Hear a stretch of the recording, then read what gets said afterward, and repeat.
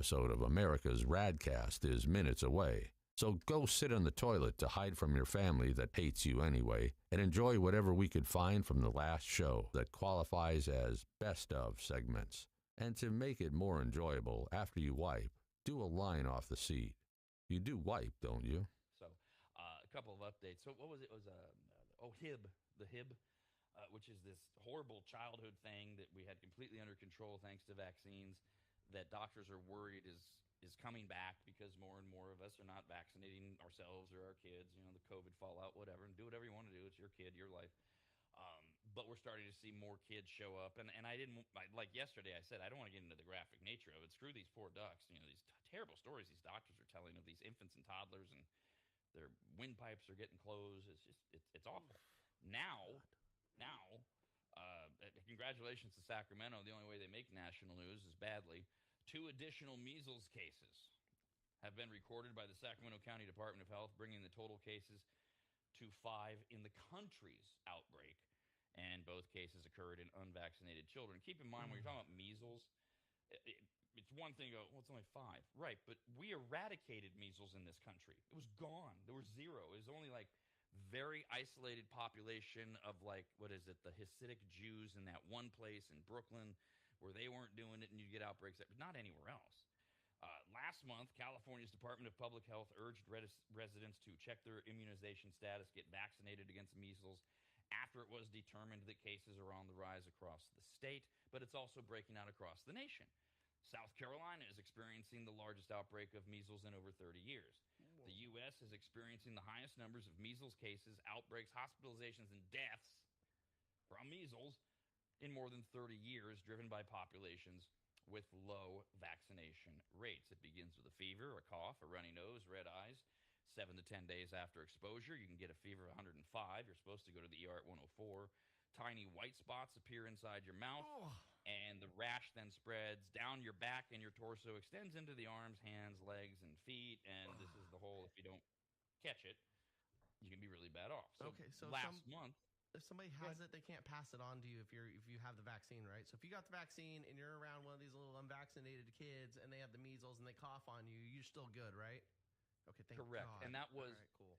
that was the rationale they were using during COVID, and then they went, oh, wait, actually you can get it if you're vaccinated. We kind of screwed that up. But yes, the vaccine does still protect you if you're exposed. It's my understanding still. If you're exposed to somebody who doesn't. Although I guess there is this concern of the more that aren't vaccinated, will it break down the effects of the vaccine, et cetera, et cetera, et cetera. Last month, county health officials determined there was an outbreak in the greater Sacramento area, including Sacramento, Placer, El Dorado, and Yolo counties, after an unvaccinated toddler contracted the virus while traveling through South Carolina, and then 3 kids in Placer County came in contact with the toddler and transmitted the disease. So those 3 kids, were they vaccinated or not? To Kyle's question, That's a great question. I got to do more research. You think the unvaccinated kids be homeschooled? You don't think they mingle with other children? Interesting. Well, just because you're homeschooled doesn't mean you don't go out and play and see other kids. I guess that's true. Health departments have also identified 34 measles cases in L.A., Orange, San Bernardino, Riverside, and Shasta counties, in addition to Sacramento and Placer. So who knows? What's coming next? The bubonic plague? Right? God. Well, what's the polio? Polio would be next. Ooh, whooping cough too. Meanwhile, so we've been talking about for the last year the self-driving car thing, and whether we are or aren't, who is or isn't comfortable with the idea of a self-driving car, not like what you can buy, like a Tesla, and you're sitting there and it's driving for you. We're talking about like self-driving Ubers. Like the big ones, right, are not only Tesla, but what's it called? Waymo? Waymo, yeah, that's the one I was thinking of, yep. That's the one that's big it's down in San Francisco. It's in like 8 different cities. San Francisco, LA, Las Vegas is what I've heard. Okay. And I thought they expanded this year as well. Because, anyways, they're out there, testing these things. And some people are freaked out by the technology of it. You're sitting in the back seat and there's no Uber driver. It's just driving you around. Others are kind of more like me. I'm like, well, that's great. I don't have to worry about talking to anyone or. Yes. The only thing I'm not sure of is how do they regulate whoever had this car before me? Like the Waymo driver before me, if he got in and he's eating a sandwich with raw onions in it, do I get that smell? How do they clean this thing? Yeah, I'm not in sure. between rides. See, and what I'm worried about is if say I get one, I'm not really freaked out if I'm on in a metropolitan city. Say I go to Las Vegas or San Francisco, I'm on normal streets. I think that the GPS for that car could work fine, like the 5G whatever is working. But if we go down to say where Stinson Beach is in California, there's a windy road to it. If you know the area, there's a long ass windy curvy road, and your internet reception goes in and out. I'm not trusting a Waymo on that road at all. Because if it goes out and that thing's self-driving and I don't have a way to stop it, you're going down a cliff real quick. It doesn't run by the internet. I mean, I'm sure it gets updates and stuff by the internet. But isn't that how it works? That everything's all online to a certain degree? I mean, how you book it and how all that. But I mean, they don't drive based on like an internet or satellite connection. Really? No, it's all they update the cars with navigation and all that. Well, that's what I'm stuff. saying. Say they don't update it and there's a little bump or hiccup in the road, or God forbid somebody does construction on that small little road too, and that's where I'm not trusting it. I'm taking control. Wait, yeah, that's usually. I mean, with my car, my self-driving stuff, I take control whenever I feel it's not going to be good. Like merging to 3 different freeways, all that kind of stuff, construction, lots of cones, stuff like that. I always take off my auto drive. Well, but the concern with these driverless taxis or whatever we're going to call them, like Waymo, you can't take control. Right. You have no ability to. Oh yeah, that's sketch. What is it? The headquarters is the only one that can overtake the car. We're told they can shut it down, but by then it's usually too late. So Jeff, if I'm to understand, so I book it online. And I just had lunch with somebody, and I'm trying to remember which one of the lunches it was. Not that it's that important. And he loved it. He did it. I think he was in Texas, and he did it when he was in Austin. And he thought it was great because he didn't have any issues. But so I book it online, and then I tell it I'm going from downtown Sacramento. How about when we really expand this? So we'll use Kyle's example. We really expand this. I need to get from Sacramento to Reno, and I want to use that time to get stuff done. I don't want to be driving, and I don't own a Tesla, so I book it. Now, there are spots on that drive on 80 or 50, whichever one you're taking, where it gets dark. Your internet goes down. You don't have any access. Look, that doesn't affect the car's ability to get me where I'm going. No. It's all in. So like once you plan the route, it knows where it's going. It's all internal. So it knows it doesn't have to keep like a constant internet connection to the internet or to the home base or something. But I would think that it does on a regular basis. I know it won't not know where it's going or anything like that. Well, we learn something new every day. Yeah, and then I know that they're really strict on the range of those things right now too. So I would think that they're only going in very well developed programmed areas. That's why they started in San Francisco, because it's 20 blocks or something like that. It's easy to program. Now, there are still concerns and issues that are popping up. Like there's another company called AvRide. They're based in Austin, Texas. They're new to this game. And so they've been testing. They're testing. The only way to ultimately, after you test them in your parking lot, is to put these things on our streets, right? Which is what Waymo did in San Francisco, et cetera. Well, an AvRide vehicle, a self-driving, what will be a taxi in Austin, struck and killed a duck near a park. Yes. They've actually been developing, AvRide has, their self-driving cars since 2017. They just started testing last summer. And witnesses watched in horror as the car drove over the bird as it rested. One witness says, quote, "I saw an AvRide self-driving car with a person." Okay, so this is where they are in the testing stage. There was a person in the driver's seat. That person works for AvRide. They're there watching and monitoring, et cetera, et cetera, et cetera. And he didn't take over the car. Maybe he didn't see the duck. Who knows? Maybe he's the one that hit the duck. He didn't like that duck. Do what? He took over maybe, the duck. yeah. Yeah, he's the reason. Yeah, call him the Mallard murderer. And so this witness says that the car just ran over and killed the duck right there near the park. Didn't slow down, didn't hesitate, steamrolled right through. And the same witness said the person inside did not stop to see what was happening and just kept on driving. So, boom, boom, right over the duck. Yeah. Oh, someone go pick it up and keep it for later.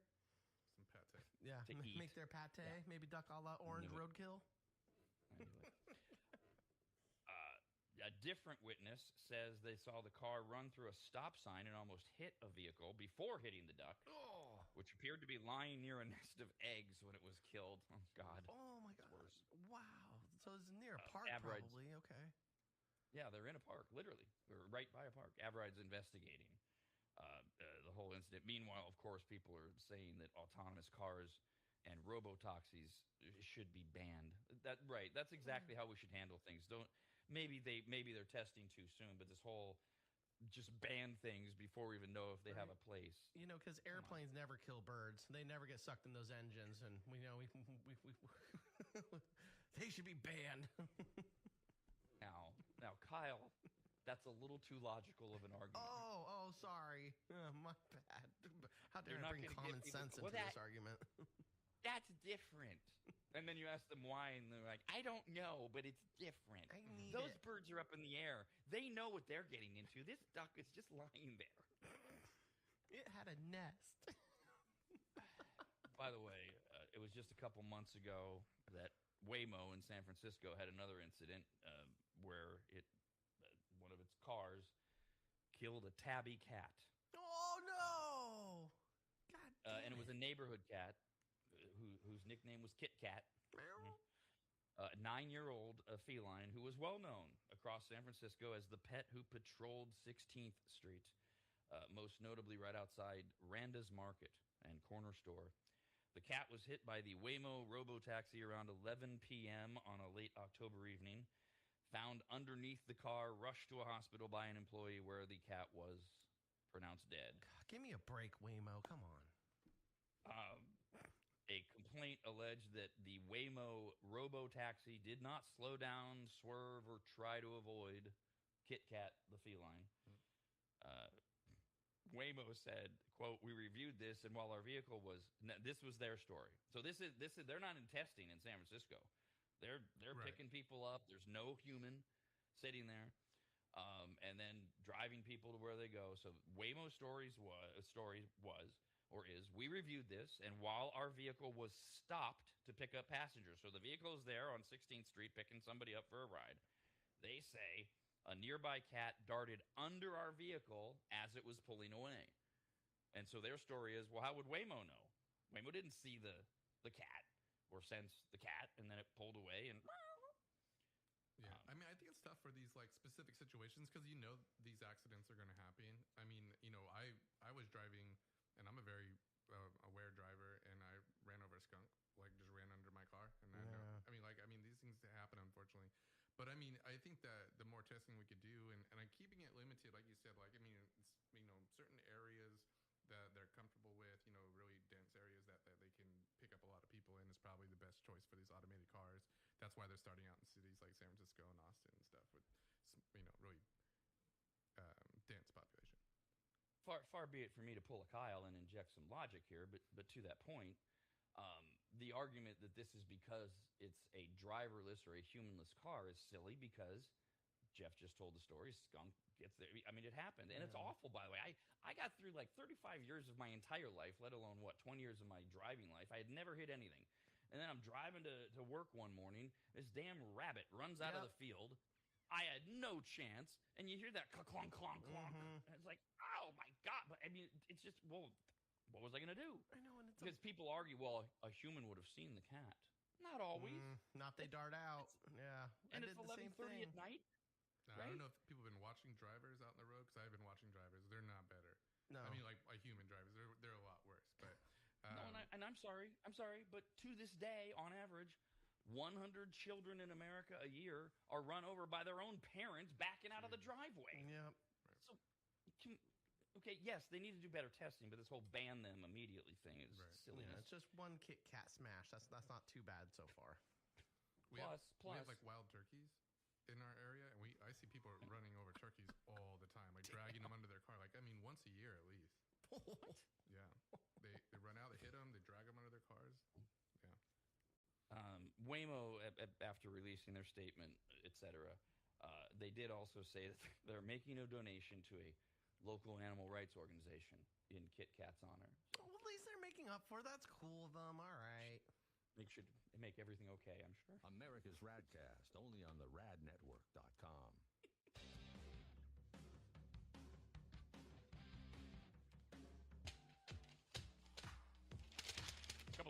came into RAD Cast at the radnetwork.com. We're talking about the driverless taxis. You got Waymo down in San Francisco and 6 other cities or so, and then there's this other new one that they're based in Austin. They're still in the test mode, so they still have humans in the driver's seat, but that didn't stop it from running over a duck in a park that was right there at a nest with its eggs. Now this email is from Pedro. Hi, Pedro. And language barrier, I'm just going to clean up his joke because not that it's dirty, it's just the way he presented it. Basically, what he was trying to say was this driverless car that's being tested in Austin. The reason he ran over the duck is he was completing stage 1 of winning the game of Duck, Duck, Goose. That was also. Right. I just read them. I don't write them. All right. Sometimes I shouldn't even read them. We got this one from Kevin. Hi, Kevin. So we were talking about earlier, people love the background, the behind-the-scenes stuff, my camera going out and things like that. But speaking of background, Kevin says, Jeff's got to do something with his background, meaning what's behind him. If you're watching this on YouTube or whatever, at theradnetwork.com, hang a picture.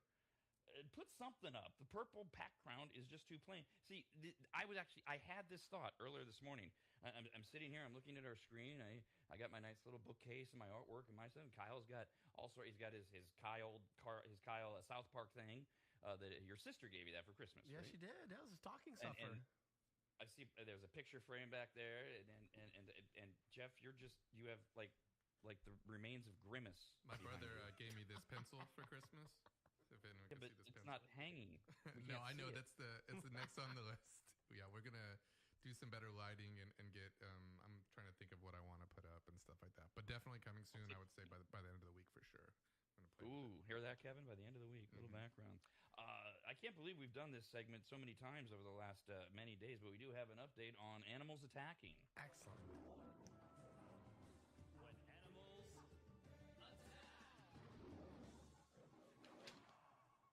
Well, what do you expect? We're running over ducks. Of course they're going to attack us. A hiker has been taken to a hospital in critical condition. Jesus. After bees stung him more than 100 times on an Arizona mountain trail. Oh. This was in North Phoenix at about 10 a.m. on Sunday. Bees in Arizona in particular are highly aggressive.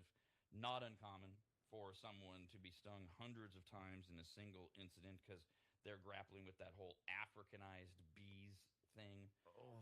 Since their arrival in 1990s, minor disturbances can spark swarms, which endanger people, pets, and livestock. It's been overly warm for the wintertime, which rises the bees' activity in Arizona. And in fact, they've been having these attacks. Just recently, 5 people were stung, with 1 hospitalized after a swarm was disrupted at a university campus in Tempe during a lacrosse game, a women's lacrosse game. So I'm sorry, the 5 people who were attending the women's lacrosse game at the university campus in Tempe were all stung by bees. So this hiker claims he didn't do anything to disrupt the bees.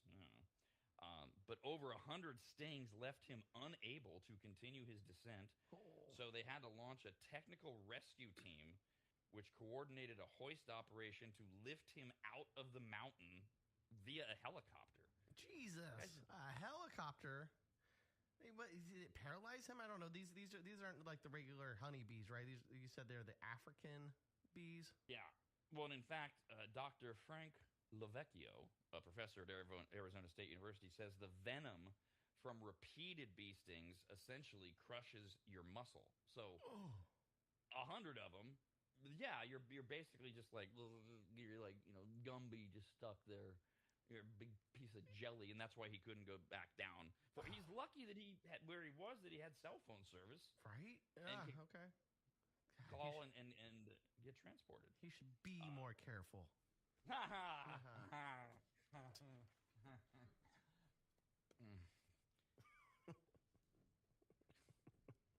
By the way, see that at least you got that one out, because I heard during the commercial break you had a great line for the Kit Kat in the Kit Kat that was smashed. Yes. But good, so good for you. Remember, take your shot. It's okay if you swing and you swing and miss. At least you're swinging. Where was I going? Oh, yeah. So the dude was taken to the hospital in critical condition. I don't know what condition he's in now. No update, but bees are attacking in Arizona because it's hot. Oh, here. Okay, we'll go this way. This is not an animal attacking, but it kind of sort of involves animals. When I first saw the headline, I thought, oh, this has to be news from Florida, but it's not. It's news from West Virginia. Yeah, I've never been to West Virginia. It has a reputation of being fairly 18th century. Yeah, I'm sure not all of it. Lots of banjos, I hear. Yeah, I certainly don't want to be, in any way like elitist or anything like that, but that's its reputation, and I'm sure there are parts of it that earn it. And the story goes like this. A woman, see, this is the first sentence of the story. And I don't always read stories like that because sometimes I want to tell the story, but the very first sentence is what caught me. A woman who lives inside of a chicken coop. What? No, Right away, no. That seems like third world country crap. Lives in a chicken coop? In fact, 35-year-old Ashley Thompson lives inside a chicken coop with her 58-year-old father, James, and they are living inside the coop with chickens. No, that's nasty. Oh, my God. It took me way more research than I should have to do to actually piece together the how and the why of why two humans are living in a chicken coop. So I'll circle back to that because the reason it's a story is that though they live in this chicken coop, cops were called on March 31st last week for a disturbance inside the chicken coop. Oh, Lord. Oh, no. Not having to do with Ashley and her dad. Okay. In fact, instead, they were asleep inside their chicken coop when a woman and her boyfriend showed up. What was the woman's name here? Groves. What's her damn name? Anna and Jason Groves showed up at the chicken coop, right? And they attempted to force their way inside and threaten to kill her, the 35-year-old daughter, Ashley. Ms. Groves has admitted that she intended to hurt Ashley, that's the one that lives in the chicken coop with her dad, over money that she owed her, but she never threatened to kill her. So Ashley, the daughter, and the dad say that Miss Groves was going to kill her, and Miss Groves says, no, I was just going to hurt her. Okay. Well, I mean, words matter, I guess, when murder's involved. I suppose. So Miss Groves, and the way, this is how I pieced together the story and did some more research. She gave her a warning, Miss Groves, she's the attacker. She came out to the chicken coop and she said, I'm going to kill you, according to Ashley and her dad. Miss Groves says, I didn't tell her I was going to kill her. I said I was going to hurt her. And then she left. And then she came back with her husband, Jason, and she enters the chicken coop. And as she, the attacker, is in the chicken coop, she says she felt a punch and a piercing pain, which is when she realized that Ashley, the daughter that lives in the chicken coop with her father, stabbed her. So Ashley stabbed the lady coming in, right? So the home invader got a stabbing. The woman who lives in the chicken coop stabbed the woman that was coming into her home with her father, the chicken coop, which you threaten to hurt or kill somebody, you're going to stab a bitch. Especially if they live in a chicken coop. Does that count as a home invasion if you're in a chicken coop? It's a coop invasion for sure. Yeah. So in the end, no charges are filed against Ashley, who lives there. Charges were filed against Ms. Groves. She's the one that was stabbed for felony burglary. So yeah, they're viewing it as a domicile. So here's the story I pieced together, and this I'm not making this up. So Ashley and her dad live in the chicken coop with the chickens because that's the only way they can have a home, and it's on the property of Mr. and Mrs. Groves, who claim they weren't paying whatever rent they're supposed to be paying. And that's why, as landlords, Ms. Groves thought the appropriate course of action was to hurt her. And instead, she got stabbed. Does it say how much it is to rent a chicken coop in Virginia? Yeah. Right now? What exactly is the going rate for renting a chicken with the chickens, which is so unsanitary? Right. Yeah. Food included. So you can live there, but we're not kicking the chickens out. That's for sure. Oh, they were here here first. Yeah. America's RADcast, only on the radnetwork.com.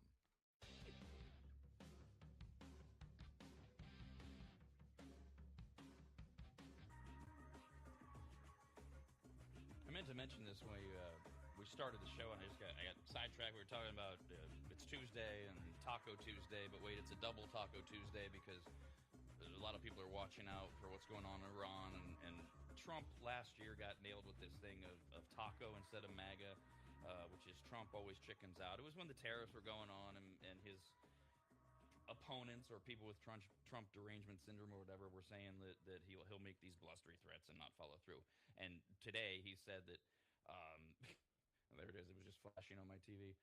If Iran doesn't, sign a peace deal today, he's just going to wipe their civilization out. So we'll see. That's the wiping out of the civilization is planned for 5 p.m. Our time, Pacific time, tonight. For those of you that want to stay abreast of the deal. But then we actually talked about tacos and such, and that's where I lost my way. So last night was the NCAA Men's Basketball Championship, which we're obviously not going to talk about here. That's what the Rob and Steve Sports Show is for, which we'll do at 11 a.m. As we do every weekday, 11 to 1 on the radnetwork.com. You can watch us there before, after, follow us on YouTube, subscribe, etc. Michigan beat Connecticut 69-63. Nobody cares. Okay, nobody watching this show here probably cares. I cared a little Here's bit. what you might care about. You care a little bit? Yeah, I watched it. You a little bit? Yeah, just a little. That's it. Yeah. But did you have a rooting interest? No, I did not. No, the only interest I had was people showing up to where I serve at and making money. That was it. I wanted UConn just to come back. I wanted to see them come back, but I didn't really have any horse in the game. So Steve's a Michigan guy, so that's his team. But I love Dan Hurley, the coach of UConn. So I was kind of indifferent, but Michigan they overmatched them, so that wasn't a surprise. But I had been seeing this goofy promotion and going on. So Kyle was asking before. Because there's something, what was it? Mountain Dew is doing something for baseball season where you can get a free something or other almost every day. You sign up at the Mountain Dew, BajaBlast.com, and you get a free soda every time there's a home run over 420 feet. Shocking that Kyle remembers all of the exact details. That is Hell exactly yeah, I was all about that. That was like rehearsed. It wasn't. spot on. And then Taco Bell does that thing every year during the World Series. When somebody steals a base, you can get a free taco, right? So Wendy's tied in with the NCAA tournament because the big thing is you get your Frosty, you get your fries, and you dunk or dip. A lot of people would say you dip your fries into the Frosty, right? Well, for basketball, you dunk. So in the process of Michigan beating Connecticut, who would have thunk that in a basketball game there was, in fact, a dunk? That was the low bar that was set. If there's a dunk in a basketball game, ... I mean, at least a stolen base in a World Series game is a little less likely than, say, a guy is going to dunk in a basketball game. So there was a dunk last night. I think there were many, actually. So today, and today only, you can get a free small order of fries with a free small chocolate or vanilla Frosty, and there's no catch, no hiccup, no app, no rewards member. The only catch, hiccup, etc. is it's in restaurant only. Okay, so you have to walk inside. I gotcha. Okay, that's fine. That's fine. No purchase necessary. You just walk in and say, "I want my dunk thing." There's no code word. I want my dunk special, biatch. The only way you might get hosed is of course they always have the at participating Wendy's locations, so they might look at you and go, "Yeah, we're not doing that." Okay, yeah, maybe some of the franchise places where they're like small business owners and they don't want to give away their product. I could see that happening. But I'm still going, you know what? I probably will do this for lunch. There's a Wendy's right around the corner from my house. If the Frosty's free, the fries are free, I'll just order the spicy chicken nuggets, and then those are even better to dip into the Frosty because it cools your mouth off at the same time. But first, you have to check to make sure you don't have to buy anything, so you can report back to us. Okay. You do not. Okay. They literally say there is no purchase necessary to redeem the offer. Okay, cool. But they're hoping Of that course. people will do like Kyle, Right. They're hoping that you'll. And plus, even if they're not participating, which actually this would be kind of a good little, I don't know if it's a scam or not, but even if they could be participating, they tell you they're not, but you already have your palate all set up. You go, well, I'll just buy it then. Right. You still wind up paying for it. That's what I thought for sure. When you said no app, I was surprised because I was like, for sure it was going to be through the app. But then you said no app, and I was like, oh, okay, maybe they are trying to do something just get people in the door. It's completely backwards than usual. Usually you have to use the app or you have to use their delivery. They won't do it on delivery. The app they won't do it on their app. You have to walk into the restaurant and actually ask for the dunk special, and you can only do it today. Yeah, foot traffic, sure. Yeah, they're gonna switch over to McDonald's and just have those little orderman menus up in there. You're not gonna have an actual person. You won't even be able to order your stuff. Look, as a fan of as few humans as possible interacting with me, it's hard for me to get upset over that idea. As long as they can get everything right, if I push the buttons right or whatever, I'm kind of a fan of that. I just don't like people in general. Somebody was telling me the other day they have social anxiety, and I said, well, what do you mean? You know, is it loud crowds? I think I said loud people or crowds. My wife had that. Is it just interacting with people? And she's just looking at me until I stopped talking, and she just said, yes, all of them. So I said, so basically you don't like the human race? And she said, yeah, pretty much. Oh, okay. That's a really social anxiety, but that's okay. It's more like borderline genocide. But I understand. Okay, that works. America's RAD Cast.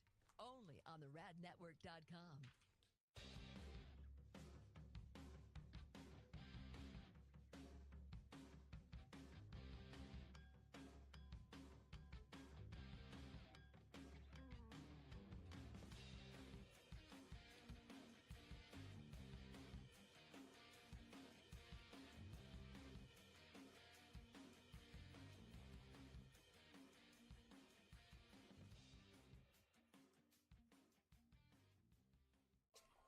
Really?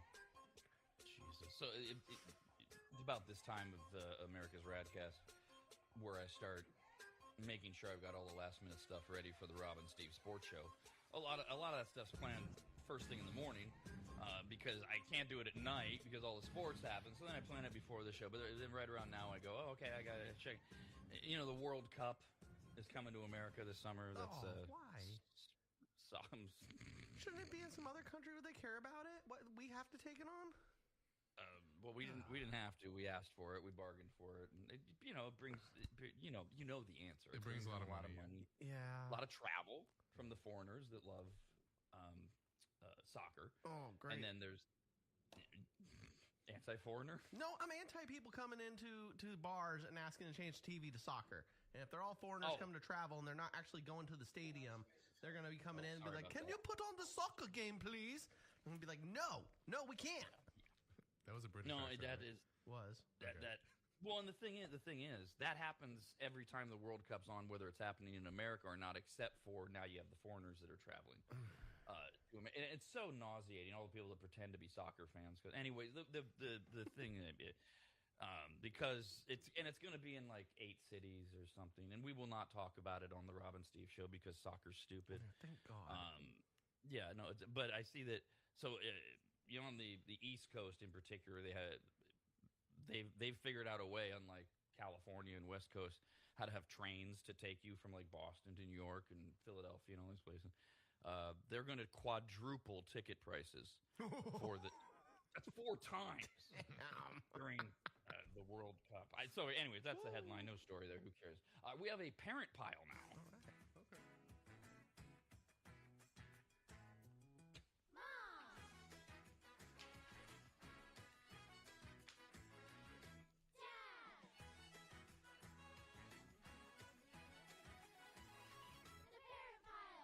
A new trend is gaining popularity where else but on TikTok. What do you do with your stupid little rat kid when they're having a tantrum?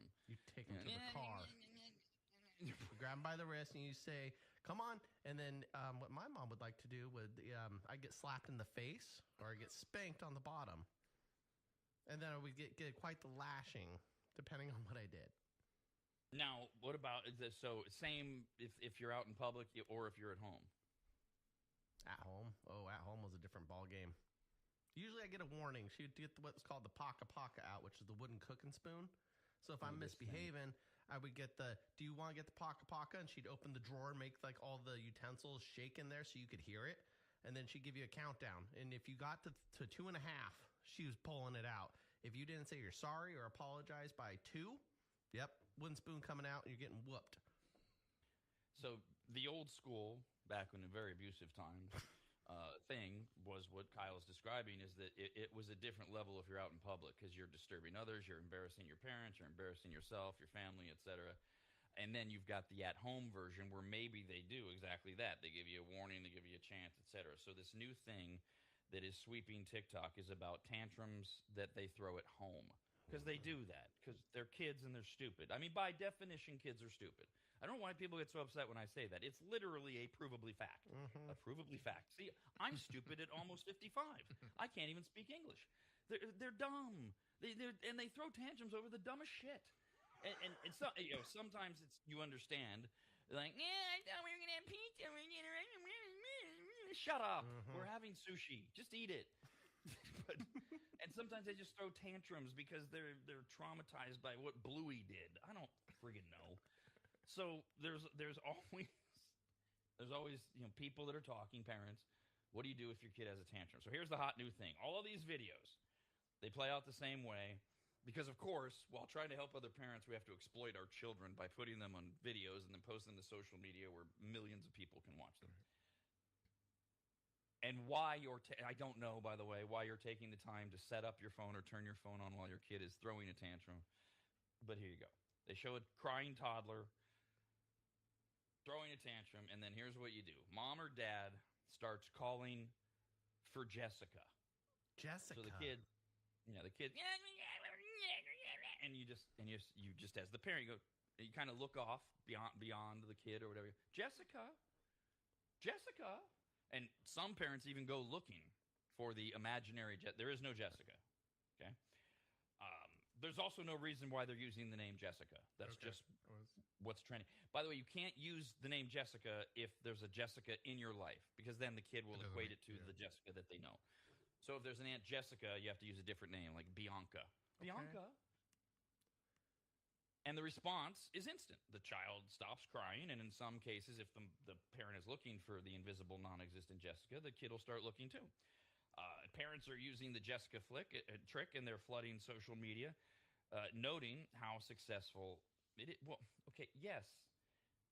It's successful for a while because children, being dumb, are like dogs. This is another comparison people don't like. I don't know why. It's called redirection. That's what you do to a dog when you don't like what they're on.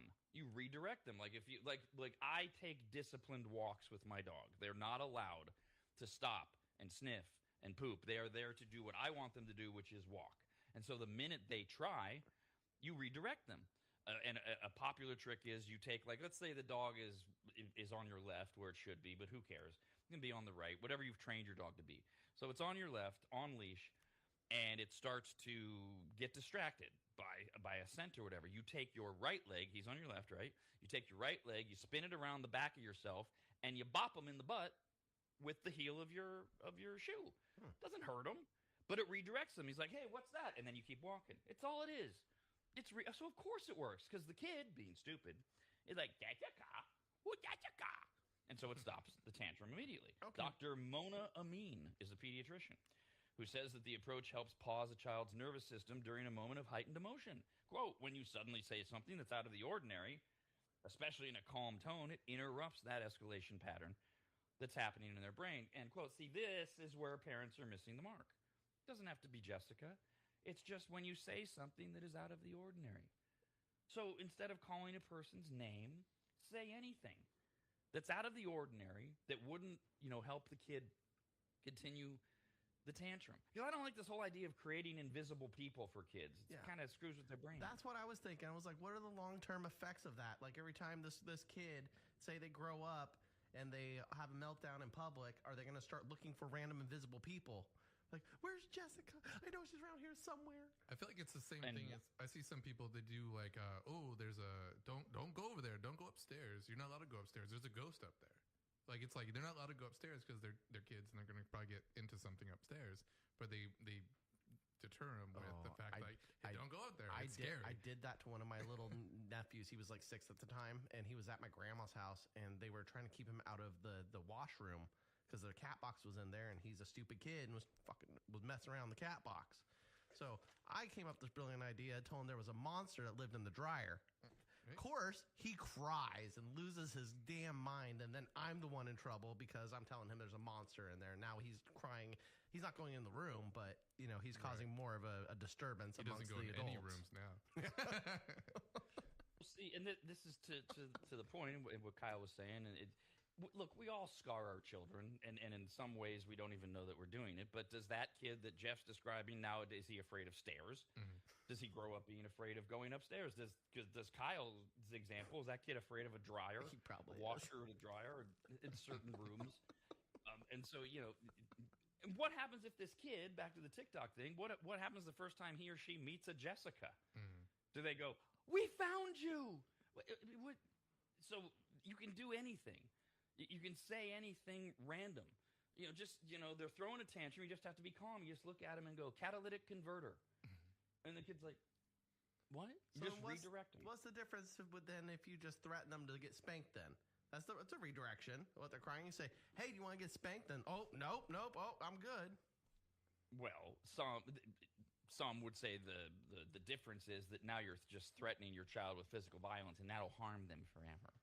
Even if you don't do it, right? Even if you don't do it, you're making the threat. That's what some would say.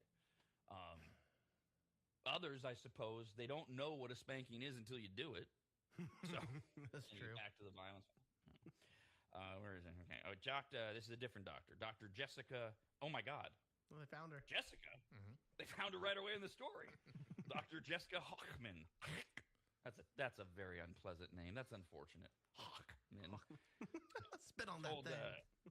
Hochman told USA Today that it can Jessica can shift the child's brain from upset to curious. Right. Young children are wired for novelty, she says, so something surprising can interrupt the emotional spiral. All right. Well, then, all right. You don't like catalytic converters. Say, "Ice cream man," and now the kid's gonna go run outside and play in traffic. Tantrum's over. That probably works better. But then you've got so Kyle, you're like, what's the difference between you bring up spanking and I start going to these snowflake parents? Many comments, this has gone viral. One of the commenters said, quote, "Parents need to stop distracting their toddlers by calling for Jessica. It's selfish, cruel, and unfair." Oh my God. With no context. Why? Why is it selfish, cruel, and unfair to just say, "Jessica"? What? Well, you supposed to let the kid cry out and freak out? No, you want him to shut up. What is that called? That's from Meet the Parents, right? Was it called the Ferber method? Where yes, you're supposed to just let them cry it out. Please, I have things to do. I'm trying to concentrate here. Yeah. But what is selfish, cruel, and unfair? Take any one about yelling out Jessica. Distracting them, treating them like a dog, like you said. The redirection. You're taking the human element away. You're treating them like a pet. Right. Next, we're going to keep it on a leash and tie it in a room. I think there's a lot of tactics like that. I think I've seen a lot of examples of people who will say, "Oh, we're gonna have to call the police. You're not behaving," and the kids would react very well. Yeah, they know the police are not gonna come and My mom would threaten Santa Claus. She would be like, "Oh, I'm going to call Santa." That's a good one. And when I was little, I was like, "Oh, hell no! Don't you be calling to him? No, I'll behave." A different poll asked parents of children 6 to 17 years old about attitudes on kids swearing. Oh. And it was split. Half of parents say profanity is never okay. Half said it depends. Yep. So it's all situationally based. It depends on the word, the situation, etc. On the depends people. 6% of parents say swear words are no big deal. I don't know. I swore as a kid. Yeah. Everybody knew it. My parents didn't seem to care. I'm not really shocked when I see a kid swear or whatever, but I guess it is rude and such. So I had a difficult time with this because at my mom's house couldn't even say the word damn. It was, you could say crap, and that was probably the only one you get away with. And then at my dad's house, he didn't want me swearing up a storm. I got in trouble for saying shit one time, and I threw a Nintendo controller, but I was like 6 at the time. When I got a little older, probably a little past 10, if it was swearing in the right context, I didn't get in trouble at my dad's house at all because he swore up a storm, and I think he just probably assumed it was part of daily language. But second, I went to my mom's house, I had to watch my mouth. And it was pretty difficult doing this juggling back and forth of I can swear a little bit, now I have to be off of PG-13 and can't swear at all in the house. I'm definitely split between the two because I grew up very strict. Like, I mean, I don't think we ever got punished for using foul language, but it was not like acceptable at all. But in sports, it happens. Like, growing up in sports, I pop up to a third baseman. I'm like 12 years old. I'm like, and I yell out a big swear word. The whole league can hear me pretty much. And I go apologize to my mom afterwards because that's how strict we were as far as language. But I've seen a lot of people who are the opposite. Yeah. And they grew up with the curse words and everything, and their parents, they don't really use them. The kids don't use them, and I feel like there's no real difference. I mean, these are friends that I know that don't swear a lot and stuff like that. They just grew up a little different. And the thing with the sports, too, I was in BMX racing. I crashed on my bike in front of my friends, and I yelled out, damn, it was at a park. And my mom got in so much trouble. I got pulled away from my friend group and taken home. And then I went back outside the next day. They were like, bro, you can't say damn. Like, your mom's hella mean. Then did they get in trouble for saying hella? No. I mean, for me, my understanding of it was as long as you don't use the curse word at an adult. If you say... like you're playing Atari or video game, that was my video game as a kid, Atari, and you get mad and you throw the joystick, you say, son of a bitch, or God damn it, nobody cared. But if you'd say, Mom, stop being a bitch. That got my head thrown in through a door. Yeah. Last time I ever called my mom a bitch. As for how these children that are cursing, where are they hearing these words? 2/3 of parents say that they think their child learns profanity from friends or classmates. Right, it's not you. Or dad. Or Uncle Jared. And you could choose more than one reason that their kids are learning profanity. And sports is such a great example. So if you grew up like Jeff, I mean, the first time you get around other boys on a sports field, you're going to hear it. Christ, the coach is going to say it at who knows what age. Yeah, definitely. Mm-hmm. God damn it! Right. Hustle! Get your ass over here, Halderson! 58% of parents say that their kids learn profanity from popular media. Well, don't let them watch it then, stupid. I mean, if you care. If you don't care, who cares? But otherwise, sure. I say these things all like this show. My God, if you're letting your kid listen to this show, they're going to hear all sorts of shit they shouldn't. You're the one letting them. Didn't I just have a duck raping somebody, another duck earlier? And then 45% of parents admit they probably learned it from hearing them use the words. Okay. Yep. So, a little self-aware. I learned how to say shit from my grandma. Well, now, did she sit down and teach you, or you just heard it said? No, it was her catchphrase. It was, shit. Okay. Because when I hear somebody say, I learned it from, like, if I say, yeah, my buddy Jeff taught me how to whatever on my computer, then he actually taught me. But if it's just like, I picked it up from, yes, she would I just picked say it all up. the I'm time. sorry, words matter. Yes, I'm working on that. Fuck it. Who cares? Your kid shouldn't be listening. One more in the parent pile, kind of in reverse. There's a new dating trend. Desperate singles, particularly Gen Z, so that's 14 to 29-year-olds, are letting their parents take over their online dating accounts. Whoa. They don't know how to communicate, or what? Well, I mean, this is just creepy. Well, it's the idea. What? Well, in certain countries, they let that happen too. Like I know in the Indian culture, like they let the parents pick who you marry. So that's like prearranged. Well, yeah. I don't think that you don't let them. That's just the culture. This is America, and this idea. We're like a 24-year-old. Hey, mom, will you manage my aunt? This is just so invasively creepy to me. They're letting their parents take over under the guise of, you've had no luck, maybe mom or dad will be better at finding you a soulmate. Come on. I'm interested to know, is it like, because I could see like this generation wanting to post the pictures and they create the profile maybe, but when it comes to communicating one-on-one, like trying to like actually set up a date, I feel like they might not be too good. Well, what's gonna happen when they go on the dates? Like, this kid named Braxton's like, "Hey, mom, can you chat to Ashley for me?" And then mom gets Ashley all hot and bothered and ready to go on a date with Braxton, and Braxton shows up, doesn't even know what to say. He's not even part of the conversation. He's sitting there with his thumb in his butt. I love that he's named Braxton. Look, there's a happy medium there. The communicative part, okay. I don't know. I still don't personally think that I would want my parent teaching me that. That's just weird. If I'm in the adult half of Gen Z, I'm not going to be going to my dad, "Hey, Dad, look at this hot chick I found. Can you teach me how to talk to her?" But, okay, the communication thing, if you're awkward, and a lot of these kids, I know they grew up, they were teenagers in COVID, and they've got a lot of social anxiety, okay. But yeah, it's not like the parents are taking it over. They are outsourcing their online dating accounts and asking their parents to take over on the app. So the Wall Street Journal went out, they found a few cases, did a big story that's gone viral. They talked to a few people in their 20s who've handed it off, and they all said they've been on dating apps for years, and they just can't find anyone. Okay, well, go to the grocery store. Go look elsewhere. So they think, honestly, that mom and dad will have more luck. One woman said that her dad talked her into going out with a British guy who on the dating site was slow to respond at first. Oh, she's needy. Hey, where'd you go? Hey, I miss you. The dad. Heart emoji, heart emoji, heart emoji. The dad liked him anyway, so she gave the guy a chance, and now they're a couple. Matchmaker. Okay.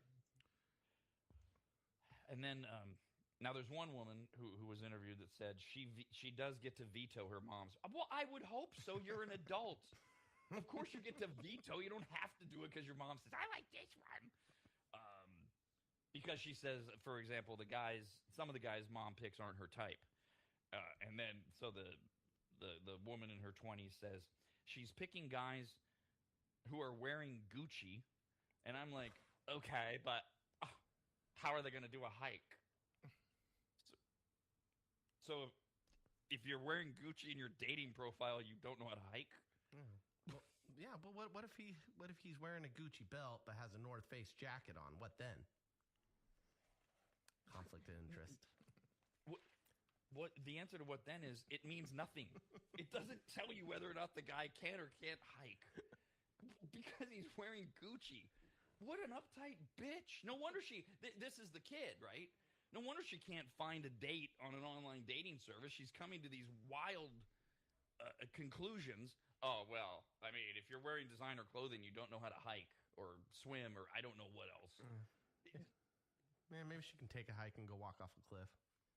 Oh, and why did same thing. Why did the other woman have to mention that the guy she's dating now is British? So on the online dating site, I thought it was because he wasn't reacting, but now it's because he's British. Oh, I don't want to go out with a limey. What? Is he British, like here living British, or maybe the time difference is what's got them off? Well, that's true as well, because in this day and age, you can be a couple and not have her ever, because that's how they're describing it, right? But they've never actually met. They're just a couple through the who knows?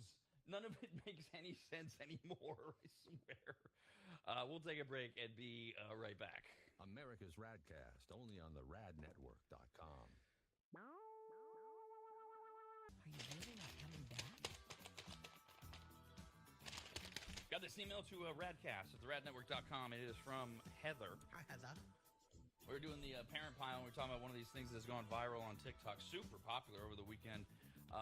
How to stop your kid from having a temper tantrum. That's particularly inside your house.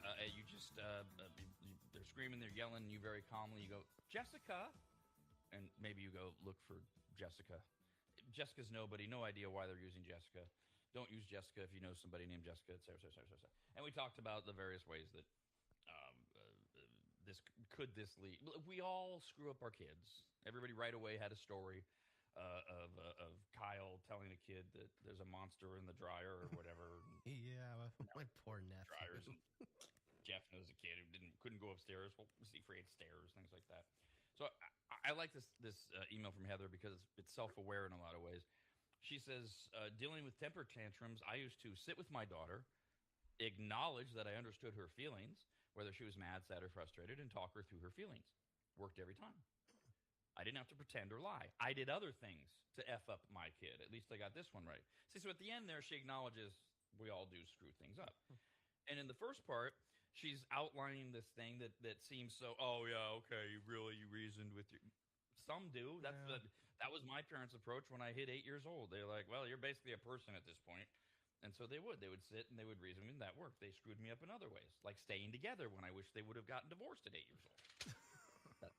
Therapy Thursday, sorry. Download your app now if you want to have some fun. The Pentagon Pizza Index will be getting used overtime today. So this is just one of the lovely things about technology today. We have all of these apps that track everything. So you can, if you have the ability to know, the most recent story was just this weekend, and people were doing it with Taylor Swift when she was on her Eras tour. But over the weekend, we got news that Tiger Woods' private jet had landed in Switzerland, meaning that's where he's going to rehab because he got permission to go out of country. Now, of course, a lot of people immediately said, well, that doesn't prove anything. It just proves that his jet landed there. What if it's a decoy? I mean, he's worth $2 billion. Maybe he sent the jet to Switzerland while he's taking a different jet. Because all these rich guys, they know each other. So he sends his jet to Switzerland. Meanwhile, he calls another golfer, he calls Trump and says, hey, can I take your jet to Japan or whatever? And so, but anyways, you can track all these jets and where they fly. He has his number, right? We know he has his number. Right. Yes. Oh, that's who Tiger called when he, while he's getting pulled over. He called Trump. So and he wants to go to rehab, right? Tiger Woods, he doesn't have to go by any means. He hasn't been ordered to go. I don't know if he wants to go. I as a guy who's been in and out of this process, I can't claim to know where Tiger's heart is, but no, he's not been ordered. Now, you might do it to curry favor with the judge down the road, or you might really do it because your girlfriend, Vanessa Trump, which people think that's why he called Donald Trump, because Vanessa is it Vanessa? I think so. Is Trump's niece by marriage, former marriage, used to be married to Don Jr., and Tiger himself wanted to tell the president, I wasn't with the kids or anything, and/or here's what I'm going to do. You know, the joke I made was he wanted a pardon. Who knows? But yeah, this is who Tiger Woods is. He has the president on speed dial. Either way, he could have sent anybody else's plane anywhere else. So we don't know exactly. But no, he did go to the judge. Tiger did, and he said, can I leave the country to get rehab? More privacy, and so that's what he's doing. What his motivations are, who knows? If we'll know, when we'll know. He's done this before. He hasn't kicked it yet. Okay, I can relate. Hopefully this is the time. Meanwhile, we go back to the Pentagon Pizza Index. We told you, we've been reminding you all morning. President Trump has said the deadline is tonight, 5 o'clock Pacific time. If Iran has not agreed to a peace deal, he's going to wipe out their civilization. His words. And so that ultimatum is there, and the Pentagon Pizza Theory suggests that there is a surge in pizza deliveries to the Pentagon when major geopolitical events begin, or when they know they're coming, because everyone on the Pentagon is going to be a late night, right? Yeah. Ordering some pizza. Gotcha. That makes sense. Yeah. And the Pentagon Pizza Index is one of many accounts that tracks pizza deliveries and says the theory is that an increase in pizza orders to the Pentagon means there's something historic happening or about to happen. And they say that there is proof over recent years that it does tie in with elevated major news events. They use Popular Times data on Google Maps to track how busy 6 pizzerias near the Pentagon are. So tonight's a Tuesday. Whatever lower level of busy that those pizzerias are, if it spikes at, say, 4 o'clock our time, or 5, or closer to 5, they're going to say, oh my God, it's happening because everybody at the Pentagon's been told, don't leave. They have to definitely have like accounts or something with these companies already, right? Because like going to the Pentagon is it's a big deal, like to go and deliver like stuff off. Yeah, delivering to Homeland Security gets guns pointed at you if you go in the wrong gate. Again, I get all my knowledge from TV and movies, and I watched Homeland, so that's kind of where I'm getting a lot of this. But I think Kyle's comment may have been from personal experience. Yes. Yeah. Delivering pizza. I worked for 7 years at one of them. It was a Round Table Pizza. And it's in the Sacramento area. If you know McClellan Air Force Base, it's retired, but they still have a Department of Homeland Security at that Air Force Base, and it doesn't have a marked address on the building. So I didn't know where I was parking. It doesn't say "Welcome to Homeland Security" right there. They're keeping that shit secret. So I pull up thinking I'm just parking in a parking lot. It's gated. I see an SUV pull out. So I'm like, oh, my opportunity to sneak in and get a parking spot to get into this building. No. You get an unmarked cop car, comes over, throws little lights up, gets out with a pistol, and orders you to get out of the car. Yes. And then you have to explain that you're just delivering pizza. I've experienced that too. I mean, McClellan's not retired. They're it's like a retired like Air Force base, but they still do a lot of government work there. And I used to work on the base, and we always knew when they used to do training stuff there a lot. So the airfield was taken over by the Air Force, and they do training stuff. But when that happened, they were out there. Marines were out there with these big guns. Like we knew when the base was high security. Yeah, they don't mess around out there. That's a great question too, Jeff, about these pizza places that they're ordering from. I mean, everybody knows where the Pentagon is in D.C., and hopefully they have a better system. Like we know this is where we go on the curb, and some Pentagon flunky is going to meet you outside and grab the pizzas and bring them in from this one, because there's a lot of them. It's not just, there's another one. What is it called? There's the Penn Pizza Report, along with, so that's short for the Pentagon Pizza Index. So you can download one of these if you're really fun and you want to know if pizza deliveries are increasing to the Pentagon later this afternoon as we do or don't get ready to wipe out a civilization. Hopefully ours will still be here tomorrow, and that's when we will talk to you again.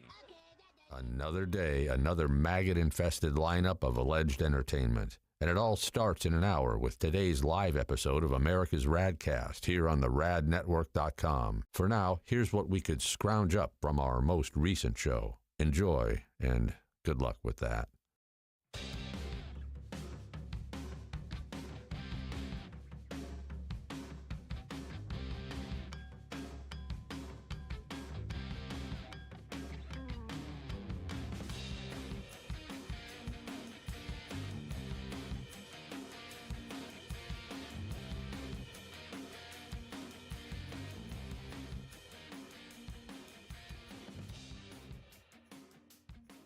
The first time Corey walked into my home, I came around the corner, extended my right hand to shake it, and said to him, "Wow, you're big." And that would be Corey from QuickDumpsters.com. Quick is spelled wrong intentionally. Quick, Q-U-I-K Dumpsters.com. That's QuickDumpsters.com. Corey's yet another maggot launching his own locally owned and operated business, and boy, did I need him, and really we all do. Things pile up, you get frustrated, you keep saying, we need to make a dump run. Pretty soon it's more than a dump run, and now you need to rent a truck or have one of those ugly upside-down box cars parked in front of your house that you fill up yourself. Or, you do like I did, you call Corey at QuickDumpsters.com. In my case, my house had fallen into complete disarray as my late wife Christina had lost her 2-year battle with congestive heart failure, and amongst the many things left were gathering her things and finding what to donate, what had to just go in that pile of stuff where we were both going, why did we ever buy this? And it all could have been so overwhelming had Corey not just walked in, taken charge, and removed dozens of boxes of total junk, unusable dog kennels, desks that were falling apart, a worthless old smoker that couldn't be fixed, bag after bag of crap, and I can't remember what else. He was quick, spelled wrong, Q-U-I-K, quiet and clean. Well, he wasn't clean. I mean, he was. But I'm not commenting on his hygiene. I meant that his work was clean. He swept everything when he was done, and the house looked like he'd never even been there. Corey's the real deal, and I couldn't be more proud and happy to call him a brand new advertiser. His story is incredible, his dedication unmatched, and his motivation to succeed larger than he is, and that's saying something. Quotes are free. You don't even have to have them over to your house. Just send him some pics or videos, and you'll get your price, schedule your day and time, and watch someone else get that junk out of your house. Go to QuickDumpsters.com. Quick, Q-U-I-K, Dumpsters.com. Quick, Q-U-I-K, Dumpsters.com.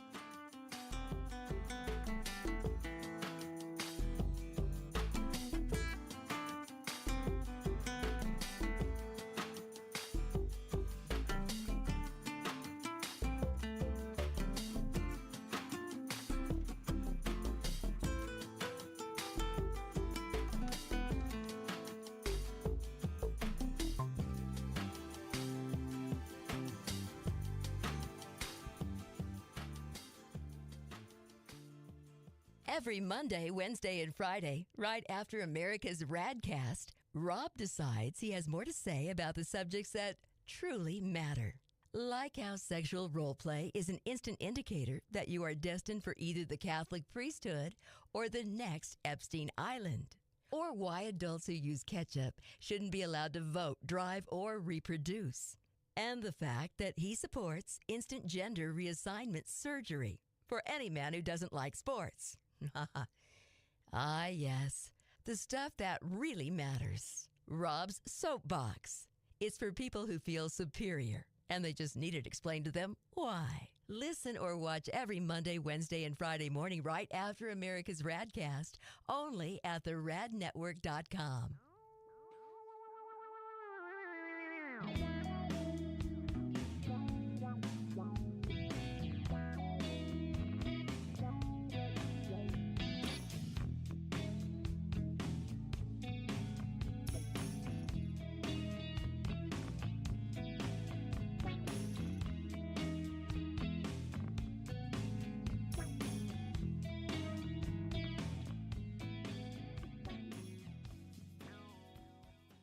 If you've never heard of microseal, let me tell you what it isn't. It is not a really small marine mammal.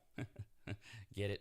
A microseal? Oh, fine. Just ask AI. AI describes microseal this way, with a bunch of AI words. Microseal is a premium, eco-friendly, and biodegradable fabric protection spray that penetrates deep into fibers to provide permanent stain, soil, and sun fade resistance for rugs, furniture, and delicate fabrics. It uses nanotechno blah blah blah, and blue blue blue blue blue. What AI is trying to say is that microseal is non-toxic, non-allergenic, safe for pets and children, and, although AI doesn't say this, it should, you need to contact longtime maggot Joel from AdvantageSteam.com right now to get him to apply microseal for you. You can even make appointments online at AdvantageSteam.com. We've had microseal for years at Williams Manor, and it treats a lot more than carpets. Microseal protects virtually all fibrous materials, including wool, cotton, silk, suede, leather, and synthetic fabrics. It protects upholstery, carpets, rugs, draperies, and clothing, including wedding dresses. And ladies, you're going to need what? 3 or 4 of those in your lifetime. And it protects against stains, moisture, and UV degradation without changing the texture. Also, if you're an interior designer, Joel has a special program just for you, and all you have to do is say the password, which is what?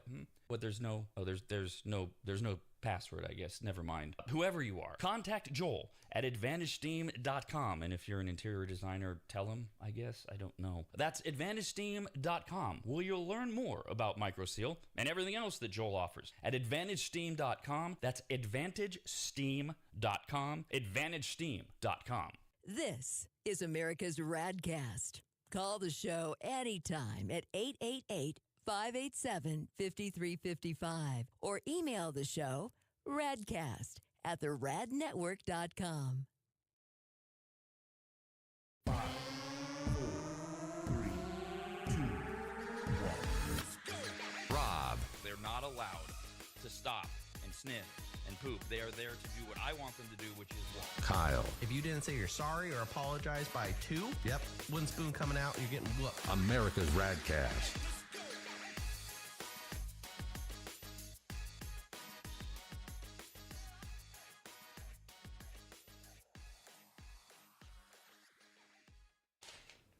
We're going to start with this email that came into Radcast at theradnetwork.com. It is from Jocelyn. What up, Jocelyn? There's a reason I'm choosing this email. It's not just because of vanity reasons. It's actually a few reasons. Jocelyn wrote in and said, "Hey, Rob, I've heard people say things like this, and I know if you were a woman, it would be considered shallow and other such crap. But I just want to tell you that you do, in fact, look just simply amazing, healthy, vibrant, good color. You radiate something. That is all I wanted to say." Okay, so a couple reasons I brought this up. One, I don't know if you saw the story last week. Howie Mandel, you know, the Deal or No Deal guy. What is he on now? America's Got Talent. He was on Live with Stupid and her husband. It used to be Live with Regis and Stupid. Now it's just Stupid and her husband.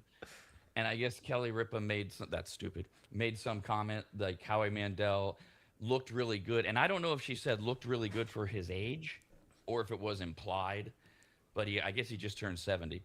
And Howie Mandel, who's kind of a diva, drama queen, he's a germaphobe. He made kind of a big deal out of it, like, well, you wouldn't just say that.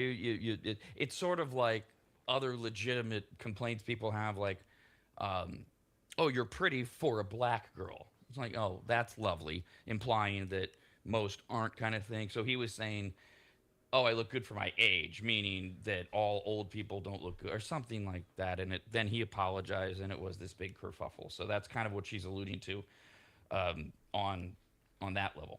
Um, but then the other part is, it reminded me, a buddy of mine was here last week, and he said the same thing. He said, "Hey man, you're looking great," and he commented on the fact that I've got some color, and I said, "Well, yeah, I got to kind of force myself to get some vitamin D, and just sitting on the patio doesn't do it.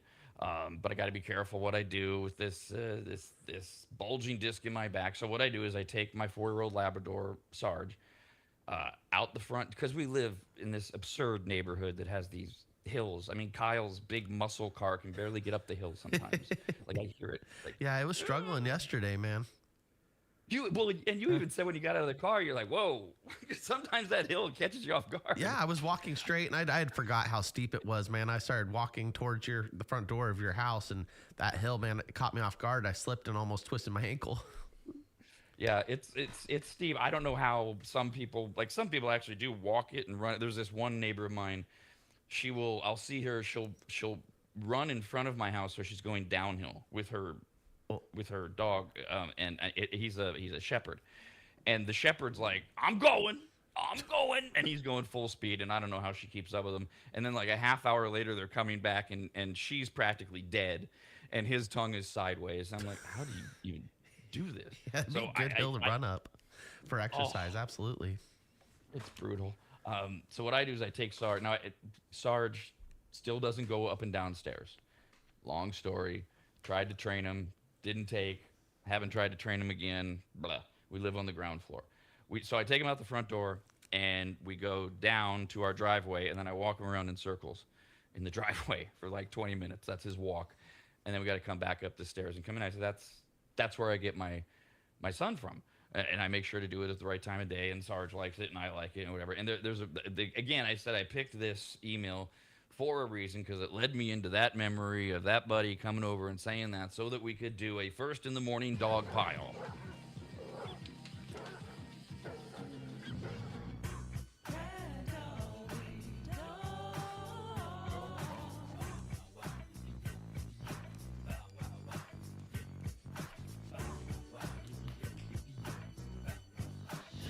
All right, well, let's start with a roll call. I've got a 4-year-old Sarge, the Labrador. Now, Kyle, you have Fat Chad, the cat. Yes, I do. And you had Marla for a while. What's Marla's status? Marla's doing just fine, man. She's living at home with my dad and his girlfriend, Amanda, and they have a new roommate. His name's Robbie.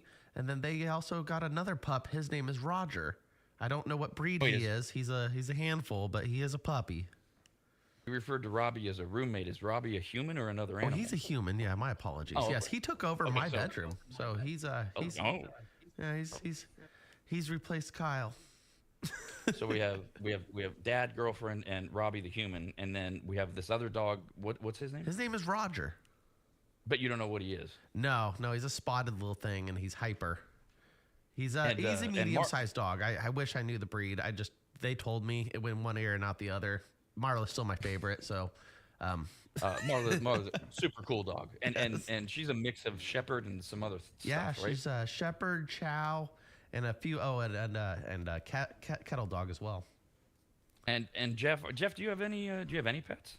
I do not. No, personally, I claim that my dad's dog is kind of mine, because I kind of helped pick it out and spent a lot of time with it when I was young. But she's getting a little older now too, so it's she's getting a little deaf and a little blind, and it's unfortunate to see going downhill a little bit. What kind of dog is it? It's a Maltese.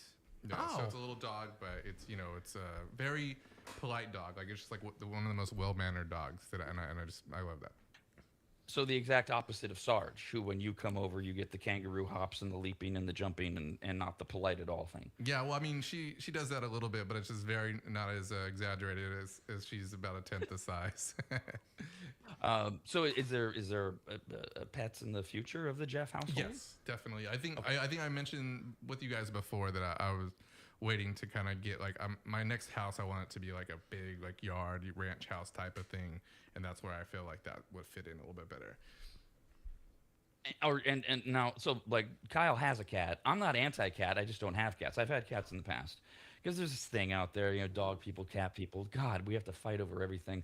Are you dog only, Jeff, or do you just not care? I'm definitely dog preferred. I don't think if like my wife or someone, that I was living with said I want to get a cat. I guess I wouldn't be against it, but I don't think I would like relate or enjoy it as much. My mom loved cats growing up. And I mean, and we had cats growing up, so they weren't anything I could play with. They just kind of smacked me around a little bit when they got mad at me. Oh, So, very nice. We have a few different dog related stories. We do have one more email that came into a radcast at theradnetwork.com from Donna, Hi, Donna. who said, "Hey, Rob, I know you addressed Sarge and his weight loss multiple times and that he's on the dad diet. I'm curious how he's handling everything emotionally, what you're doing or have done to make the transition for him work. First, he lost his brother Scout and then his mama, and that just seems so crushing to me, especially to such an empathic breed like a Labrador. Almost all dogs are empathic, but you're right. Some are more empathic than others. Labradors and Shepherds and a handful of others are more so. And the diet thing. So Sarge he's a chunk to begin with, but in her last 6 months, Christina was just constantly feeding him whatever she wasn't eating, or like I mean bacon. One night she put down a plate of half-eaten nachos and just let him eat it. I'm like, Lucky dog. Yeah, this was an score right there. This was an ongoing thing with Christina and me for our entire marriage because she did the same thing with Scout, the older Labrador that she brought in, but she then would stop because it's unhealthy. We got to get his weight down, and then that's where I have to step in and put him on the diet. But at this point, we literally knew Christina had less than 6 months to live, and I'm like, what am I gonna do? Just fine, fatten Sarge up. I'll take care of it. And so yes, he's been on the dad. He got up like to close to 120 pounds, which he should not. He's a big boy. Yeah. He is.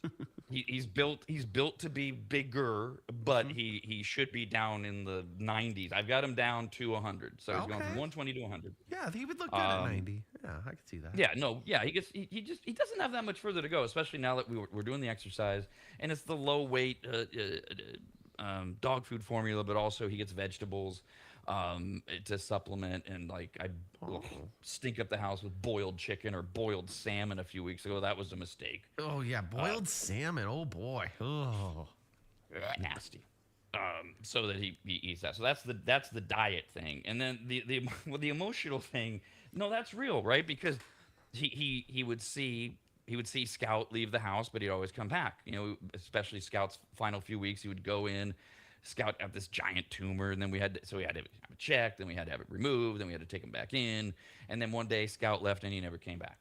And so Sarge would lay at the top of the stairs where we would always bring Scout up for a few days, and you could tell he was like, where's Big Scout? And same thing with both Christina and me. We go down the stairs and we come back up. We go downstairs, we come back up. And with Christina, those last 6 months in particular, 8 times, not in the last 6 months, but in the year of 2025, ER, ICU. So she would go down the stairs. She wouldn't come back for days. And then he would go insane because she would come back and he was all happy. And then she never came back. He, to this day, what are we, 4 months? Yeah, since Christina passed.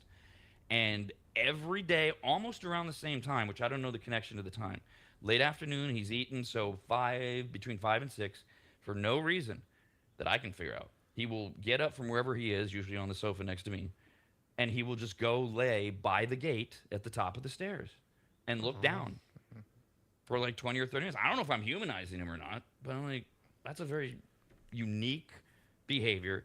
And in terms of what I've done is I made it harder on Sarge because I stuck to Sarge and vice versa after Christina passed. And I wasn't thinking about the long-term effects. So we now have this extraordinary separation anxiety issue that I'm slowly working on with him. Because it's like, he saw Scout leave and not come back. He saw Mama leave and not come back. So anytime I leave, I'm like, okay, I've got to be as short as I can. We've gotten up to, he can do 3 hours. I haven't pushed it beyond that. But I started out by doing short trips down to the garage for no reason, come back up, etc. He's getting better. He's still attached to me. Remember, the dogs are incredibly resilient. They do adapt to the moment. but they also feed off of you. And that was part of the issue too after Christina passed, was he was feeding off my sadness. Plus he's like, where's mom and all that. So it's a work in progress, but he's doing well, and I'm doing well. He probably saved my life by having, that routine of, I have to get up and feed Sarge rather than just lie here and pray for sweet death and wish for an asteroid to hit me, or those kind of things. Which actually brings us to some of the new studies about dogs. Another study says dogs boost your immune system. Researchers in Finland studied the air around dogs. They always get people, usually women, I don't want a dog inside. They're dirty and hair. Yeah, they can well, be. They can be. Yeah. They can look, Especially if they're not potty trained. Ugh. Ugh. And that Christina was the expert at potty training, but I did it with my shepherds. It's okay. But look, this to me, I'm so gay for dogs. This is part of the deal. You're gonna have hair around the house. You're gonna have they're it's just part, because I'm not doing the outdoor thing. That's not, dogs aren't built that way. They're pack animals. They want to, unless they're working dogs. That's wholly different. Then they're out there, they're guarding the sheep, they're guarding the chickens, whatever. That's a different thing. They want to be with their family. They don't want to just be lying around in the backyard for whatever reason. So, yeah, you get all this dander. You get, so this study studied the air around dogs, specifically the microbes they released, because every time a dog moves or scratches, it sends tiny bursts of pollen and fungi and bacteria, plant debris into the air. Larger dogs, like shepherds, labs, etc., they release 4 times more microbes than humans. Whoa. So like four times the amount that Jeff's dad's dog is releasing is what Sarge is doing to me every day. Well, guess what? The study said that exposure to the dog reduces the risk of developing disease and allergies. And allergies now, right? People are getting them out of nowhere. I had them since I was a kid, and now out of nowhere, somebody at 30 or 40 goes, but I didn't move. How am I allergic? It's because new stuff, climate change, I'm sure is part of it, and all this other crap, where you're suddenly allergic to things you've never been allergic to. So dogs can help you ward off allergic diseases, because being exposed to diverse environmental microbial stimuli is a good idea, and a dog can help with that. Whether they're going outside to play or run or take a walk or not, it's more true if you are getting them outside, going to a dog park or those kind of things. Wow. Because they'll pick up more of those things. So, Well, that's pretty cool. of course. I mean, this is Yeah. what, they're amazing. Did Dogs they- are good for us in so many ways. It didn't say anything about cats. I'd Not like in my that immune one. system to be boosted if I hug my cat. Well, now, yeah, okay, no, wait, that's a different thing. I don't know about your immune. I don't know. I'm saying I don't know about your immune system. I'm not, bopping you on the nose going, no. It's probably okay. I feel all right. They only studied dogs and their dander in that one. But Okay. another study out of the University of Brighton looked at the ways that having a dog can, in this study, they looked at ways that having a dog can positively impact your life. But then they said, this pretty much applies to pets in general. Because what you're talking about, like hugging Chad. Yeah. That's that endorphin thing. Remember, didn't we have the study recently, or did I never read it, that we're supposed to get like 12 hugs a day, humans are? No, but I could believe it. Wow. And it like boosts all the good stuff inside of us. But I don't know if they delineated. Does it have to be a human that's hugging you? Can it be a pet? That kind of thing. So when you get the warm fuzzy feelings, that's what boosts your immune system. Okay. Well, I grab him without him wanting to. I come home and he meows a little bit because he's excited that I'm home. But then he doesn't get excited because I reach down to pick him up, and he's not a big fan of being picked up. He likes it a little more now, but when he was rescued, he hated it. I don't know what his past life was, but obviously being picked up wasn't a good thing for him. Now he tolerates it, and Does he stretch out his arms on you, where he tries to get away from you? kind of. So I hold his bottom feet and like hoist him up on my shoulders and hold him like this, so he has room to kind of stretch. But he likes to wiggle out. He likes to try to like get down and turn around and try to jump off of me. And then of he'll course, the bite old me joke if I hold him a little too long. He'll bring out his teeth. He'll give me a little warning bite.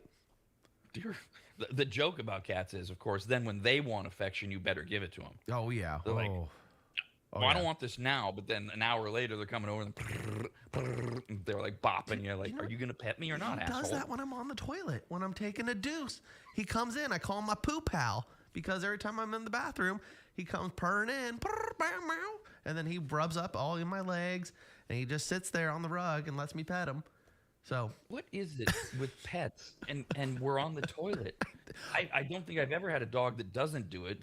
Sarge seems to be more obsessive about it, but yeah, they'll, you might. I don't know why. I live alone now, right?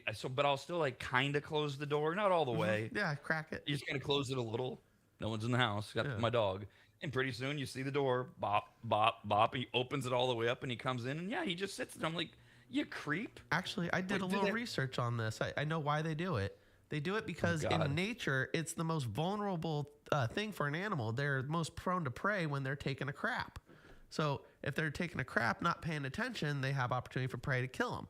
So they are protecting you when you're taking a poop. They're over there. They're like, I got you. We'll make sure nothing comes and happens to you.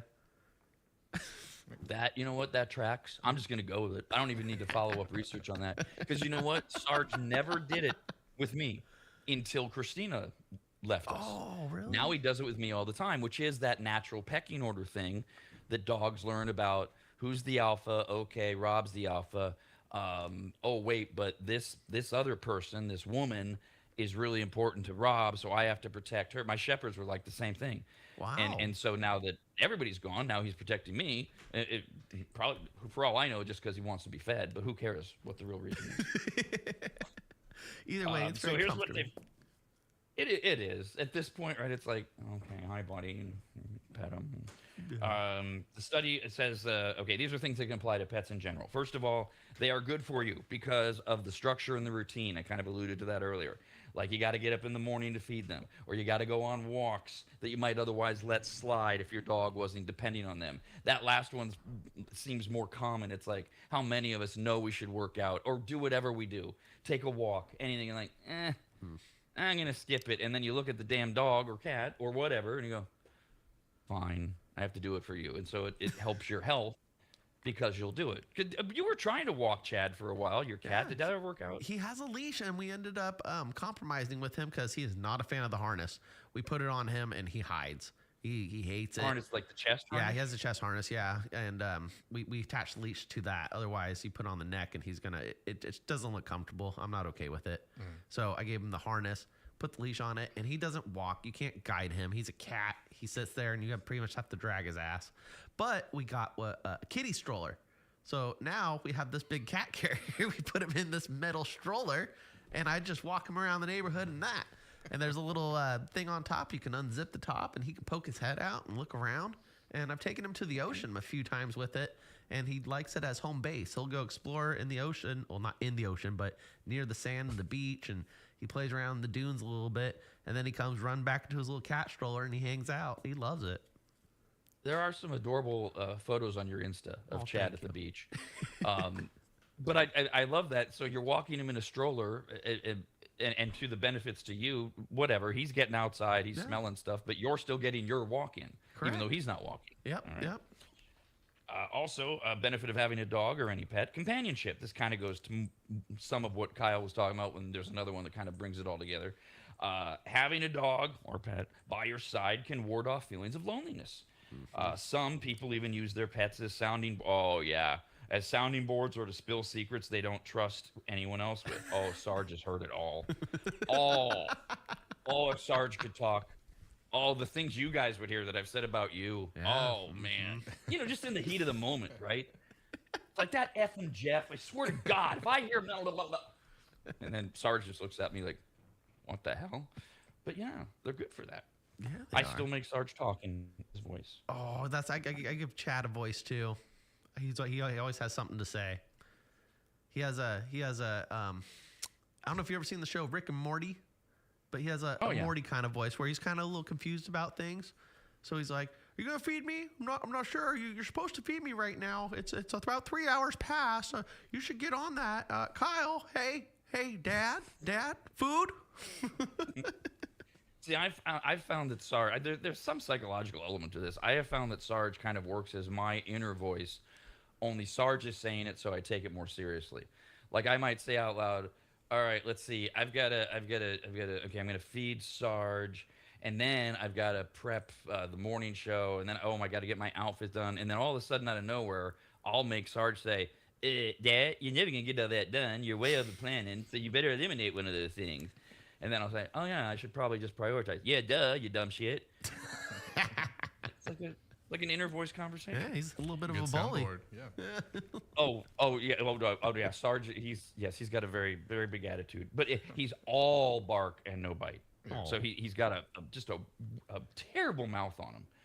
He's been known to threaten Christina and me many times, but he never follows through with it. No, That's good. good. I never feel threatened, so that's good. Yeah. Nice to me. No, it's good to not feel threatened. But I mean, Sarge did say more than once to either Christina or me in one of our voices, "I'll cut a bitch," to one, because we were mouthing off. I believe it. Mood boost by having a dog or a pet. A lot of dog owners say they feel joy from interacting with their dog. Some say they get happier just by looking at their dog. It doesn't even have to be doing anything. That's true. Yeah. Sometimes I'll wake up in the middle of the night, or I'll be on the sofa, and he'll just be curled up. Sarge likes to do the human thing, where he'll use a pillow on the sofa like a human does. Oh, It's like, how do you not look at that for a moment and go, that is so sweet. Yeah. I wish I could be like that, right? yeah. I do the same thing with Chad. I'll wake up in the morning and I turn on the light and he's in his cat bed. He has actually a recliner chair. It's a really nice, there's 2 recliners built, leather sofa. But anyways, we use it as the cat couch and he has his own cat bed on it. And when I wake up in the morning, I turn the light on. He gives me that look of like, screw you, bro, turn that off. But he looks cute as fuck when he does it. I'm like, oh, who's a little grumpy little man? You are. Yeah. I do get That jealous. reminds me of a story. So if you've listened to the show for years, you know engineer Bob. Oh, God damn it. He does our voiceover stuff. And Bob is a notorious morning person. And his wife, they've been together like 20 years. She's not. And so Bob, I don't know if this is still happening, but years ago, they told us the story. They were at our wedding party, Christine and I's wedding party, like 8 years ago. And they were telling the story. Bob will come in, it's like Saturday morning, like they're supposed to go to breakfast and run errands, and he'll go in, and Nicole's either in bed still or barely getting up, and he'll have his keys, and he'll just shake them. He goes, let's go, get out of bed, you gotta go. You can imagine how that goes. Oh, hell no. Last one from the University of Brighton. This is where they lost me. I'm sure it's true. I'm told that interacting with other humans is a good thing. I haven't had that experience a lot in my life, but dogs, pets, dogs more so in this case, other than like Kyle's, hey, I'm going to put my cat in a stroller thing. Dogs help you meet and connect with other humans, like on your daily walks, dog park, if you take them to the stores, things like that. It's an easy icebreaker. Yeah. Okay.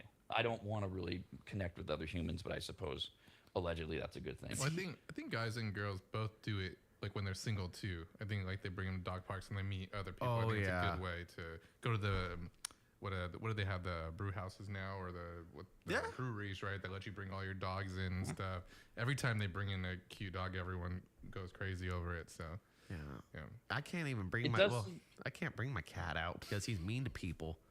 Like he goes in the stroller and someone comes and approaches him. I have to give him the warning. I'm like, he likes me, but careful. He's a jerk. If you bring your cat out somewhere where we go, I don't know if I'd love it or just laugh so hard. He's I'm not staying sure at the house. He doesn't come to work. This is a stereotype. I don't know how true it is, but I know that for years we were told that women in particular are suckers for a guy with a dog because it shows you can commit to something. It shows that you have a softer side, a nurturing side. And so it's like you walk around with a dog, and yeah, now it's not even just breweries. Obviously, you can take them to Home Depot and pet stores. Some restaurants are very dog friendly. You walk in, and pretty soon it's like, oh, and you can just like see them melting. It's this initial, oh, maybe he's like right away. Maybe he's the one because I have a dog. Yeah. What? America's RAD Cast, only on the RADNetwork.com.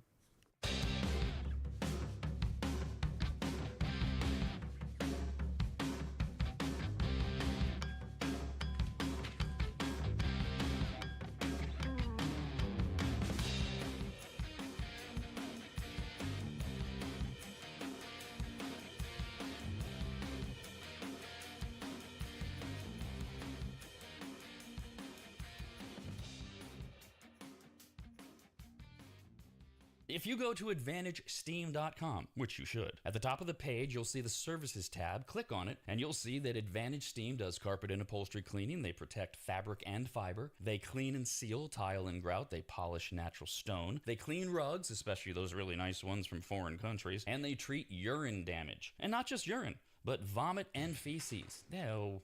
Yuck. I assume if you need that service, you either have children or pets or you live in a frat house. But either way, they'll take care of you. Of course, Advantage Steam also applies MicroSeal. And if you don't know what that is by now, then you just suck. Joel is the local small business owner of AdvantageSteam.com. He's a lifelong maggot, and he's treated, cleaned, protected, polished, and microsealed the homes of countless members of the RAD team over the years, various RAD studios, and of course, Williams Manor. And I hate admitting this, but he is a genuinely really great, nice guy. In fact, if you tell him I said that, you'll get 0% off all services. So go to AdvantageSteam.com. Click on Make an Appointment, enter in your available dates and any comments, like maybe type, "Rob said you're a really great, nice guy. Please give me 0% off." And they will get you all set up. Just go to AdvantageSteam.com. That's AdvantageSteam.com.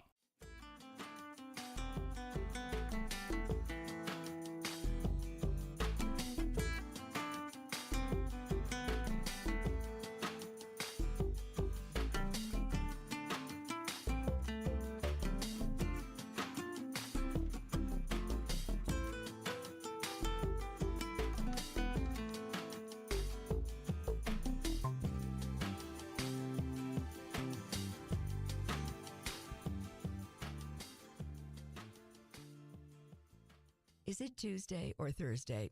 If so, remember that right after America's RAD Cast is Kyle's Food Factor. You don't have to do anything other than continue to enjoy, watch, and listen here at the radnetwork.com.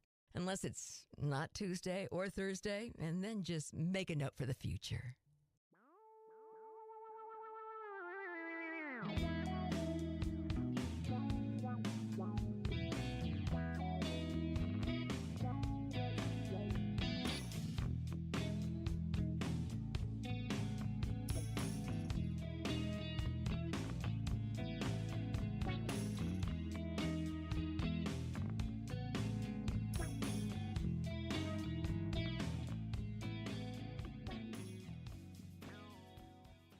It's that time of the year again, spring cleaning time. Much like New Year's resolutions, spring cleaning is something we swear we're going to get to and then we never follow through on. And one of the reasons is how overwhelming it can be. You start to clean up, and then pretty soon you realize you have way more trash than you can just throw into your bins and put at the curb for the garbage company. You have enough junk that you need to make a half dozen trips to the dump, and then you go, oh, we don't even own a truck. Nor do you have the time or the energy, so you just say screw it again and no spring cleaning. So this year, call my man Corey from QuickDumpsters.com. Quick is spelled wrong on purpose. It makes him stand out. Plus, it makes you think of chocolate milk. QUIK Dumpsters.com. Quick Dumpsters, QUIK Dumpsters.com is their website. Corey and his team came to my house recently, hauled away dozens of boxes filled with just stone-cold trash, unusable and worthless old vacuum cleaners, appliances that couldn't be fixed, and just random crap from around the house. QuickDumpsters.com. Quick is QUIK. We're in and out of my place in less than 30 minutes. They checked in with me multiple times to make sure they were taking the right stuff. They were friendly, kind, professional, and finished off the job by making the house cleaner than when they started. And this may be the best part. Quotes are free, and you don't even have to have them over to your house where you get the little sales pitch and all that. Just send them some pics or videos. You get your price, schedule your day and time, and you watch someone else get that junk out of your house. Basically, you have no excuses other than your own laziness. Go to QuickDumpsters.com. That's QUIK Dumpsters. QuickDumpsters.com. Quick, QUIK Dumpsters.com.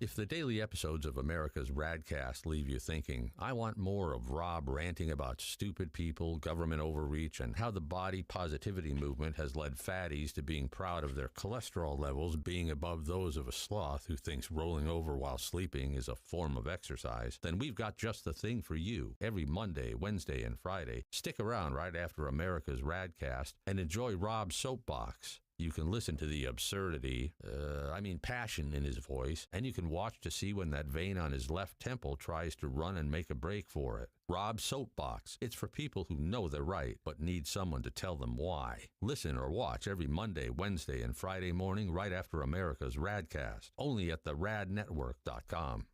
This is America's RAD Cast. Call the show anytime at 888-587-5355 or email the show radcast@theradnetwork.com.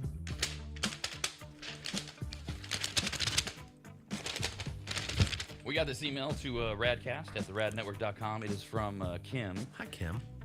We were doing the dog pile and talking about studies that just keep confirming dogs are good for you. And really all pets in some areas. Dogs particularly good for your immune system, maybe help you ward off allergies. Just pets in general, companionship and things that they do that make you have some endorphin release and things like that. And I was talking about, they get into these routines. They put you in a routine. It's like, oh, I got to get up, I got to feed him, etc. So Kim said, hey, Rob, every day when I get home, my old English sheepdog Ronan knows at 4 p.m. it is time to play ball. Oh. And he starts barking at me because I am not fast enough to put my bags down from work to get his ball and take him out to play. And when I'm not fast enough to pick up his ball, he hops on his front feet, and barks at me to throw the ball, Mom, throw the ball. Yeah, they are. They're nuts. They're needy. They're demanding. So Sarge, my Labrador, he knows. So 4 a.m.-ish, he's always fed because I'm always awake somewhere between 3:45 and 4:10. So but he just sleeps at my feet until I wake up or he hears the alarm, which is almost never. But the minute I start stirring, he's going to his room and he's like, "Come on, what do you mean you got to get coffee or slice up the toast or whatever? Come on, Yeah, let's go. Hook me up, Dad. Come on." But this is the thing about dogs. He knows when it's 4 p.m. because he always gets fed about 12 hours. And there's no structure to my day at 4 p.m. Sometimes I'm coming home from a meeting. Sometimes I'm doing show prep. Sometimes I'm on the couch being lazy and fat. And he'll know. He'll start getting up and he'll start pacing. He'll come over. He'll nudge me with his stupid nose. It's like, it's 4 p.m. It's 4 p.m. And then the way these dogs, they adjust to the weekend. This one I've never figured out. And Christina and I used to talk about it all the time. All these breeds, they know. Somehow they know. I think they figure it out because of the sleeping thing. Oh, they slept in a little longer today based on my dog clock.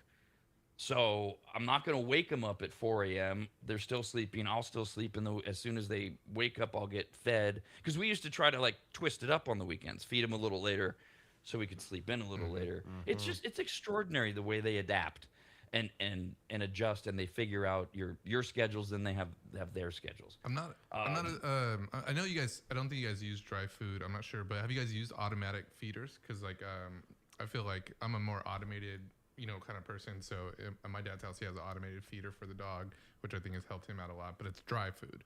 So I'm not really sure. No. So is it, first, is it automated as in it's set to a certain time? Yeah, 2 times a day, yeah. And Okay. she knows too, Because and a she'll lot bark. of she'll bark at it? If she thinks it's late. Okay. Yeah. So, because a lot of people, they'll do that free range feeding thing, which look, do whatever you want to do with your dog.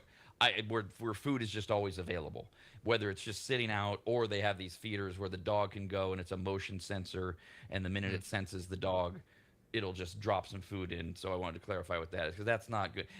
So I don't like the automated feeder thing for a couple of reasons. I do use dry food, but I do also use fresh vegetables.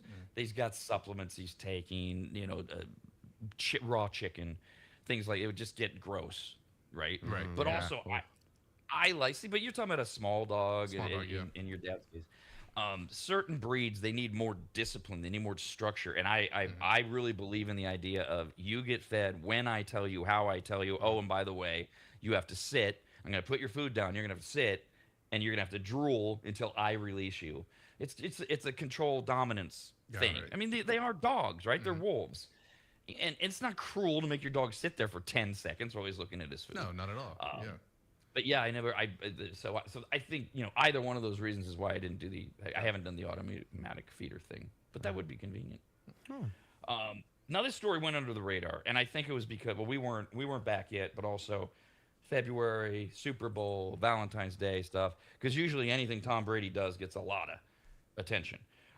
This one just kind of came and went. But Tom Brady's dog, Lua, died in 2023. Oh, poor thing. However, her spirit lives on in his new dog, Junie, who is Lua's clone. Clone? He got a clone dog? Tom Brady lucky worked son of a bitch. a company called Colossal Biosciences to have Luna cloned. When asked about it, Tom Brady said, "I love my animals. They mean the world to my family, and this gives me a second chance with a clone of our beloved dog." That is cool. I want to clone my cat. I want to clone my old childhood cat. Oh my god! If I go undig him, I know if he's buried somewhere, can they still do it like Jurassic Park style with DNA? Like a piece of his bone or something? Well, I don't know how long does DNA live in bones? I don't know. No, I mean, I Again- think you probably have to wait. You should probably do it when he's alive. We Well, he's not. we get all of our knowledge on this show apparently from movies. Yes. And I'm not sure All my knowledge. how long they do it with deceased animals, but like recently deceased It animals. has So to be a fresh dead cat. Okay. Yeah, I think so. Now, a couple things before people are like, wait a minute, you can't do that. That's illegal. No, it's not. No, so there, if you're of a certain age, you remember Dolly the sheep. This was so great. Again, this is why the 90s are so popular. It was the last great decade. We had nothing to worry about except to make things up to argue over. This was a big story in the mid-90s. We're cloning a sheep named Dolly, and we were going to use it for research, or could we clone livestock and use that for our food and all of that. We never banned cloning animals, ever. It led to the debate that did cause a worldwide ban on human cloning. But animal cloning and using it for research, that still continues, and using it for Tom Brady's dogs and others. It's all totally legal. It's out there. There's actually a few companies that are doing it. Now, the issue here with it is, of course, you always have to have people that don't like certain parts of this stuff. So you got the adopt, don't shop crowd that I can't stand, that hate this because they're like, well, why clone your dog when there's plenty of dogs or cats that need a home? And I've rescued 2 dogs in my time. I'm not anti-rescue. It's just, well, if you don't get a dog from a breeder and that dog never gets bought, guess what he becomes? Depending on who the breeder is, he becomes a shelter dog. Yeah. So this whole you're a better human because you adopt animals drives me insane. And that's, again, as a guy who's adopting. So they're against it. Other critics argue that who cares? This is they're profiting off grieving owners. Okay. Yeah. This is what America is. We target our buyers. We target people who need the service we're providing. Come on. Yeah. And Nothing wrong then with it. I just got super excited thinking about it. I'm like, that's a cool Right. thing. I didn't even know that existed. I'm sure it costs a ton of money, but That's what I was going to say. You betcha. Yeah, that's what I'm looking up right now. Yeah. Well, okay. Well, you just keep it to yourself for a second. Okay. Oh, yeah, no Critics showbiz, also Jeff. sorry. I know. I know. Oh, wait. Before I do that, I want to say something. Okay, so here's how this works. Dog cloning creates a genetic twin of a dog using a tissue sample and cell transfer. So a clone shares the same DNA, the same intelligence, and the same appearance. But here's the twist. Oh, and by the way, the good part is clone dogs are generally healthy with no increased risk of issues. Cool. Okay? The twist, though, and Tom Brady's quote, 2 years later or whatever, they extracted the DNA when the first one, Luna, died, and then they did the clone last February or something like that. The twist is this idea that you're getting the same dog, and they have the same personalities. Of course they don't. No. They have the same DNA, the same intelligence, the same appearance. They don't have the same experience. Mm-hmm. And you can do it with living dogs, you can do it with dead dogs to a certain point. If I went out and cloned Sarge right now, my 4-year-old Labrador, and I brought home Sarge, the clone, I guess he would be Corporal. He does not have any experience with Scout, the older Labrador, with Christina, the human mother. His experience is going to be entirely different, and his personality is going to ultimately be entirely different because all he's going to know, he doesn't get the memory of Sarge. He's just going to know whatever he comes into. He's going to go, okay, so there's this guy who's here alone with this other dog that I look a lot alike, and we prance around and we get fed, and he doesn't have it, so his personality is going to be completely different. Sarge is attached at my hip a lot, not just because he's a Labrador, but because there's that connection of you're the only one left. The clone isn't going to have that. So that's the thing that people misunderestimate about the cloning idea. If you were to clone, and actually Christina talked about this years ago. She said she wanted to clone a Scout, her first Labrador. If we would have cloned Scout immediately while he was alive and then brought him into the house when it was her, I, Scout, and at that point, either, I don't know which dog was around because we've always had at least two, either Sarge or Maestro, our German Shepherd or whatever, that dog would get a very similar experience and might have turned out very similar to Scout. But we didn't do it because of what was alluded to. It's a $100,000 idea. You can do the bargain ones for about 50 grand. Probably not a great idea, but it's between 50 and 100 grand to clone your dog. Well, if you got the money, go for it. I mean, what? That's how much a Corvette costs, right? Definitely. No, that's half what a Corvette costs. Oh, 50,000, but 100,000, you know. Okay, you're not getting a very good Corvette for 100,000 these days, but okay. Oh, really? I'm not Okay, gonna well, argue I don't know. Corvette. I'm not shopping for vets. God, I just barely paid off my Well, $30,000 car. Excuse me, you need a vet to take care of this dog that you just created and cloned. Never mind. I'm sorry, Jeff. Go ahead. Oh, no, I was just saying, I wonder, it kind of, you touched on a little bit the nature versus nurture type of atmosphere for if you do clone something. Yes, is it a lot different, right? Like, I love the demeanor of my dad's dog. Like, it is. It's something different. Like, she's super calm. She's great with kids. Like, it's a very specific demeanor. If I could duplicate that would be great. But cloning a dog, I don't know if that would just accomplish it. Because, like you said, it doesn't experience the same things. My mom's not around anymore, so she doesn't experience my mom. So I think that it's an interesting question. I want to ask Tom Brady next time I see him. Next time. Well, and dogs in particular, they really do develop their personality by their handlers, their humans, their owners. And it's funny because when we came back, and a lot of people were wondering about Dawn, and Dawn and I had talked about how exactly do you want me to present this, Dawn? And she was very open, like always.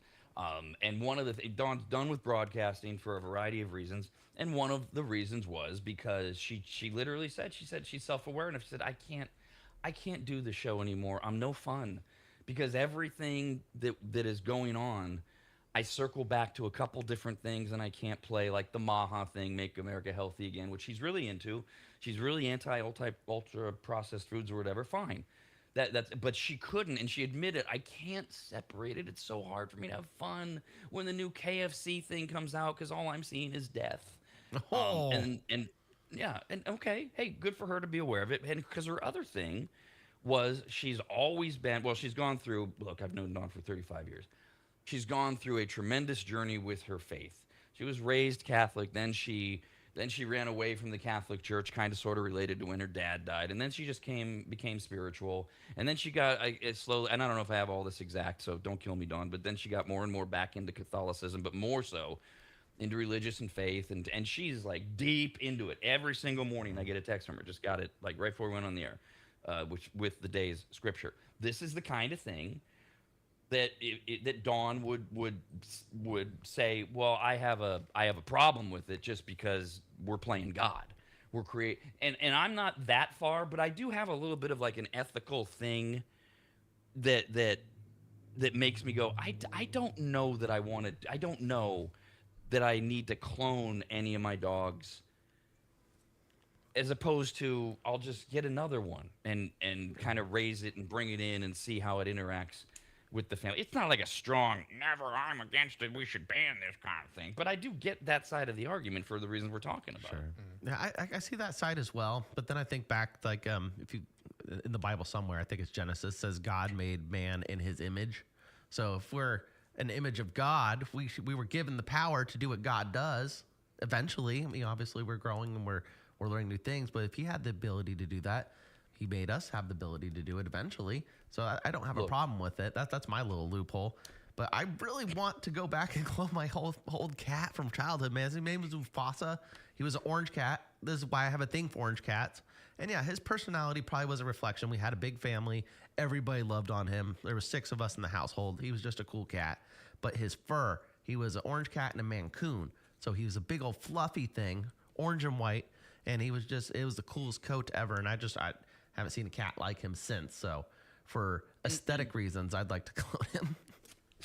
To be clear, my very small little objection or hang-up isn't based in religion or faith. It's more of an ethical thing of, should I just be creating an animal sort of thing? And yes, I mean, look, one of the things about the Bible, which I've actually read 3 times, whereas I have all these people in my life that claim to be devout Christians who've never read it, but that's another topic some other time. It contradicts itself endlessly. There's like, for every verse that you might be following, it's like, well, can I show you this one? Okay, so those cancel each other's out. So it's really more of a, I just don't know if this should be done. But I do understand what you're saying, Kyle. I mean, if I was going to, and I don't think the technology exists for the reason that Jeff brought up. I don't think you can go that far back. Well, plus, I don't know. There's no, this stupid question, God, I'm going to sound ignorant. There's no DNA in ashes, right, after cremation. Yeah, I don't know. No. 'Cause that's all I have on my very first dog as an adult, Shep. Shep the German Shepherd. Best dog ever. And he would be the one. He would be the one that I would have wanted to bring back. And then I believe, I have this like, well, I can make him more like Shep again. So I do understand the allure, the like, oh gosh, It is. I want that back. Oh, so I get it. But then, $100,000, no. No. Big screen TVs, they were tens of thousands of dollars. Now we can all go to Costco and get one for what? Less than $2,000. So when we're down to cloning and it's a more affordable thing, There we go. and you think you have that dog or cat, then maybe it becomes more approachable. Pretty soon, Costco will be selling, clone 3 cats for 1. Do you know if Colossal Science is publicly traded? I think that might be a good investment. Well, I do know, because this is the other twist to it, bringing us back that way again. Tom Brady is an investor in it. Oh.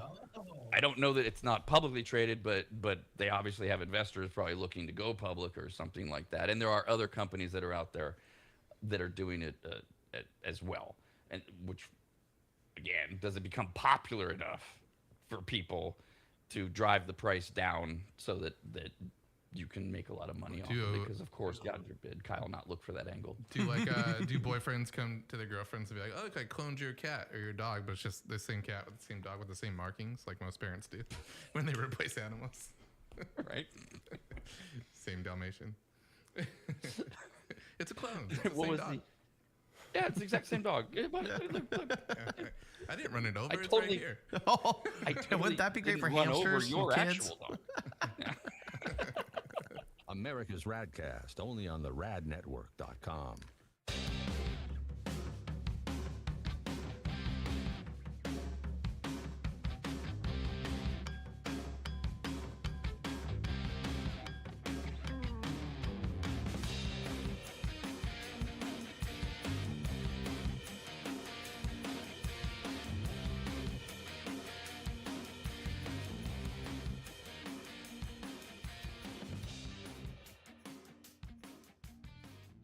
It's that time of the year again, spring cleaning time. Much like New Year's resolutions, spring cleaning is something we swear we're going to get to and then we never follow through on. And one of the reasons is how overwhelming it can be. You start to clean up, and then pretty soon you realize you have way more trash than you can just throw into your bins and put at the curb for the garbage company. You have enough junk that you need to make a half dozen trips to the dump, and then you go, oh, we don't even own a truck. Nor do you have the time or the energy, so you just say screw it again and no spring cleaning. So this year, call my man Corey from QuickDumpsters.com. Quick is spelled wrong on purpose. It makes him stand out. Plus, it makes you think of chocolate milk. QUIK Dumpsters.com. Quick Dumpsters, QUIK Dumpsters.com is their website. Corey and his team came to my house recently, hauled away dozens of boxes filled with just stone-cold trash, unusable and worthless old vacuum cleaners, appliances that couldn't be fixed, and just random crap from around the house. QuickDumpsters.com. Quick is QUIK. We're in and out of my place in less than 30 minutes. They checked in with me multiple times to make sure they were taking the right stuff. They were friendly, kind, professional, and finished off the job by making the house cleaner than when they started. And this may be the best part. Quotes are free, and you don't even have to have them over to your house where you get the little sales pitch and all that. Just send them some pics or videos. You get your price, schedule your day and time, and you watch someone else get that junk out of your house. Basically, you have no excuses other than your own laziness. Go to quickdumpsters.com. That's Q-U-I-K, dumpsters, quickdumpsters.com. Quick, Q-U-I-K, dumpsters.com.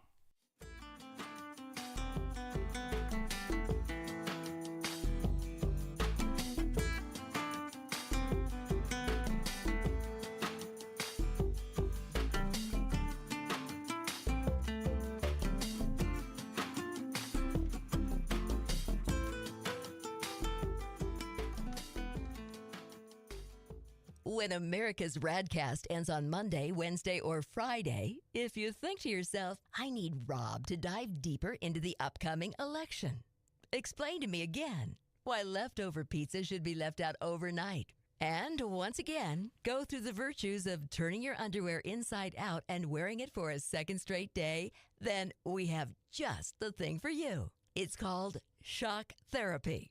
But most insurance plans don't cover that. So instead, every Monday, Wednesday, and Friday, stick around right after America's RADcast and enjoy Rob's Soapbox. It's for people who know they're right, but only because Rob says so.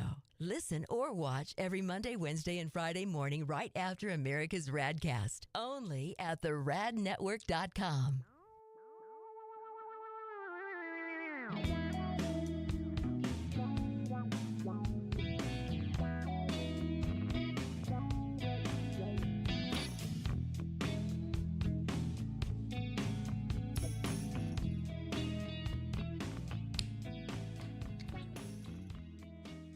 Every Wednesday at 1 p.m. right after the Rob and Steve Sports Show, the RADnetwork.com presents Kyle's Corner. It's a weekly deep dive into Kyle's playful, extraordinarily dark, spontaneous, felonious, immature, and often disgusting sense of humor. I mean, seriously, this is a guy obsessed with fireworks, overweight felines, and a goal of making every episode feel like hanging out in the garage or around the grill while Kyle dives into whatever lights him up that week, which, if you ask me, sounds like a one-way ticket to carbon monoxide poisoning. But the good news is that whatever corner of Kyle's wildly ridiculous and unpredictable brain takes him, we get to watch it all every day at 1 p.m. and anytime after, only at theradnetwork.com.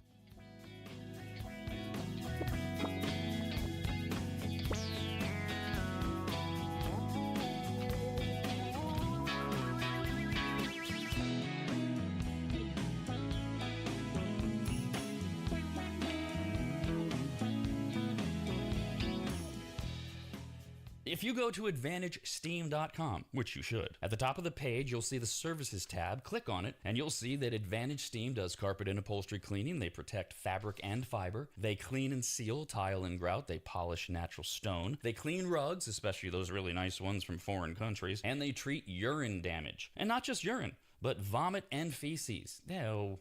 Yuck. I assume if you need that service, you either have children or pets or you live in a frat house. But either way, they'll take care of you. Of course, Advantage Steam also applies MicroSeal. And if you don't know what that is by now, then you just suck. Joel is the local small business owner of AdvantageSteam.com. He's a lifelong maggot, and he's treated, cleaned, protected, polished, and microsealed the homes of countless members of the RAD team over the years, various RAD studios, and of course, Williams Manor. And I hate admitting this, but he is a genuinely really great, nice guy. In fact, if you tell him I said that, you'll get 0% off all services. So go to AdvantageSteam.com. Click on Make an Appointment, enter in your available dates and any comments, like maybe type, Rob said you're a really great, nice guy. Please give me 0% off. And they will get you all set up. Just go to AdvantageSteam.com. That's AdvantageSteam.com. A famous porn star once said, "Every exit is an entrance to new experiences." Classy, very classy. Back to America's RADcast on the RADnetwork.com. It is a Wednesday, which means actually got a few things going on the RADnetwork.com after America's RADcast. Every Monday, Wednesday, and Friday at 10 a.m. we drop a brand new soapbox. Today, we have some updates on a few different things we talked about. Like last week, I did a soapbox on the annual report about where people are moving and why, and we have an update on moving for financial reasons and the stupidity of that. We also have a topic about Gen Z women and what they want in a man, and this all ties back into another viral example of people who just believe something that's completely false, and that's actually a fun one that's Costco related. About people going around bragging about Costco items that aren't real. You gotta watch the Box 10 Okay. a.m. It lives there forever at theradnetwork.com. Then you got the Rob and Steve Sports Show, 11 a.m. to 1 p.m. You can watch it live. Just go to theradnetwork.com, go to the YouTube channel, subscribe, watch us. You can watch it anytime afterwards. And then on Wednesdays at 1, you get Kyle's Corner, which somehow always ties back into food as well, even though he has his food factor. And today's no different. But hey, at least you're hanging out with a guy with a cool name. You got a buddy named. Well, is he a buddy or is he just somebody that comes to your bar all the time named Rob? Yeah, he's a buddy of mine. He's a regular. I've known him. Oh gosh, I mean, I've worked in and out of that bar for, was it 9 years? So yeah, he's know him pretty well. We sit down and I just put myself in the corner of the bar. We call it the dark side, and he comes over and chats with me. And we discuss going fishing, specifically in the Bay Area, like the San Francisco Bay, catching crabs and link and rock cod out there.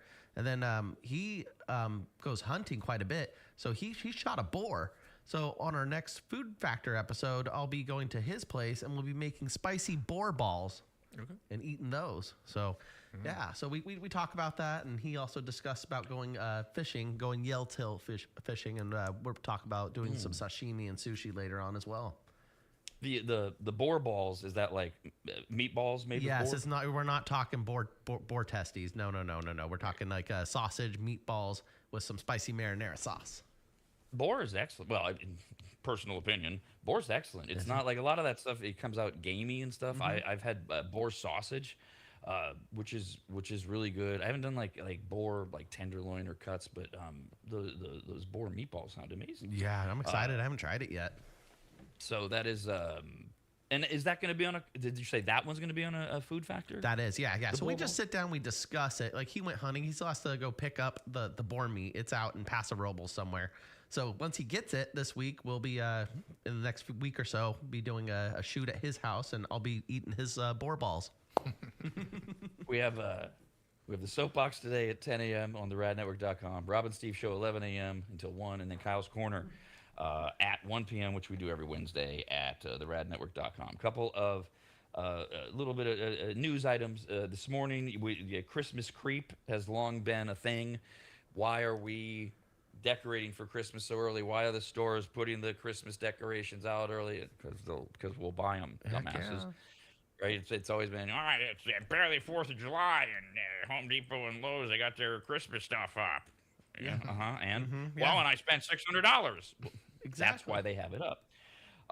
And Halloween just won't stop. It keeps growing in popularity. Today, even though the calendar just flipped to April, some retailers are already planning, and Home Depot is right there at the forefront as they have unveiled their halfway to Halloween limited collection today. I was trying to do some math during the break. I'm not sure. It's 206 days to Halloween.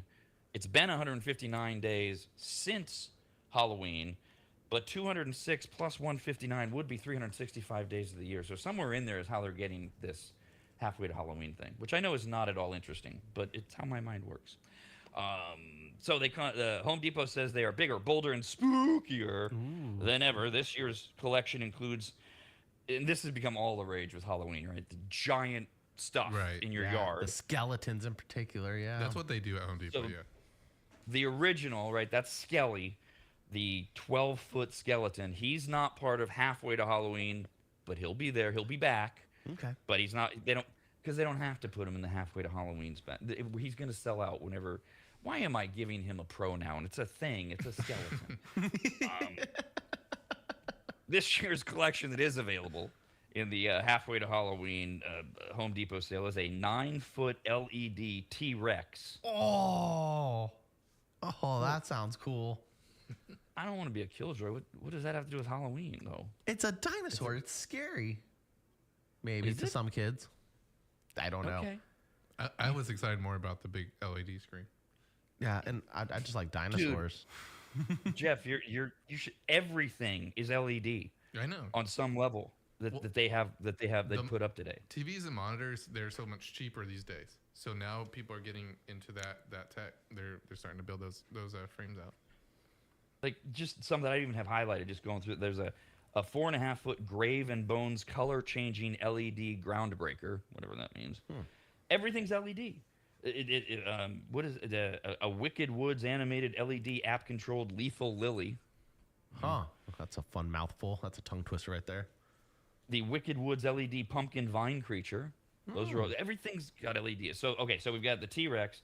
They've also got Home Depot has the 8.5-foot animated LED knight, KNIGHT, like a knight in shining armor. Like a Knights of the Round Table. Yeah, medieval times. See that I can see more of a little bit of a connection to Halloween than say a T-Rex. But okay, T-Rexes are scary. This one, the last one, no. The hell does this have to do with Halloween? A 6.5-foot LED snowman. Oh yeah, that's not Halloween. No, That's Christmas. That's a mislabeled item right there. That's what somebody messed up. Somebody was smoking pot on their break and came back and labeled the snowman a Halloween decoration. That's what happened. Yeah, I didn't go in and look at it because I just saw the story. Like, is it just a snowman, like what Kyle's kind of implying, or is it a spooky snowman that has a pumpkin for a head and snow for? That's stupid. Possibly, yeah, that would be stupid. Keep the snowman with the Christmas.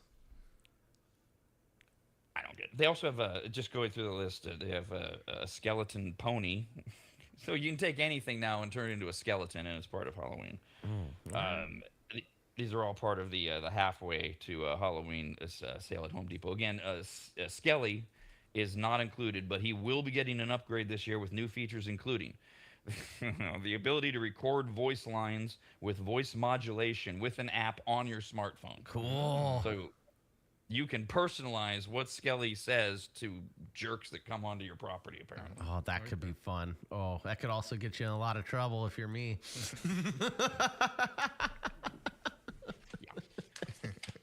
Well, and so if it has to be done through an app, how you can't do it in real time, can you, Jeff? It has to be done through an app on your smart, or can you? Can you just a few really seconds. quickly record something? Yeah, a few seconds. You probably just change whatever the current announcement is when someone walks by or whatever triggers the animation to populate. So yeah, no, you should be able to do it in real time. Just look at your app, record something new, or type in something new, and then it will modify the voice. Oh, or you just put a ring camera in that sucker so you can watch the people and then talk back to them. And that's why I wanted to confirm, yes, this would be very dangerous in the hands of Kyle. Yes, it would. Exactly. Don't tempt me. Well, that's a stupid shirt. It goes from there. What are you doing in my neighborhood? You don't belong here. Oh, you're on the bad list. I saw you digging through the trash can. Get out of here. One other news item follows up from yesterday. We were talking about it being Taco Tuesday, but not in the traditional sense. Taco is in Trump always chickens out. That's not my thing. I wasn't attacking Trump. It came along a year ago when he was threatening people over the tariffs, and then he would back down, and he'd always extend the deadline, which he's done with Iran multiple times. So yesterday, 5 o'clock, America was scheduled to wipe out the entire civilization of Iran. Those were his words, by destroying the energy and transportation infrastructure, and sure enough, it didn't happen. Now, that's a good thing where I come from. Okay, if he chickened out, if we're not destroying civilizations, that's probably a good day for the globe. Trump announced that the United States reached a ceasefire with Iran for 2 weeks. It's all contingent on Iran opening. You want to say it with me, Jeff? The Strait of Hormuz. Hormuz, yeah, I got it now.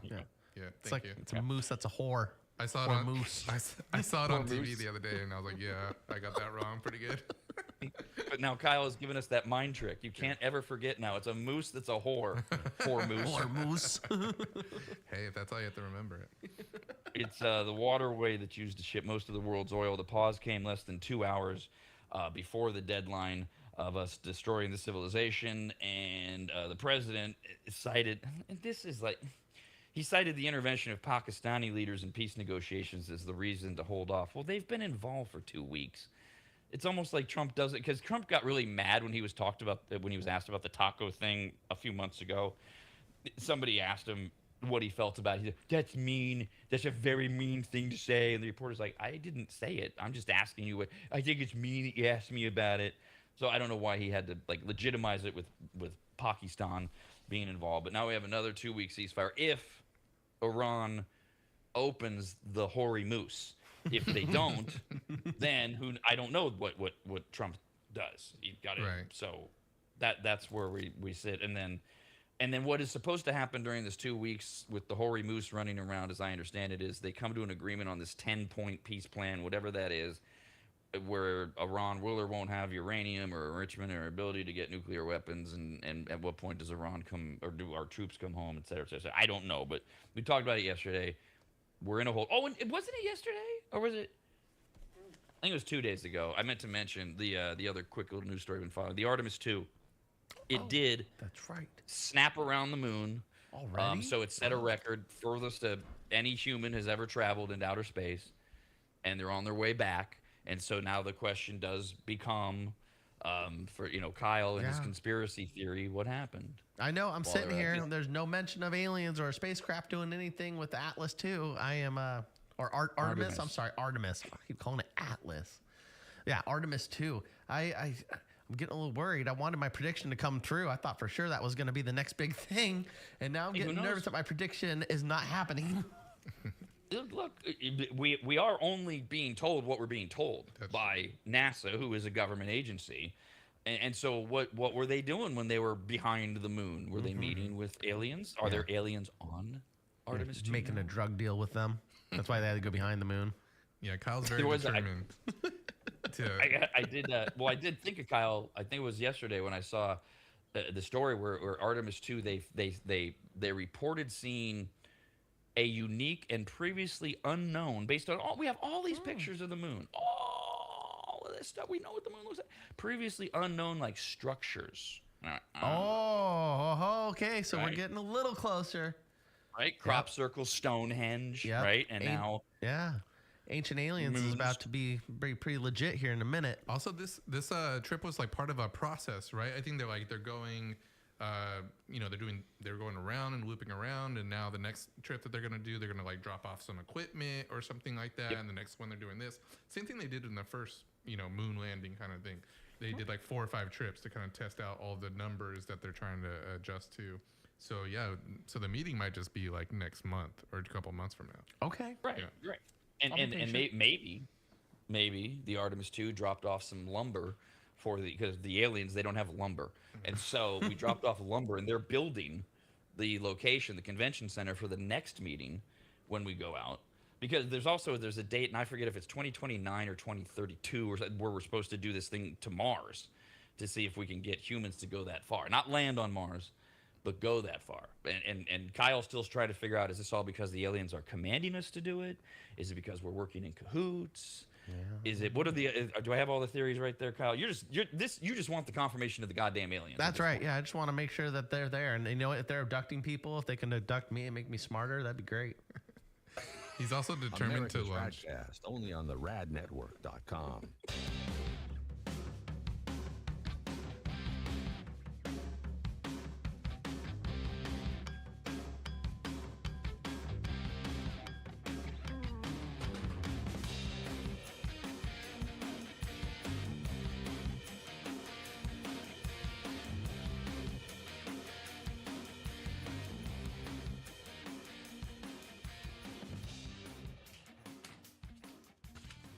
If you've never heard of microseal, let me tell you what it isn't. It is not a really small marine mammal.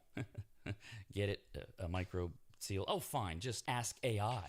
AI describes microseal this way, with a bunch of AI words. Microseal is a premium, eco-friendly, and biodegradable fabric protection spray that penetrates deep into fibers to provide permanent stain, soil, and sun fade resistance for rugs, furniture, and delicate fabrics. It uses nanotechno blah blah blah and blue blue blue blue blue. What AI is trying to say is that microseal is non-toxic, non-allergenic, safe for pets and children, and, although AI doesn't say this, it should, you need to contact longtime maggot Joel from AdvantageSteam.com right now to get him to apply microseal for you. You can even make appointments online at AdvantageSteam.com. We've had microseal for years at Williams Manor, and it treats a lot more than carpets. Microseal protects virtually all fibrous materials, including wool, cotton, silk, suede, leather, and synthetic fabrics. It protects upholstery, carpets, rugs, draperies, and clothing, including wedding dresses. And ladies, you're going to need what? 3 or 4 of those in your lifetime. And it protects against stains, moisture, and UV degradation without changing the texture. Also, if you're an interior designer, Joel has a special program just for you, and all you have to do is say the password, which is what?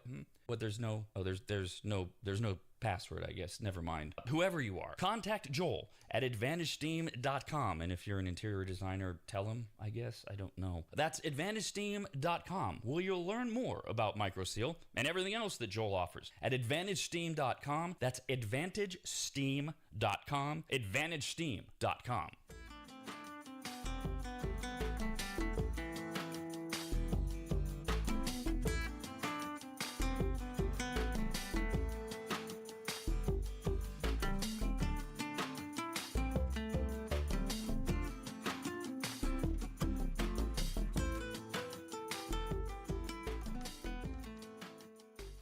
If you've listened to this low-quality show for any amount of time, which is all it takes to question most of your life choices, then you've learned that Kyle is like an onion. He has many layers to him, and the more you peel him, the more you wonder, why aren't I wearing safety glasses? Kyle is obsessed with fireworks, the possibility that he was abducted by aliens, and his desire to go fan boating with the swamp people in hopes of getting the freshest pair of alligator boots ever made. But at the same time, believe it or not, and I for one do not, Kyle believes in finding joy in the simple and unexpected, taking ownership of your life, and choosing growth over excuses. He's at his happiest when surrounded by his family as he stands over the grill with an ice-cold beer and explains to everyone why Green Day may in fact be America's greatest gift to the world since sriracha, not caring that sriracha was actually created by a woman in Thailand who was, no doubt, the original Wuhan bat. These and so many other things are what make Kyle so endearing and frustrating at the same time. And every Wednesday at 1 p.m., right after the Rob and Steven Sports Show, we get to go along for the ride and enjoy Kyle's Corner. Watch it weekly with every new episode and watch them all anytime after,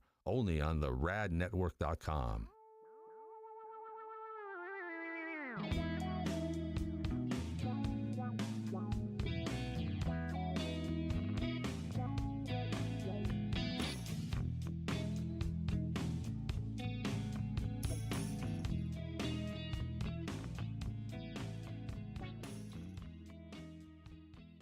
The first time Corey walked into my home, I came around the corner, extended my right hand to shake it, and said to him, "Wow, you're big." And that would be Corey from QuickDumpsters.com. Quick is spelled wrong intentionally. Quick, Q-U-I-K Dumpsters.com. That's QuickDumpsters.com. Corey's yet another maggot launching his own locally owned and operated business, and boy, did I need him, and really we all do. Things pile up, you get frustrated, you keep saying, we need to make a dump run. Pretty soon it's more than a dump run, and now you need to rent a truck or have one of those ugly upside-down box cars parked in front of your house that you fill up yourself. Or, you do like I did, you call Corey at QuickDumpsters.com. In my case, my house had fallen into complete disarray as my late wife Christina had lost her 2-year battle with congestive heart failure, and amongst the many things left were gathering her things and finding what to donate, what had to just go in that pile of stuff where we were both going, why did we ever buy this?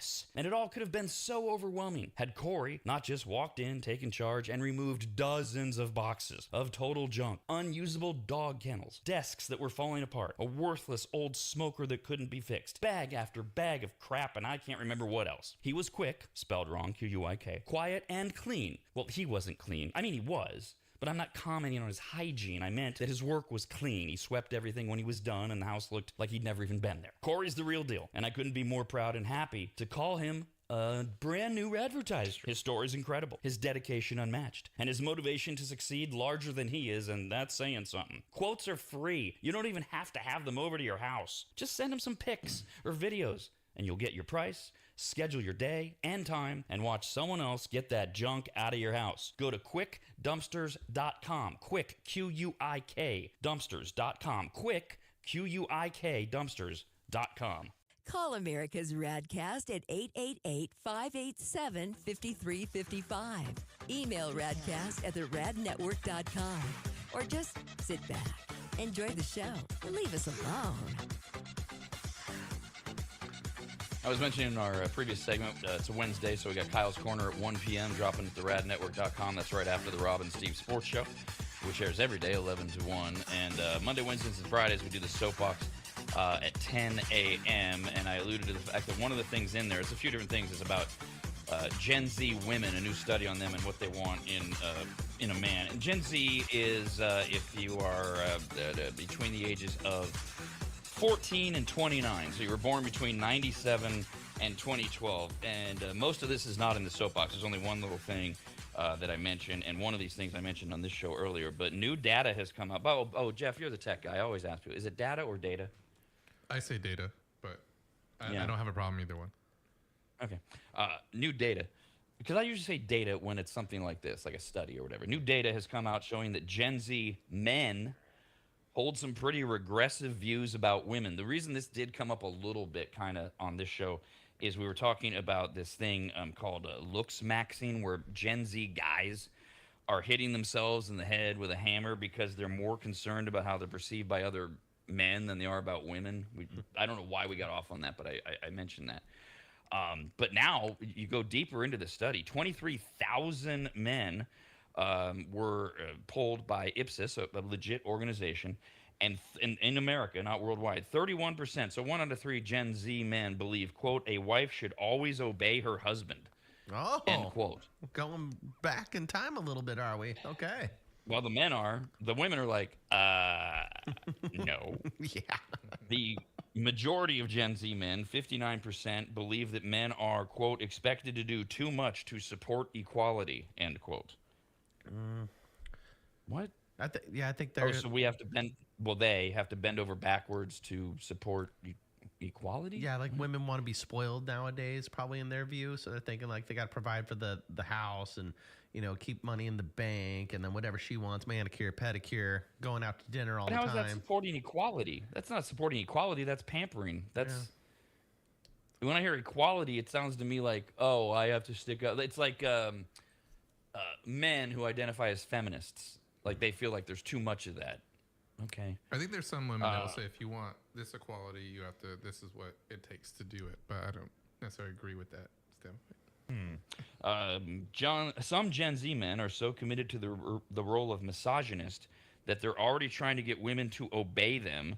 More than 1 in 3 Gen Z men believe that, quote, young women should try to be physically attractive, end quote. Do what you want. Find the person that's right for you. To my earlier comment, this all confirms what Gen Z women already know. The same poll found that 43% of Gen Z men believe that their fellow young men should aim to be physically tough, et cetera, et cetera, et cetera. And this is why Gen Z women, and they go through phases. It's a 2-step phase. We already heard about the Gen Z women going boy sober, which is just celibacy. Like, ugh, I can't deal. Because most of us, especially at that age, we're meeting other people our age. And they're meeting these dudes who are like, yeah, you're going to obey me. And why don't you look nicer while you're out at this bar? And women are like, this is ridiculous. And then after they go boy sober, they go, oh, crap, I'm not a lesbian. And I'm horny because I'm in my 20s. And that's why Gen Z women say that having a boyfriend of their own age is embarrassing.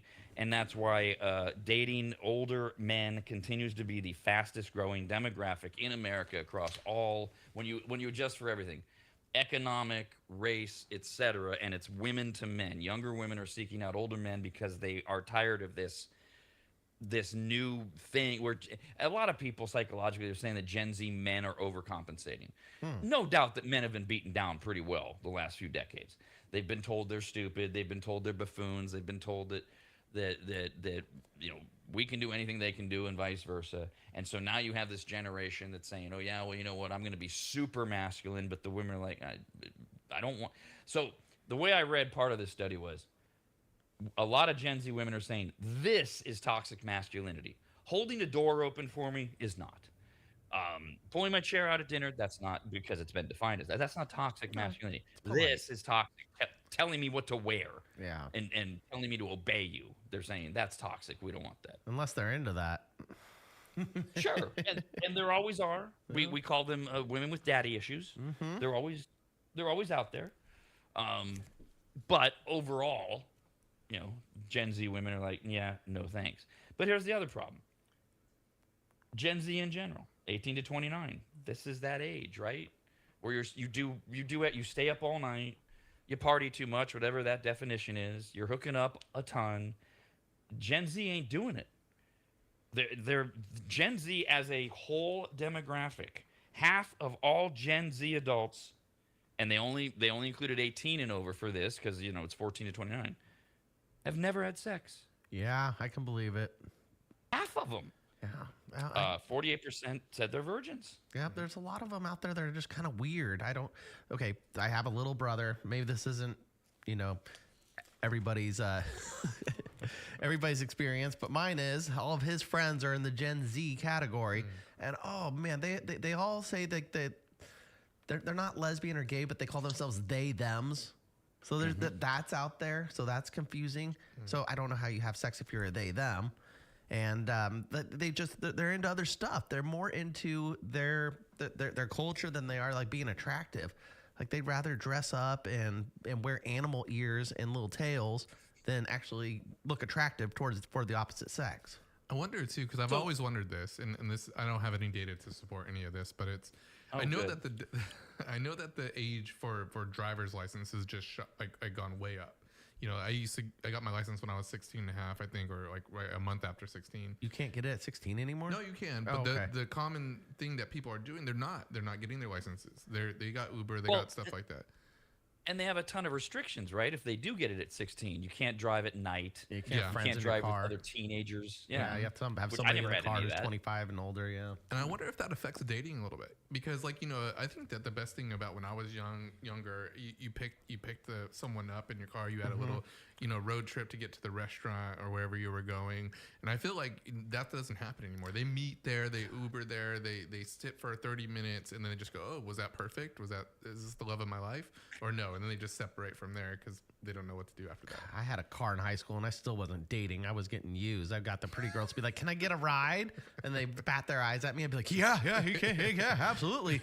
Thinking I'm going to get lucky. Nope. And Kyle touched on a few of the specific extreme things. It's not like every Gen Zer is into the furry thing and they're dressing like animals, but there's an element of that and other things. But a lot of people are looking at this going, well, hello, could you look at the ages of Gen Z adults? Adults would be 18 to 29 and the effect of COVID and the pandemic. That's and right. What age were they when they were being isolated? I was talking to a friend of mine's daughter who's 21, and she was saying that she's terrified of going out because she has social anxiety.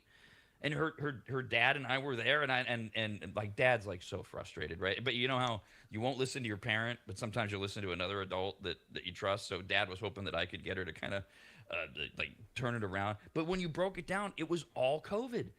Because she's 21.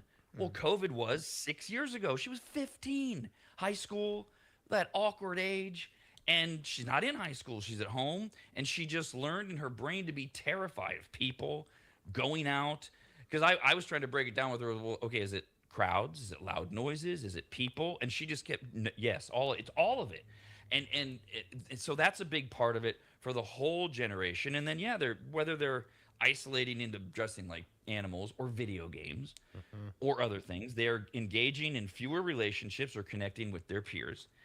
And when you ask them, to Kyle, about how they're into other things, when they surveyed 2,000 Gen Z adults, 2/3 of them would pick other things over sex. Like, for example, 2/3 would say they'd rather have a solid night of sleep than sex. Well, that's how you get a solid night of sleep, goddammit. You have good sex.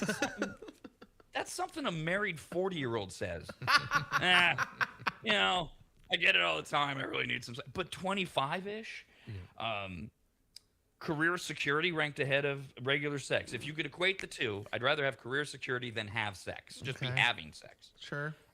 Personal success, same thing. I'd rather have personal success than be having sex.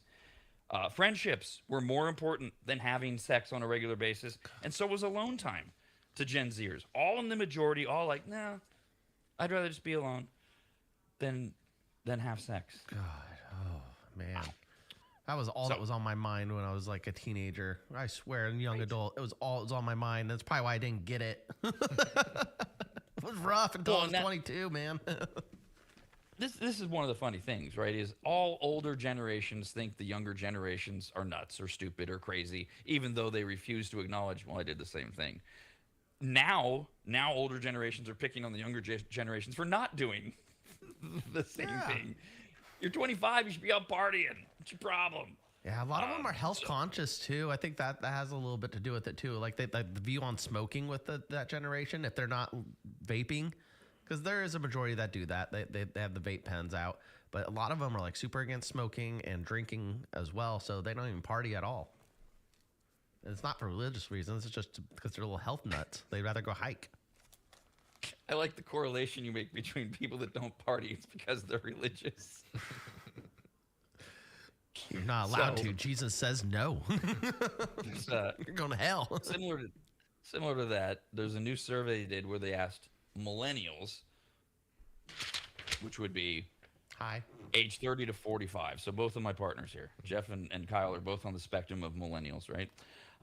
Born between 1981 and 1996. Yep. So millennials now are starting to take over the workplace. Gen Xers are kind of running it, but they're on their way out. You know, we're all in our mid 50s or whatever, early 50s. You guys are management. The millennials are. Do what, Kyle? You guys are management. Yeah. And I mean, this is how it works. This is not new. This is how every generation kind of, until we have lifespans in the hundreds and all that, and whether or not that changes. So a survey went out and they asked, I love this is like woman on woman crime, right? No one's meaner about women than women. Oh, well, I'm a stay-at-home mom, so I'm a better mom. Oh, I'm a working mom, so I'm a better mom because I said, oh my God, they're brutal to each other. So I love it when we go out and we pit people against each other, generational on generational crime. They ask millennials, what are the trends of Gen Z they can't stand? So. Oh, I think I listed a few off already. All right, well, let's see. Let's see. How did I highlighted these for a reason? Okay, some of these to me they're obvious. They're these are for the most part specific to Gen Z. Because some of these I'm like, that's just being young. But millennials can't stand that Gen Zers are offended with everything, including feedback at work. Saying you have to praise them and then tell them what a wonderful job they're doing and then give them some constructive feedback. That's nauseating. That would drive me nuts as a boss. Yeah, they are little sissies in the workplace. That is for sure. You can't just say, hey, dude, you did this wrong. But first you have to say, it's a pleasure having you here, and I'm so glad that you're prompt and you're well-dressed, and you really knocked it out of that park with that pencil sharpening project I gave you. But that's insane. And that does seem unique to me. I mean, I've got plenty of millennials that have been working for me for years. I was married to a millennial. I didn't get that vibe from them. So that one I was like, okay, that's a good one. This one. Millennials complaining about Gen Zers because Gen Zers are incapable of maintaining eye contact. Oh, I haven't noticed this one. Interesting. All right. Oh. So they'll talk to you and their eyes are elsewhere, usually the like past you or looking down.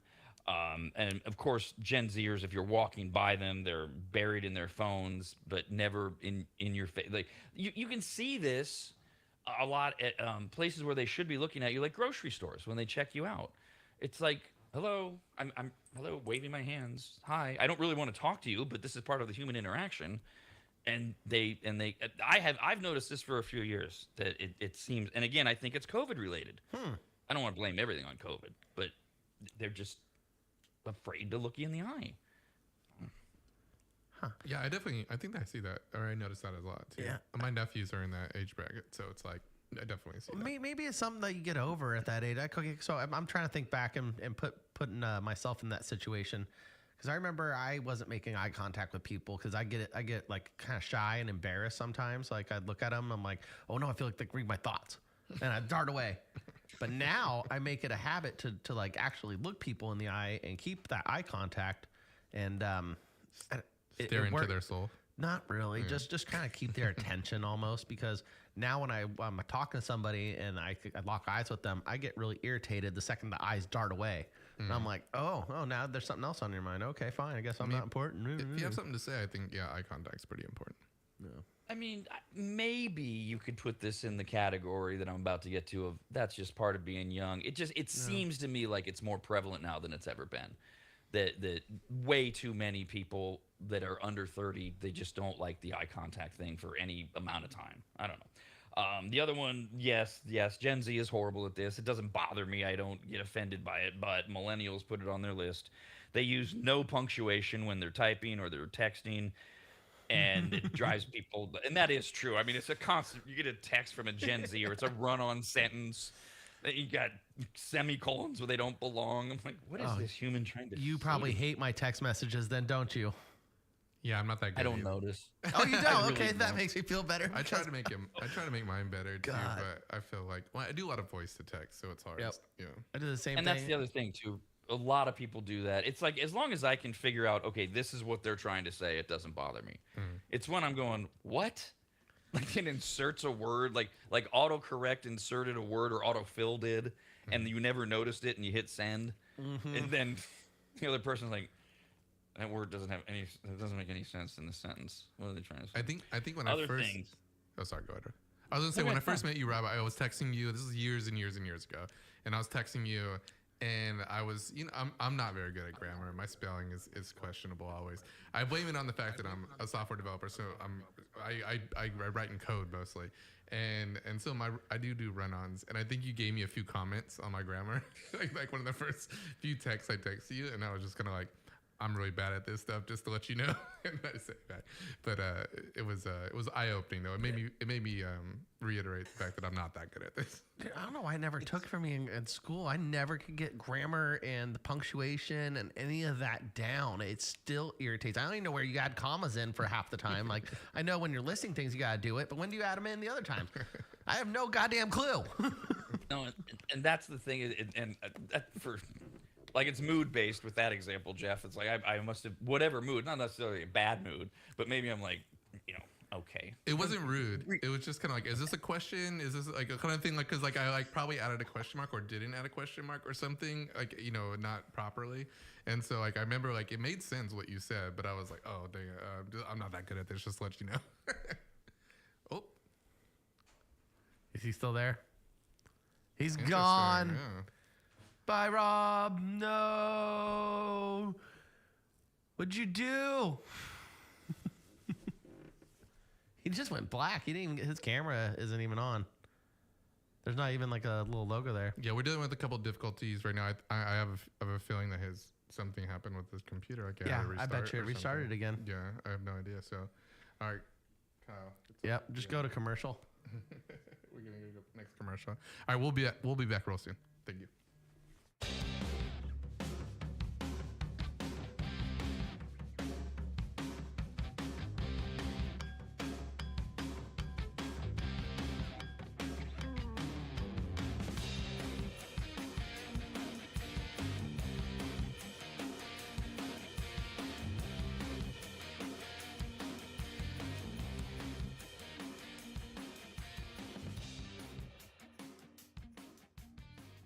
If you go to AdvantageSteam.com, which you should, at the top of the page, you'll see the Services tab. Click on it, and you'll see that Advantage Steam does carpet and upholstery cleaning. They protect fabric and fiber. They clean and seal tile and grout. They polish natural stone. They clean rugs, especially those really nice ones from foreign countries. And they treat urine damage. And not just urine, but vomit and feces. Ew.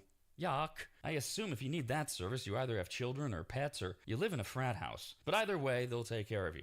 Of course, Advantage Steam also applies MicroSeal. And if you don't know what that is by now, then you just suck. Joel is the local small business owner of AdvantageSteam.com. He's a lifelong maggot, and he's treated, cleaned, protected, polished, and microsealed the homes of countless members of the RAD team over the years, various RAD studios, and of course, Williams Manor. And I hate admitting this, but he is a genuinely really great, nice guy. In fact, if you tell him I said that, you'll get 0% off all services. So go to AdvantageSteam.com. Click on Make an Appointment, enter in your available dates and any comments, like maybe type, Rob said you're a really great, nice guy. Please give me 0% off. And they will get you all set up. Just go to AdvantageSteam.com. That's AdvantageSteam.com.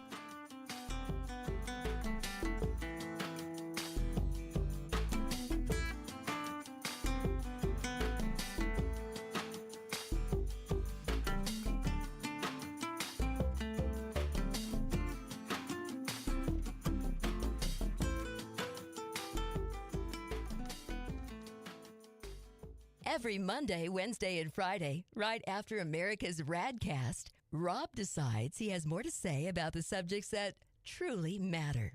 Like how sexual role play is an instant indicator that you are destined for either the Catholic priesthood or the next Epstein Island. Or why adults who use ketchup shouldn't be allowed to vote, drive, or reproduce. And the fact that he supports instant gender reassignment surgery for any man who doesn't like sports. Ah, yes, the stuff that really matters. Rob's Soapbox. It's for people who feel superior, and they just need it explained to them why. Listen or watch every Monday, Wednesday, and Friday morning right after America's RADcast, only at theradnetwork.com.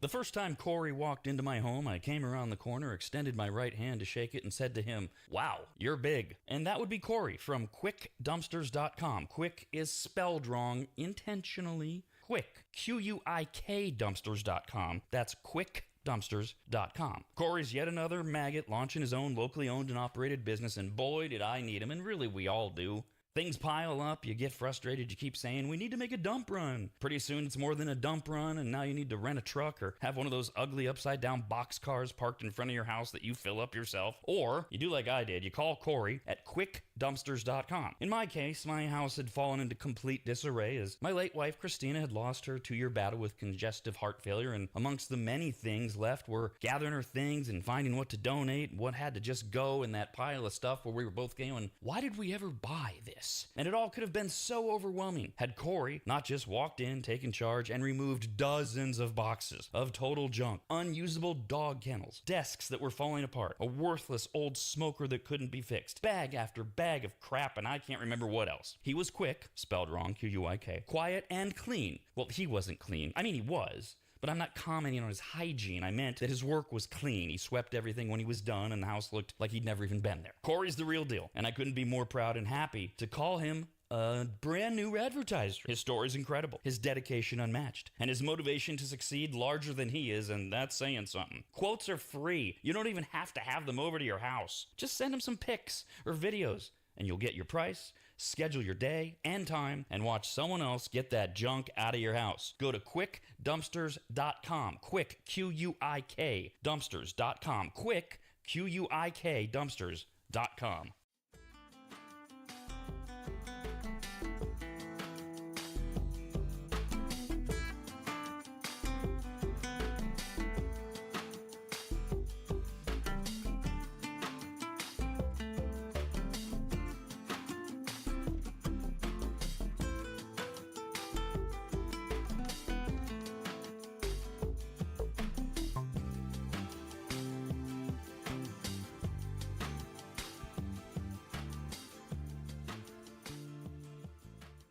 Remember that today will be yesterday tomorrow. Think about it, maggots. You can't argue with logic. Call America's RADcast at 888-587-5355.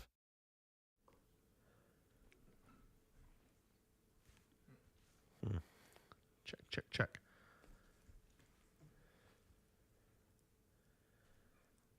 Yeah. Sorry, Time. we're coming back. 1 second. Y'all get to wait and get me right now. Jeff's trying to get Rob back. I see Rob. I don't know why he's not on the screen. Come on. No, there's me. Hi.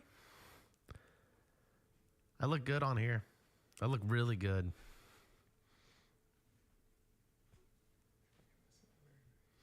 Can you talk, Rob? I can't. I'm seeing the audio's coming through. It's not coming through. There he is. Rippy, can you hear me? Yep, I hear you. Yeah. Yeah, welcome back. So we were talking about this earlier in the week or whatever. Technology, right? None of us can live without it, and it's also the bane of our existence. And it just, the minute technology gets in your way, it screws up everything. So that thing happened again where for no reason at all. So everybody, I assume almost everybody has a laptop, has a computer, and you know how you can not shut it down, but you can just restart it, right? You can just go to the little icon and you hit restart. That's what my computer did. I didn't make it do it. It just did it while we were in the middle of our conversation. And then it came back up. And then, yeah, coming back, trying to get everything out. So sorry about that interruption. We were talking about millennials and their beefs about Gen Z. And from my recollection, we had left off. We were talking about punctuation within texting and run-on texting is that about where everything cut out in your memory, Kyle? Yes. Actually, I have notes on it. We left on. Yep, correct. So, spelling errors and how we are not very punctual on our text messages. Okay. Not punctual. You don't use punctuation. Punctual is being on time. So what's the word I'm looking for? Grammatically correct? Sure. Grammatically correct. Yeah. Grammatically. Okay. God, and I went to college, huh? You graduated, didn't you? Did. You're the college graduate on this show. I even tested out of English. I didn't have to finish my last English courses. I was smart enough to test out of it. Well, shocking? it shows, but you did test out of it, so that means you had the knowledge at some point. I did. It went away. So we're working on these are things that millennials say they can't stand about Gen Zers. And we started with they're so offended at work, and they don't take feedback unless you first tell them everything that they're doing great. They can't make eye contact. And then we're talking about their terrible punctuation in typing and texting. But then when you get into a few of them that to me it's like, okay, well, this is that older generation bitching about younger generation thing that we all do. Because there's a bunch of stuff on this survey. I didn't highlight all of it about fashion. Well, every generation thinks the generation after them or after them doesn't know how to dress. One of the Gen Z doesn't own any regular pants. Almost every younger person I work with shows up in pajama pants on a regular basis. Nah, right. I'm not seeing that. Come on. And when I went to high school, people wore pajama pants all the time. And I remember in the 80s, long before you were even born, Kyle, we went through this phase where comfort was in. And everybody, people think, the 80s and Reagan and the Soviet Union, and we were all, but no, we weren't. There was this whole phase where comfort was in. People were wearing the original yoga pants and those what were those stupid, the leg warmers that go up through your calf. Mm-hmm. And they were wearing them to work. You go through these phases. So, yeah, that one didn't land with me. Another complaint by millennials about Gen Zers was when someone says thank you, your response should be you're welcome. Mm-hmm. Why is that so hard to say? Because Gen Zers respond not with you're welcome, but of course. Okay. Yeah, that's not that bad. I'll take that. No, it's not bad at all. Yeah. If I say thank you to somebody, they say, oh, of course, but it's like no problem. Yeah, that's genuine. That's all that matters. As long as it's genuine and it feels polite, I'm happy. Yeah, that one doesn't bother me at all either. Yeah, that was a nothing burger. That was a made-up beef. And then millennials, they also said they don't like that Gen Zers wear band T-shirts without knowing the artist. Oh, how do you know? How do you know? If you see a Gen Zer wearing a Hendrix shirt, how do we know that they don't know Jimi Hendrix? Yeah, we don't. I played into this. My dad gave me some crap. I got a cool Led Zeppelin shirt back when I was like 14 years old. I went shopping at the mall and it had the angel on it, and I was like, "Oh, that's a cool shirt." And he's like, "Do you even know like any Led Zeppelin songs?" And I listed two. I said "Black Dog" and "Stairway to Heaven," and he's like, "That's not good enough." So what did he do? He went out and bought me a Led Zeppelin CD. Okay, got me, like, greatest hit. And he's like, "Listen to this. Now you can wear the shirt." So did you get the shirt and then you couldn't wear it, or did you have to go back and get the shirt after you listened to the CD? I still wore it. I was a teenager. He couldn't tell me I couldn't wear it. I mean, I'm sure he could. Yeah. But he didn't press the issue. He was just kind of bummed out. You know, he's really into music and stuff, so he didn't like seeing his kid go around repping a band shirt that the kid wasn't even into the band that much. I just thought it was a cool shirt. That I do get. It's just that complaint in the survey, my first question always is, well, okay, they look young, so you're like, well, you don't even know who Metallica is. Well, how do you know that? Maybe they do. I told the story earlier this week that Zeppelin and Hendrix, they always, in music testing, they go through the roof with men 18 to 34 who weren't even alive when they were around. So sometimes they do. Now, if you do ask them a few questions and they have no idea who Green Day is or something like. It's like, why are you wearing that? What is the point of that? So that I would get. It's fashion. Yeah, and ultimately, is this really worth getting upset over? It's like, No, wear the no, damn it's not. Just high five them and go on with your day. And then there were two others that I saw, and I was like, this has nothing to do with generation. This has to do with certain types of people. Millennials, the thing they can't stand about Gen Zers is that Gen Zers have no interest in their family history. They don't want any family heirlooms handed down. They have no curiosity about the lives led by the older adults in the family. That's not a Gen Z thing. There's a ton of us who have gone through generations, and we're like, whatever, came before me, don't care. I don't have no interest, but I have very little interest. I was like, whatever. What do I care? I'm not a Gen Zer. It's fine if you are into it. It's just okay. I don't see the connection between that and Gen Z. It's just a lot of people. I don't care, and I'm in my 50s. Yeah, there's a ton of people out there of all ages that hate their family and want nothing to do with them. Sure. And that's just what they know of, maybe, who their family is now. And maybe, or maybe they're just completely like, who cares? I wasn't around for grandpa or great grandpa when he was winning World War II or whatever. So what? That's not specific to Gen Z. I thought that was stupid. The other one was, okay, see this one, come on, I'm sorry. This is just the newer form of technology. We were bitching about this 20 years ago when people were doing it with their cell phones on speaker. Millennials got angry at Gen Z because they're FaceTiming every single phone call in public. It's rude and obnoxious. No one wants to hear your inane chanter about some other idiot. I know that. That's true. But before it was speakerphone, you still see that. Now I do see this all the time. People are FaceTiming in public. Now I not only get to hear the other person, I get to see them. But that's not a Gen Z thing. They're just using the more up-to-date technology to be rude asses. Yeah, I've noticed it with Bluetooths in cars. I have a neighbor who likes to leave her Bluetooth going in her car, and it's loud as hell. And I'll be in the house, and I'll hear her phone conversations in her car. Like, she just sits in there, listens to her phone conversations for some reason, and just chit-chats for like an hour, and it's loud as hell. Like, it's it is very rude. I just don't have the courage to go say anything to her. I've seen like people live streaming at like restaurants and stuff, and it's a little odd to me. I mean, I know that's what they're doing or what their goal is, but yeah, when it's around a bunch of people who are trying to have conversations and stuff, I think it could be a little bit distracting. And I've definitely seen a lot of people say something. Oh yeah. Yeah, the broad in the car, like, is she just oblivious? Like, does she think, well, I'm in my car? Does she not realize how loud it is? It could be an ignorance thing, but she keeps her windows down too. Oh, Yeah. yeah. Okay, because like that restaurant example, that's insane. Come on, what are there, 30 of us in a room, and you're live streaming? Are they live streaming, or they're FaceTiming, or either? Yeah, I think I've seen a lot of people live streaming. I mean, they're obviously creating content.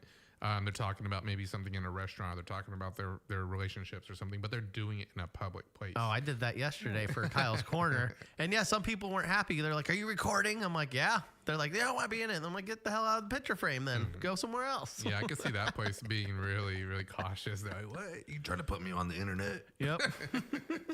Because Kyle's Corner, which is today at 1, you recorded it in the bar that you work in. Yeah, I just set it in the corner I sat in. So it was my other Kyle's Corner. Yeah. So yeah, there might be The some dark people who are side. like, whoa, I'm supposed to be at work, or I go back to work. Okay. Yep. No. I thought that was kind of fun too. And of course, I took everybody out that didn't want to be in the shoot, but there were a handful of them. Yeah. Nope. And unfortunately, there's too many that won't take you out. But either way, I mean, and look, I'm not saying it's okay, but that's a bar. That is different. You're out to dinner, and no matter how fancy it is or whatever, but really, yeah, you have to be live streaming and loudly talk. It is just rude and oblivious. So that one I get, but it's not new to Gen Z. People used to do it with their stupid speakerphones and would drive everybody nuts, and you just expect it now. And they talk about the most inappropriate things. So not like content necessarily. Where the hell was I recently? Some guy, he's FaceTiming his woman, I suppose, and they're talking about First, they're talking about how their kid's health, and everybody in the room can hear this guy. It's like a waiting room for the doctor or something. And then they start getting in an argument Lovely. over who's going to take the kid to the doctor and how much it's going to cost. I'm like, step outside. Yeah. It's right there. And he's just sitting there, just Oblivious to the world. yeah. And if you're like, well, I don't care if you hear about my personal stuff. No, I care. I don't want to hear it. I'm on my phone trying to do show prep and read and stuff, and I don't want to hear about you and your girl having herpes or whatever the problem is. Ugh. I mean, yeah. Plus, I'm sitting away from you now. America's RAD Cast, only on the radnetwork.com.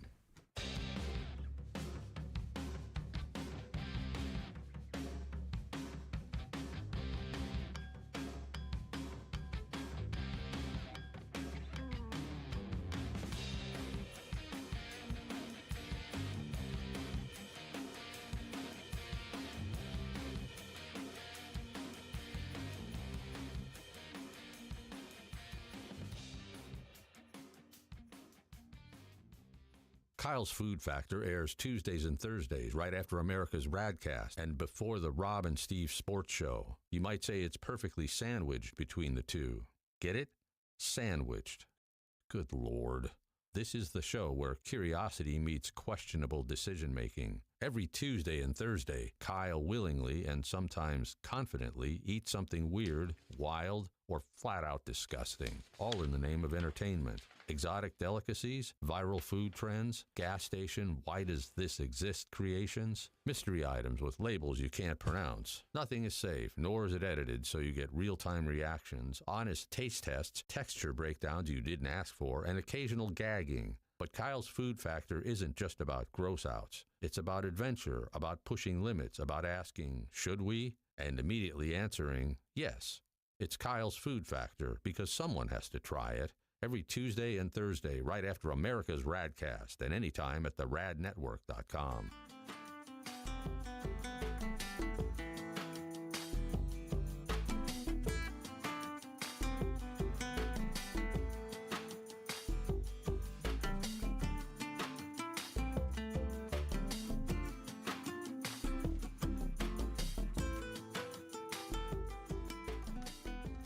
It's that time of the year again, spring cleaning time. Much like New Year's resolutions, spring cleaning is something we swear we're going to get to and then we never follow through on. And one of the reasons is how overwhelming it can be. You start to clean up, and then pretty soon you realize you have way more trash than you can just throw into your bins and put at the curb for the garbage company. You have enough junk that you need to make a half dozen trips to the dump, and then you go, oh, we don't even own a truck. Nor do you have the time or the energy, so you just say screw it again and no spring cleaning. So this year, call my man Corey from QuickDumpsters.com. Quick is spelled wrong on purpose. It makes him stand out. Plus, it makes you think of chocolate milk. QUIK Dumpsters.com. Quick Dumpsters, QUIK Dumpsters.com is their website. Corey and his team came to my house recently, hauled away dozens of boxes filled with just stone-cold trash, unusable and worthless old vacuum cleaners, appliances that couldn't be fixed, and just random crap from around the house. QuickDumpsters.com. Quick is QUIK. We're in and out of my place in less than 30 minutes. They checked in with me multiple times to make sure they were taking the right stuff. They were friendly, kind, professional, and finished off the job by making the house cleaner than when they started. And this may be the best part. Quotes are free, and you don't even have to have them over to your house where you get the little sales pitch and all that. Just send them some pics or videos. You get your price, schedule your day and time, and you watch someone else get that junk out of your house. Basically, you have no excuses other than your own laziness. Go to QuickDumpsters.com. That's QUIK Dumpsters. QuickDumpsters.com. Quick, QUIK Dumpsters.com.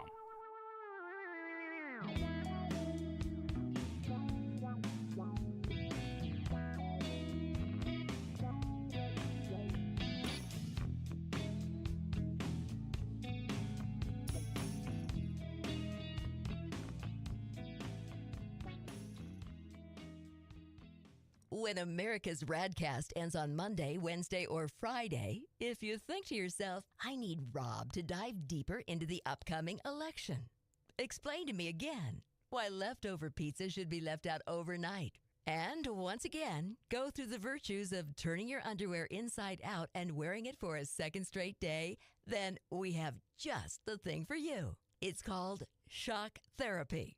But most insurance plans don't cover that. So instead, Every Monday, Wednesday, and Friday, stick around right after America's RAD Cast and enjoy Rob's Soapbox. It's for people who know they're right, but only because Rob says so. Listen or watch every Monday, Wednesday, and Friday morning right after America's RAD Cast, only at theradnetwork.com.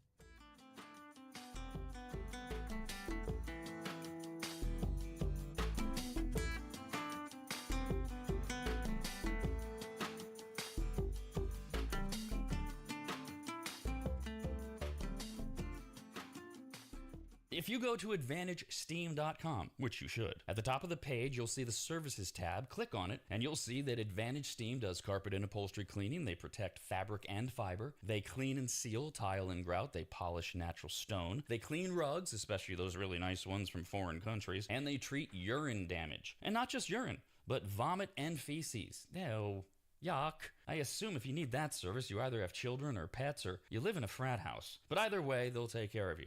Of course, Advantage Steam also applies MicroSeal. And if you don't know what that is by now, then you just suck. Joel is the local small business owner of AdvantageSteam.com. He's a lifelong maggot, and he's treated, cleaned, protected, polished, and microsealed the homes of countless members of the RAD team over the years, various RAD studios, and of course, Williams Manor. And I hate admitting this, but he is a genuinely really great, nice guy. In fact, if you tell him I said that, you'll get 0% off all services. So go to AdvantageSteam.com. Click on Make an Appointment, enter in your available dates and any comments, like maybe type, Rob said you're a really great, nice guy. Please give me 0% off. And they will get you all set up. Just go to AdvantageSteam.com. That's AdvantageSteam.com. If you squeeze an orange, orange juice comes out. So what happens when you squeeze a dung beetle?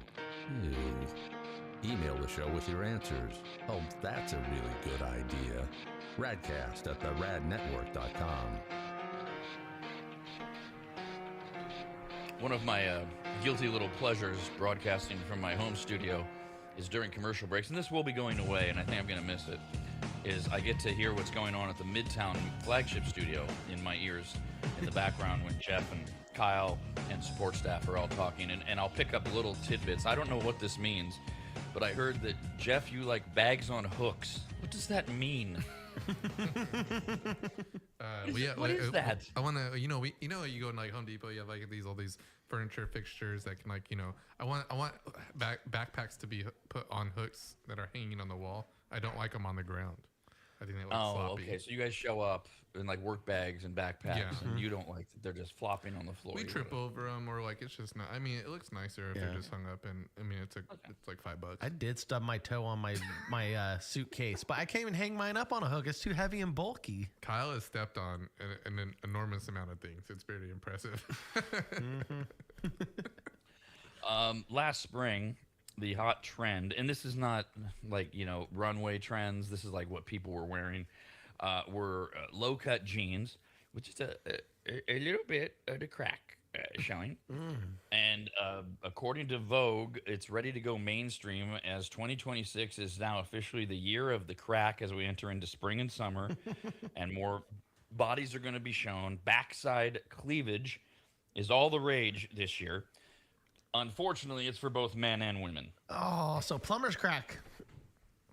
No, but nobody wants that. No, nobody does. Especially if men are. What's the old Seinfeld thing? Men's bodies are utilitarian. They're not gorgeous. Nobody wants to see a dude's ass crack. Check, yeah. Which of course is always the problem, is that you get the women that don't have attractive asses showing off too much of their crack. But see, everything comes back. This was the big thing. This was the big thing back in the 90s again. Although they weren't showing crack, it was just you got to see that they're wearing a thong or a G-string. So now it's like the low-cut jeans where you're just showing off your ass crack because you're not wearing underwear, I guess. Yep. No, I've seen the trend a little bit, and sometimes it looks hot. Sometimes, but then again, like if it's a hot girl and you see like a little bit of skin showing, it's attractive no matter what. Right. Right. Like, wow, could be that's a anywhere. nice elbow. Yeah. Speaking of fashion stuff, so my mom, my 88-year-old mother, she's for a couple weeks, and I'm just seeing yellow everywhere. What is with yellow? I'm like, I don't know. I don't pay attention. But sure enough, yellow, particularly butter yellow, is the major color trend of 2026, What is this, the 70s? appearing in fashion and interior design. Oh, we're going to get those yellow ovens and refrigerators again? Right? Are we going back to that? The MacBooks. And plus, I have like one yellowish shirt. Yellow is not my color, Yeah, mine so either. I guess I'm just not going to be trendy. Yeah, I don't like yellow while or yellow- orange. Ugh. Yeah, orange is another tough one, and I think that's another one. I have like one or two golf shirts that are orangey. So yellow is the dominant trend in fashion and home accents, but the top level industry pick for the color of the year, it's not that different. It's a soft, calming white. So anything in that yellow or soft, calming white thing, and you're Vanilla. French vanilla. keeping up. People really pay attention to this crap? I mean, guess your mom does. I thought, when you first started talking about it, I was like, oh, your mom's not doing the crack fashion thing, is she? Oh, I don't know if that's appropriate for somebody in their 80s. well, but my mom's she was just noticing it. She didn't then go out and buy a bunch of yellow. Okay. I like if I read this story, there are a bunch of people. Oh God, I got to go buy my bikini, and it's gonna be yellow now because that's the color of the year. No, We painted our trim around here like a yellow gold, right? What do we do? Yeah, it's yellow. I'm colorblind, so It looks like the Lakers. Looks like the Lakers locker room in this place. Oh yeah. Don't say that. Been trying to avoid fortunately, we can't really see the yellow on your guys's because it's more purpley, so it's more Yeah. Kings like. Yeah, so we have But see- purple, and then if the camera gets tilted just a little bit, there's wood trim around the walls in the studio, and they're painted yellow. So when you walk in, you're like, all right, it's Lakers territory here. Yeah, see, he's got the card. that. I don't That's know what if you can color see. it is. This is the That's our- swatch that we got. Yeah, that's I our don't trim know. It looks color. like okay. Now see, depending on where the lighting is, it went from I know. marigold to like bright yellow. Yeah, Yeah. I'm trying to But position you guys, it right. you just. but- Why did you choose that? You didn't choose it because it's the color of the year. You just chose it because. Yeah, What? no, I mean, I had a certain vision that I was trying to accomplish, but yet I'm colorblind, so I go to Home Depot and I'm like that one, and then everyone tells me if I'm right or wrong. Exactly, like if like that matches Well, or we something wanted like it that. to match the new the America's RAD Cast logo. So if you're watching us, obviously you got the logo right there by Rob's head. We wanted it to be very similar to the color scheme of that logo. Yeah, Well, I'm not the damn logo has like 8 different colors in it. I mean, there's red, there's orange, there's like that Yeah. turquoise blue. There's a version of purple in there. Yeah, no, we had the purple, and then we needed something to stand out. We wanted it to be like more like animated or a little bit more fun, so we definitely went with the big contrast color. But it looks really good. I like it. We'll have to adjust our cameras a little bit maybe after the next break so we can show it off a little bit. As much as I don't like the Lakers, they are winners. So, at least they're winner colors. Not this year. Not this. Oh, year. yeah. Just history They're done. shows they are traditionally winners. They're done winning anything this year, which we'll talk about on the Rob and Steve Sports Show at 11 a.m. this morning. One more thing. So the joke, right, has been for years. If you have kids, even though I know adults are into them, the pain of stepping on Legos because they leave them lying around and then you step on it and it became a thing. Oh. So now that is leading to a fashion trend. They did this once already. They released them in February. They sold out right away, and now they're back. Block-shaped Lego brick clogs. What? They partnered. They partnered with Crocs, No. but they look like clogs because they look like your feet are inside comically large Lego bricks. So and they say they're not practical. It's to make a statement. It's a look. I'm stepping on a Lego because your foot is actually like in a Lego. Okay. Get it? I guess if you're a kid, this is cool, but God, I don't want to see any adults wearing this. No. And they sold out across the spectrum when they did in course they did. February. So they're bringing them back. So now I picture this grown woman at a pool in Vegas. She's got her yellow bikini on because it has to be yellow, and she's clopping around in these Lego Crocs, which look like they're big brick clogs that she shouldn't even be in. And now you're in fashion. No, thank you. Fashion sucks right No. now. No.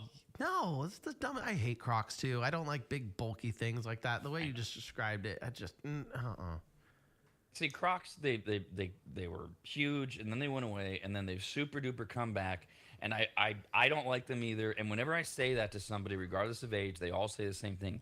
They're so comfortable. Fine, I still don't like the way they look, and I'm not gonna wear them. And great, if you're on, like, a lot of nurses wear them. Okay, I get it. You're running around and you're doing all sorts of stuff, and you want to be comfortable. That's okay. I still think you look like an idiot. Yeah, I don't want unless the- you're about to Yeah. put a needle in my arm, then I think you look great. But I mean, you just No, I don't take them seriously. If I have somebody in the medical field and they wear Crocs, like, I'm like, what are you doing? Like, you don't look professional. I hope your education backs it up. I have a pair. I mean, but I just wear them at the house. Like I exchanged them for my flip flops, which used to be like across the board, like what I wore at home, like 24/7. And now I do Crocs, but I don't ever wear them in public. There you go. So you don't wear them in public. Definitely not. Yeah, if I That's do, fine. like Don't if I we go all? down the street, I'm like embarrassed a little bit, but I do it really quick. yeah. We all have versions of that, right? Like I have a 30-year. When did that? What was that stupid movie that Kyle? You'll remember if I give you enough hints. The guys from South Park. Basketball. Basketball. So best movie whenever ever. that came out, we did a premiere for it at whatever radio station I was at, and it's like a 3/4 length sleeve shirt. It is old. It has got holes in it. It's got bleach marks on it, but it's so comfortable for some reason. I mean, it's falling apart. It looks like the moths have gotten it. I would never wear that outside. My wife got me UGG slippers. They're super furry and soft. I wear them around the house. I'm not going outside in them. That's different than, hey, look at me. I look like I'm stepping on a Lego. But at least they're yellow, so I'm in fashion. America's RAD Cast, only on the radnetwork.com.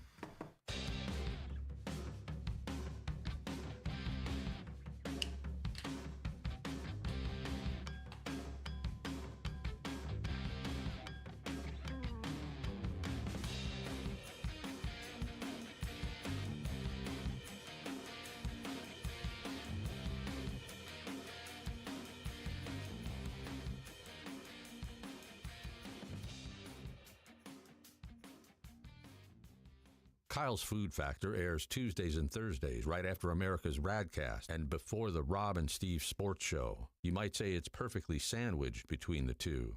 Get it? Sandwiched. Good Lord.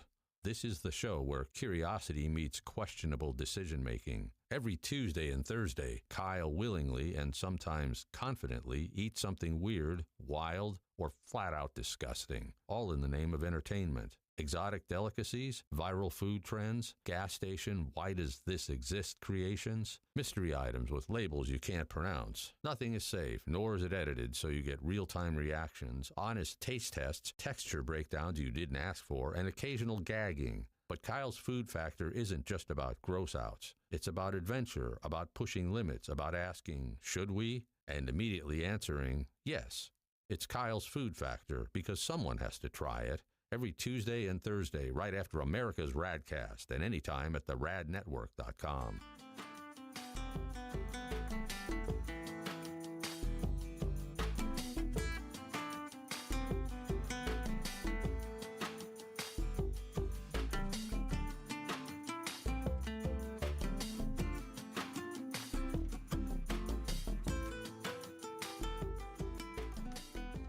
It's that time of the year again, spring cleaning time. Much like New Year's resolutions, spring cleaning is something we swear we're going to get to and then we never follow through on. And one of the reasons is how overwhelming it can be. You start to clean up, and then pretty soon you realize you have way more trash than you can just throw into your bins and put at the curb for the garbage company. You have enough junk that you need to make a half dozen trips to the dump, and then you go, oh, we don't even own a truck. Nor do you have the time or the energy, so you just say screw it again and no spring cleaning. So this year, call my man Corey from QuickDumpsters.com. Quick is spelled wrong on purpose. It makes him stand out. Plus, it makes you think of chocolate milk. QUIK Dumpsters.com. Quick Dumpsters, QUIK Dumpsters.com is their website. Corey and his team came to my house recently, hauled away dozens of boxes filled with just stone-cold trash, unusable and worthless old vacuum cleaners, appliances that couldn't be fixed, and just random crap from around the house. QuickDumpsters.com. Quick is QUIK. We're in and out of my place in less than 30 minutes. They checked in with me multiple times to make sure they were taking the right stuff. They were friendly, kind, professional, and finished off the job by making the house cleaner than when they started. And this may be the best part. Quotes are free, and you don't even have to have them over to your house where you get the little sales pitch and all that. Just send them some pics or videos. You get your price, schedule your day and time, and you watch someone else get that junk out of your house. Basically, you have no excuses other than your own laziness. Go to quickdumpsters.com. That's Q-U-I-K, dumpsters. Quickdumpsters.com. Quick, Q-U-I-K, dumpsters.com.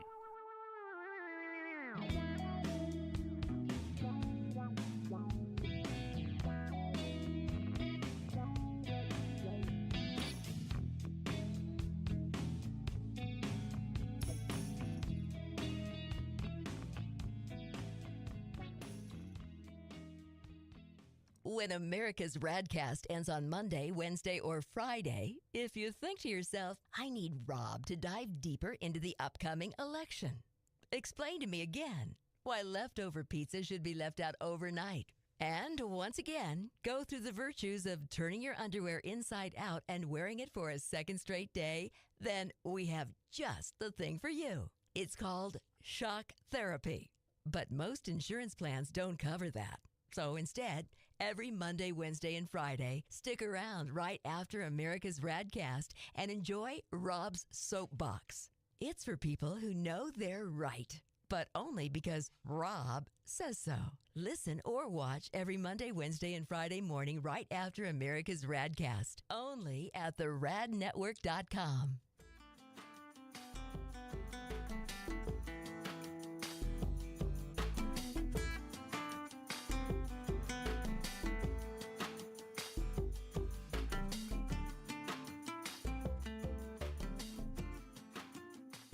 If you go to AdvantageSteam.com, which you should, at the top of the page, you'll see the Services tab. Click on it, and you'll see that Advantage Steam does carpet and upholstery cleaning. They protect fabric and fiber. They clean and seal tile and grout. They polish natural stone. They clean rugs, especially those really nice ones from foreign countries. And they treat urine damage. And not just urine, but vomit and feces. Ew.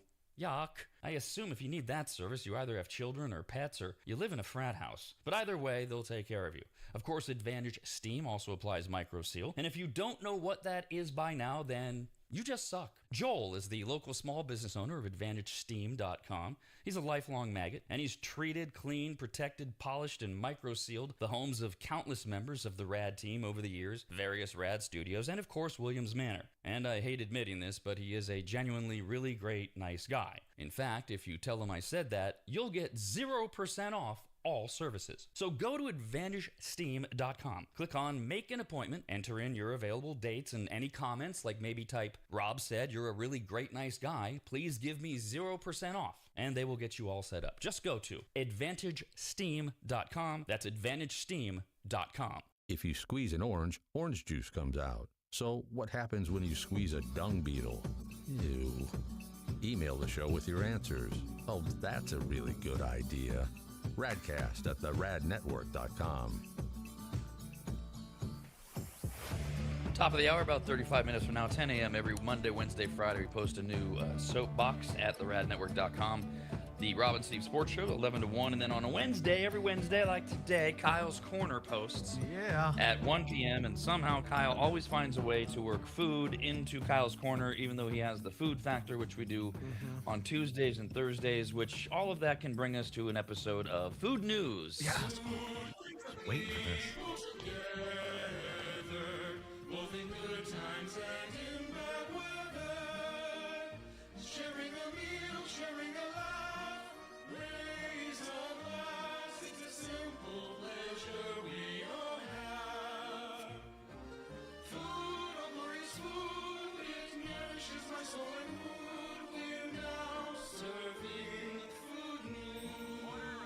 Food News is news about food. Kyle on Kyle's Corner today at 1. You're talking to your buddy Rob, great name. Yeah. And it does kind of all, for the most part, circulate around food eventually. It does. I even eat food in the episode as well. I eat a bar pub pretzel and chicken Caesar salad on there as well. It was dinner time. I was hungry. And you get a preview of a future Kyle's Corner with some boar balls. Yep, boar ball sausage. Yes, sir. I'm excited to try it. Yesterday during the food news, when we were doing the Masters dinner, Rory McIlroy and his big dinner last night for everybody that's won the Masters golf tournament. His dessert had something to do with toffee, and you'll remember, Kyle, because you brought up that whatever the toffee thing was, you said you get your favorite from Trader Joe's. What was that? That is correct. Yes, it's their English toffee from Trader Joe's, covered in almonds and chocolate. It comes in a little Okay. plastic tub. So it's not sticky toffee. No, it's like a candy bar almost. You pull it out. There's a bunch of them laid on top of each other. It's a plastic square box.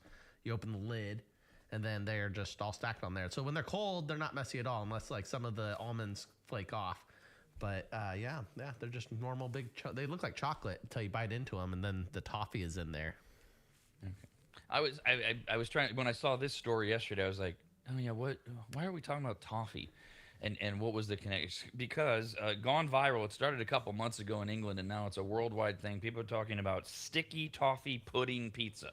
Oh, sticky toffee. Whoa. Okay, that's a lot going on there. So it I'm starts listening. with a layer of caramel sauce, which is used as the pizza dough base. It's popped into the high heat oven until the edges of the dough are charred and the caramel is bubbling. Then when it comes out, the pizza is loaded with soft chunks of honey cake.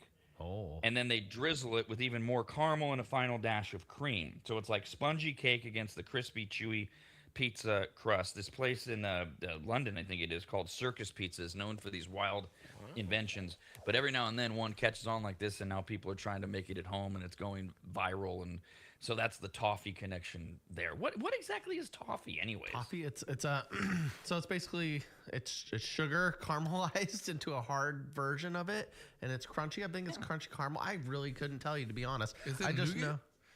know. Nougat? No, Is it- nougat's different. Nougat's soft, but it's like a hard. It's a hard caramel. Is what I think it is. That's the best almost- description in my opinion. It almost sounds like caramel brittle. Yeah. That's a good way to put it. Yeah. I don't know what Yeah. they add in it. I don't know if it's extra butter, vanilla, or what makes it quote toffee. But all I know is it's damn delicious. Toffee is like candy made by caramelizing sugar with butter, mixing and heated to 300 degrees. So yeah, it's so like it's hard caramel. yeah. All right. Back to the Masters. So the Masters golf tournament actually starts tomorrow. Today's they lead up to it. It's a week-long event down in Augusta, Georgia. But like the Kentucky Derby and their mint juleps and their stupid hats, there's always some other things not related necessarily to the event at the Masters, and it's always been the food. And at the Masters, if you're lucky enough to ever get tickets, the two big things that everybody you got to have a pimento cheese sandwich, or the egg salad that's sold at the concession stands all over the grounds, and then Georgia peach ice cream.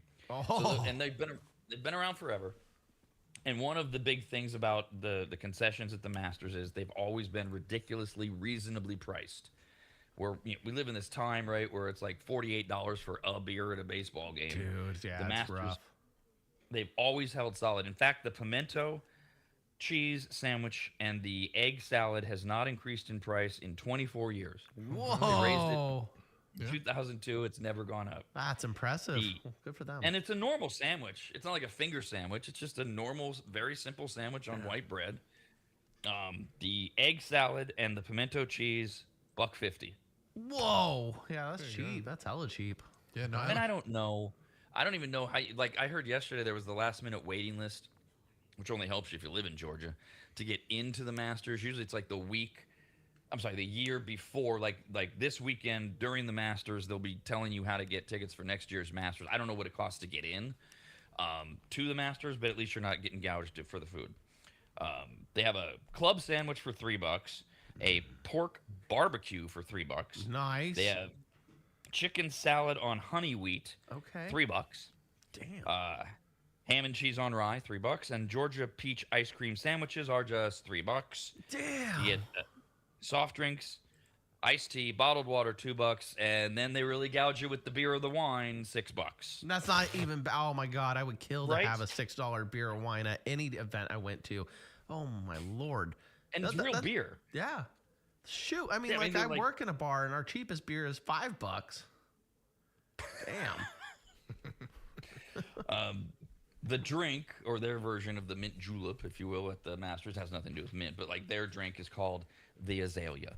Azaleas grow all over the Masters, the Augusta National Club. It's the official flower. One of the holes is even called azalea, so it's the azalea drink. But beyond that, it has nothing to do with azaleas.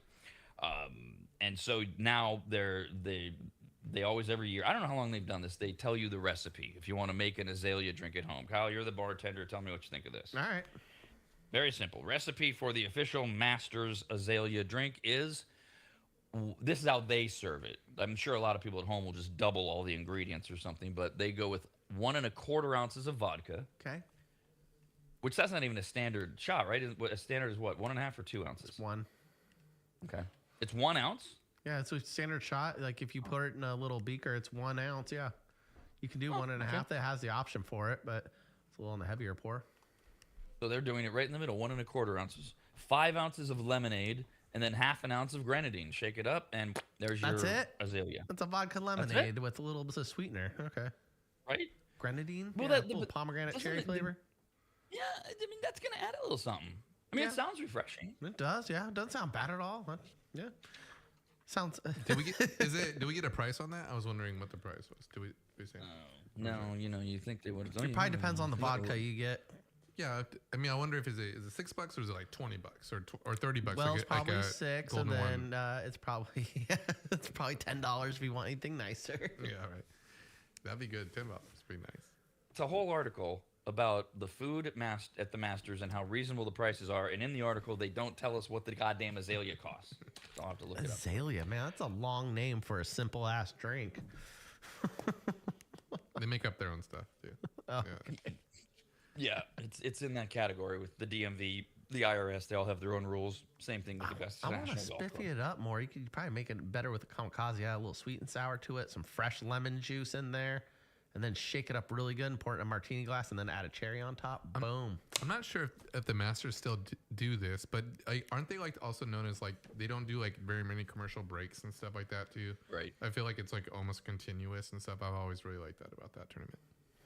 They do. They have limited commercial breaks, and it's always paid for by 1 or 2 sponsors who get a special announcement. And so on the very, and it is rare. I mean, they don't take a lot of breaks, and when they do, it's the same like 2 companies. It's like IBM and whoever, and they make their. And by the way, the azalea drink at the Masters this year, as I described, they don't tell me what kind of vodka they're using, is $6.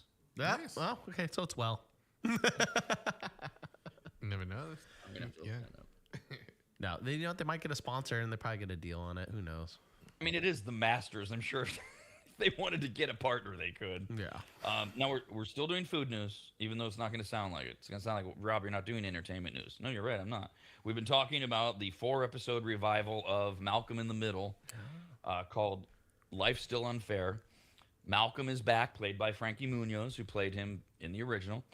And he in these 4 episodes, he's going through seeing his carefully curated life slip away from him because he's hidden from his dysfunctional family. His dad, Bryan Cranston's back. His mom, Jane Kaczmarek, is back, and his 5 siblings. But all this he's got this perfect life, and it's imploding because it's his 40th birthday party, and everybody shows up, and chaos ensues. That's the plot of the Malcolm in the Middle reboot, which premieres this Friday on Hulu. Yes. Now, the food tie-in is, of course, God forbid anything happens that Krispy Kreme does not somehow get Are involved you with. serious? They're I jumping am on serious. Malcolm in the Middle, huh? They went It's from becoming- the space launch to Malcolm in the Middle. Right. Don't forget the Easter. They always do all the holidays. Yeah. You know they're going to have a tax day, don't it? It's like every single thing. But this is a new step to where they're partnering with Hulu and it's so dumb. This is the crispy. They announced this yesterday. Their Malcolm in the Middle mix. It's a pack of 10 original glazed donuts, which surround 10 original donut dots, and 10 sprinkled donut dots, which are of course in the middle. Okay. Eh? Yeah, I get it. It's a specialty mix, and it comes with a specially wrapped box inspired by the show, so it's a cross promotion. All right. Well, that's kind of cool. I might just stop by Krispy Kreme and check it out. over on this weekend. Get myself some donuts and watch Malcolm in the Middle. Yeah, the so reboot. Multiple people. I know multiple people that went to Jack in the Box the other day to get their. Or no, sorry, what was it? Wendy's. Sorry, Wendy's to get their free. Oh, the free dunk. Frosty. Yeah, multiple people. That was said they went yesterday. Yeah, right. Yeah, so I know. Yeah, because they had partnered with the NCAA, and if there was a dunk in the championship game, which of course there was, it's basketball. You could just get a free softy. It's small, right? Frosty and fries. Damn, why didn't I do that? I was out on the road quite a bit yesterday. I needed to stop somewhere. I was hungry. I mean, man. we talked about it on the show, and then when I got home, I saw a Wendy's bag at my house. So I was like, oh, someone's listening. Right on. Thank God. Hidden Valley Ranch has 3 new products, starting with. These are first of all, the first 2 are in the bottle on the store shelves. Hidden Valley Ranch with avocado oil. They swap out the vegetable oil in most of their recipes with avocado oil, so it has the same ranch flavors you know and love, just with avocado oil instead of canola and soy oil. Okay, as long as it still tastes the same and it's delicious on pizza, I'm all for it. You know, I love Hidden Valley Ranch, but I don't love their bottled stuff. I love their packets, their mixes, and then I make it at home myself. The packets are supreme. Yep, I just keep the Hidden Valley in my fridge for convenience. If I can make it fresh all the time, I would. You gotta have what is buttermilk or something like that? You gotta have buttermilk on hand. And mayonnaise? How do you make it, Rob? Do you do mayonnaise and buttermilk? No, the way I do it is I do mayonnaise and then I do half and half. Oh yeah. Oh, even better. Yeah. Oh, that's a good idea. They say mayo and milk, but I like half and half because it's thicker. I do that with the mac and cheese sometimes. If I have half and half, I'll say screw the milk and put the half and half in there. Oh, it's a game changer. And I also make it to where I use half of the powder for the ranch dressing. Half of it's their regular ranch, and half of it is their spicy ranch. So whoa! Because a little, my mom loves it. She can't eat ranch anymore. Yeah, the spicy ranch is really good. I love that one too. You blew my mind there. Jesus, I want to come to your house and eat your ranch. Holy crap! I can't eat ranch anymore. I mean, I'm like Jeff. I always have the bottle on hand because you never know. Oh, I didn't make ranch. I live in America in 2026, so I have to have it now. So I'll just use it. But otherwise, I prefer to make it at home. Their other one that's bottled is what are they calling it? Are they calling it? Yeah, they're calling it Yum Yum. Now there's Yum Yum sauce, which is a creamy texture with slightly tangy tomatoey flavor, and Hidden Valley Ranch is combining that with their rich, creamy buttermilk ranch, which they say is great for everything. You know, rice bowls, grilled. What are they gonna say? Of course. I don't know. I think it'd be good on fries. I haven't had Yum Yum sauce. I'm picturing it. I think I know what it tastes like, but I can't say I've even had it. So I could be sadly disappointed in it, to be honest. I'm a little spoiled because I have some clients of mine who make some restaurants that make a great ranch. So I'm very notorious for just stopping by and just picking up like a big. Have you had Yum Yum sauce though? Do you know what that is? I know what it is, but I don't know if I've had it, but I know what it is. Yeah, I've heard of it. It's a creamy texture with a slightly tangy tomatoey flavor. Huh? Is it yellow? Do you have a picture of it? Orangey. It's orangey. Yeah, yeah. It's orangey in the bottle. Yeah, it's like an orange, maybe a tangerine color. Gotcha. All right, man. All right, I'm gonna have to put that on my list. Yum Yum sauce. But see, Jeff, you're so right. This is the problem. Like with my homemade ranch, I can't eat it anywhere. I can't. We go out to a restaurant. I don't want their ranch.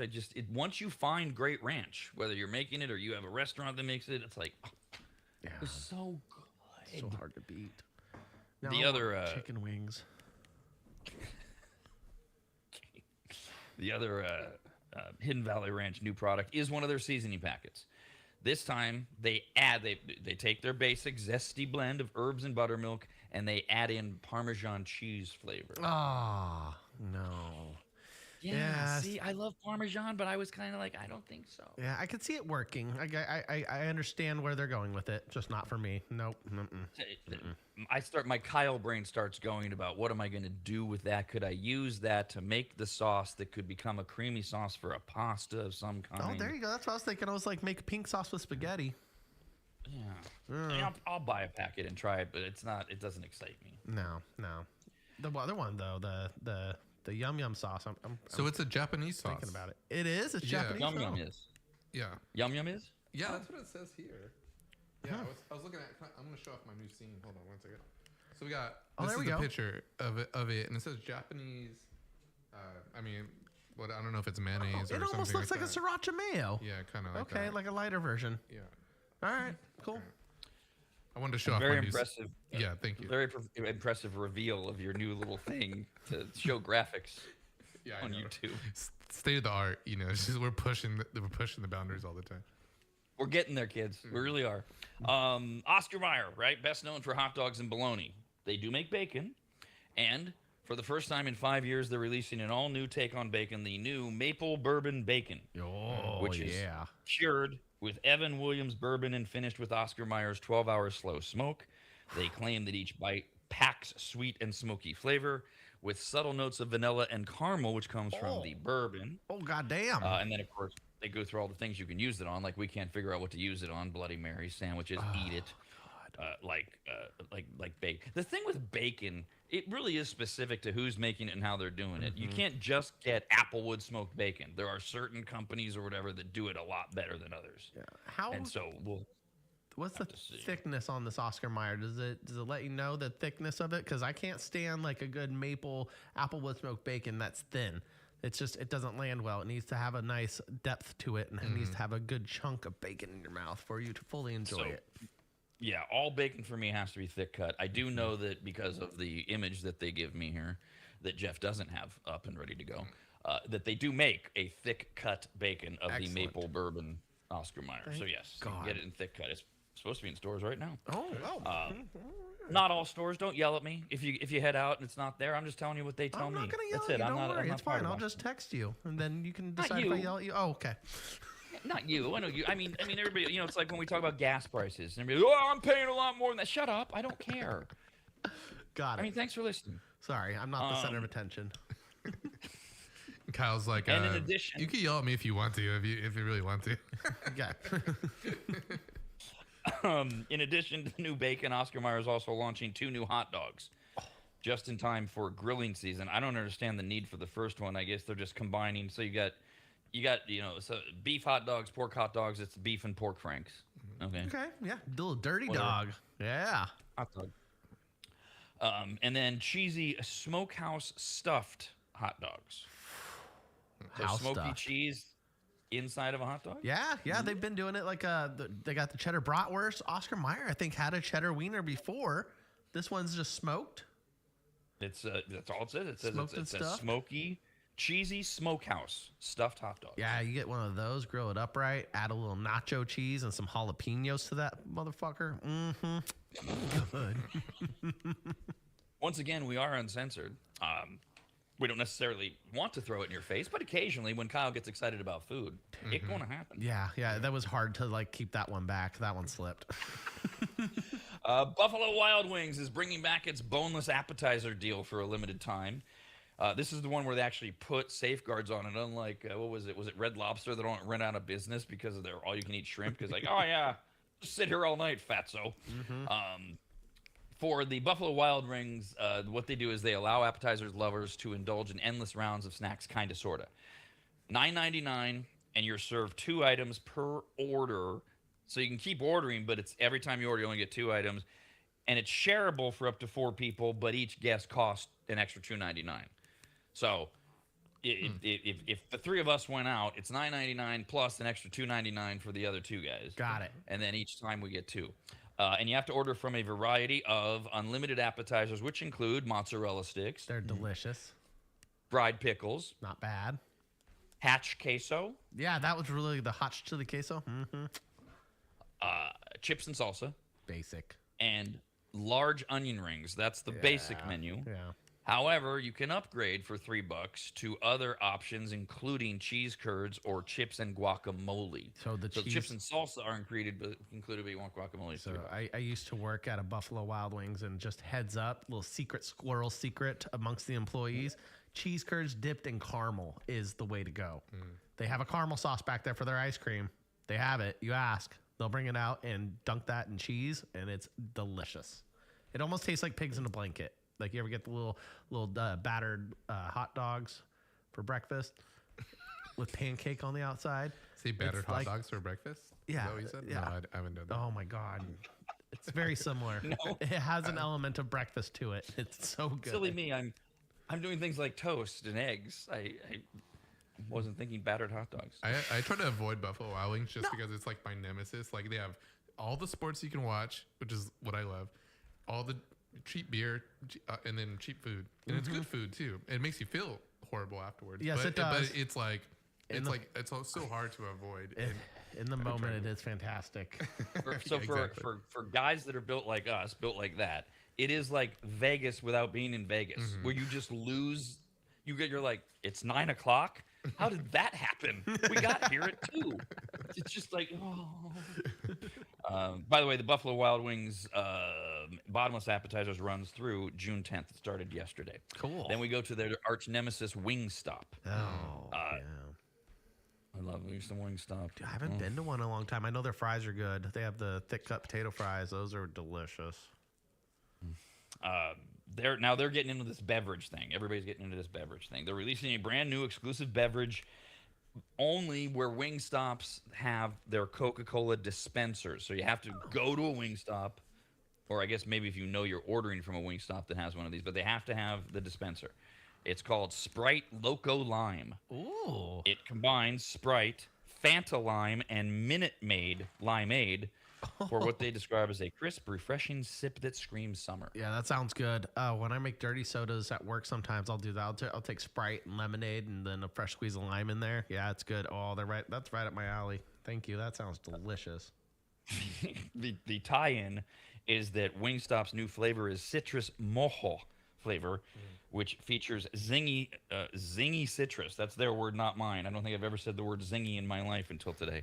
Zingy citrus, garlic, and herbs, which is available on their wings, their tenders, and their chicken sandwiches. So the Sprite Loco Lime is only available at Wingstops that have a Coca-Cola freestyle machine, but those wings are available at all Wingstops. Lovely. We have one more beverage soda thing coming out that we got to talk about because Dr. Pepper is going insane. Oh. Kyle had the Dr. Pepper Johnsonville sausages. Yeah. And we've been talking about their other ones. Yeah, they have They've got blackberry, another the one. strawberry and cream. Mm-hmm. Yeah, they've got that, right? So we'll talk about one more, and if we can, another one of these viral food things that everybody says is new that of course is not new. We'll do that after this. America's RAD Cast, only on the radnetwork.com.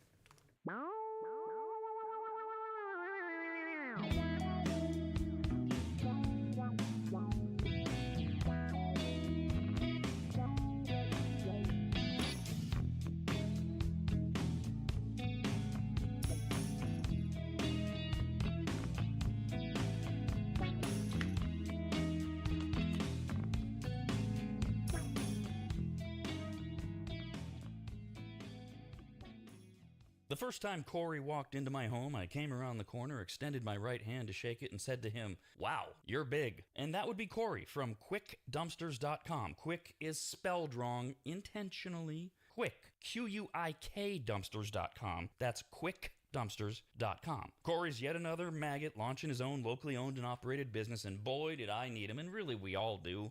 Things pile up, you get frustrated, you keep saying, we need to make a dump run. Pretty soon it's more than a dump run, and now you need to rent a truck or have one of those ugly upside-down box cars parked in front of your house that you fill up yourself. Or, you do like I did, you call Corey at QuickDumpsters.com. In my case, my house had fallen into complete disarray as my late wife Christina had lost her 2-year battle with congestive heart failure, and amongst the many things left were gathering her things and finding what to donate, what had to just go in that pile of stuff where we were both going, why did we ever buy this? And it all could have been so overwhelming had Corey not just walked in, taken charge, and removed dozens of boxes of total junk, unusable dog kennels, desks that were falling apart, a worthless old smoker that couldn't be fixed, bag after bag of crap, and I can't remember what else. He was quick, spelled wrong, Q-U-I-K, quiet and clean. Well, he wasn't clean. I mean, he was. But I'm not commenting on his hygiene. I meant that his work was clean. He swept everything when he was done, and the house looked like he'd never even been there. Corey's the real deal, and I couldn't be more proud and happy to call him a brand new advertiser. His story is incredible, his dedication unmatched, and his motivation to succeed larger than he is, and that's saying something. Quotes are free. You don't even have to have them over to your house. Just send him some pics or videos, and you'll get your price, schedule your day and time, and watch someone else get that junk out of your house. Go to QuickDumpsters.com. Quick, Q-U-I-K, Dumpsters.com. Quick, QUIKdumpsters.com.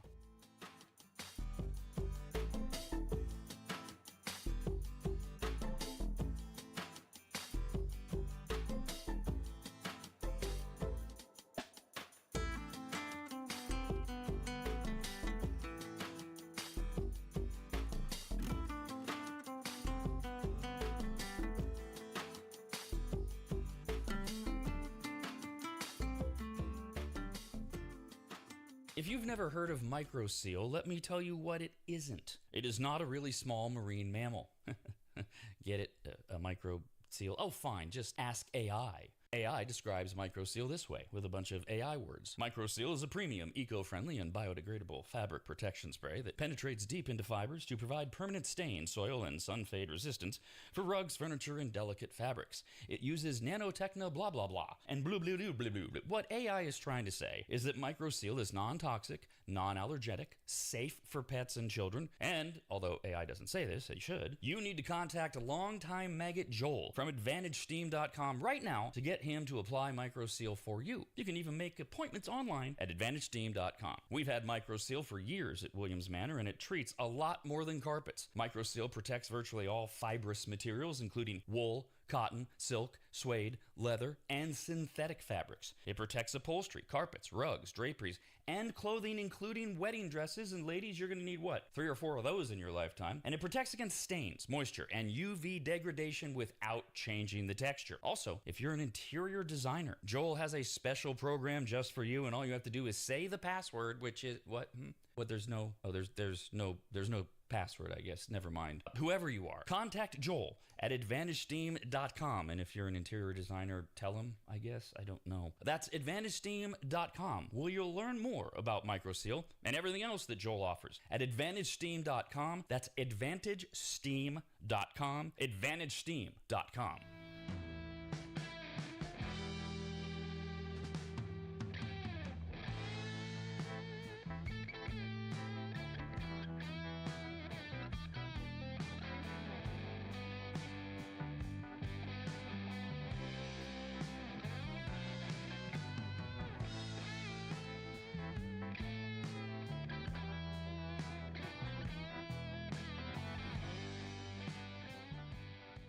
Every Monday, Wednesday, and Friday, right after America's RAD Cast, Rob pulls out his soapbox, stands on it, which is the only way he can be a member of the 6 Foot Club, and passionately, forcefully, and in Rob's case, self-importantly, expresses his opinions about subjects that truly matter, like how all people who live a plant-based lifestyle should be rounded up and used as mulch, or why people with no upper lip can't be trusted, and that anyone who thinks the series finale of The Sopranos was anything better than having your own genitals removed, fed to a goat, and then force-fed to you should be immediately institutionalized. Ah, yes, the stuff that really matters. Rob's Soapbox. It's for people who know that RFK Jr. is nuts, but need someone to tell them why. Listen or watch every Monday, Wednesday, and Friday morning right after America's RADcast, only at the radnetwork.com.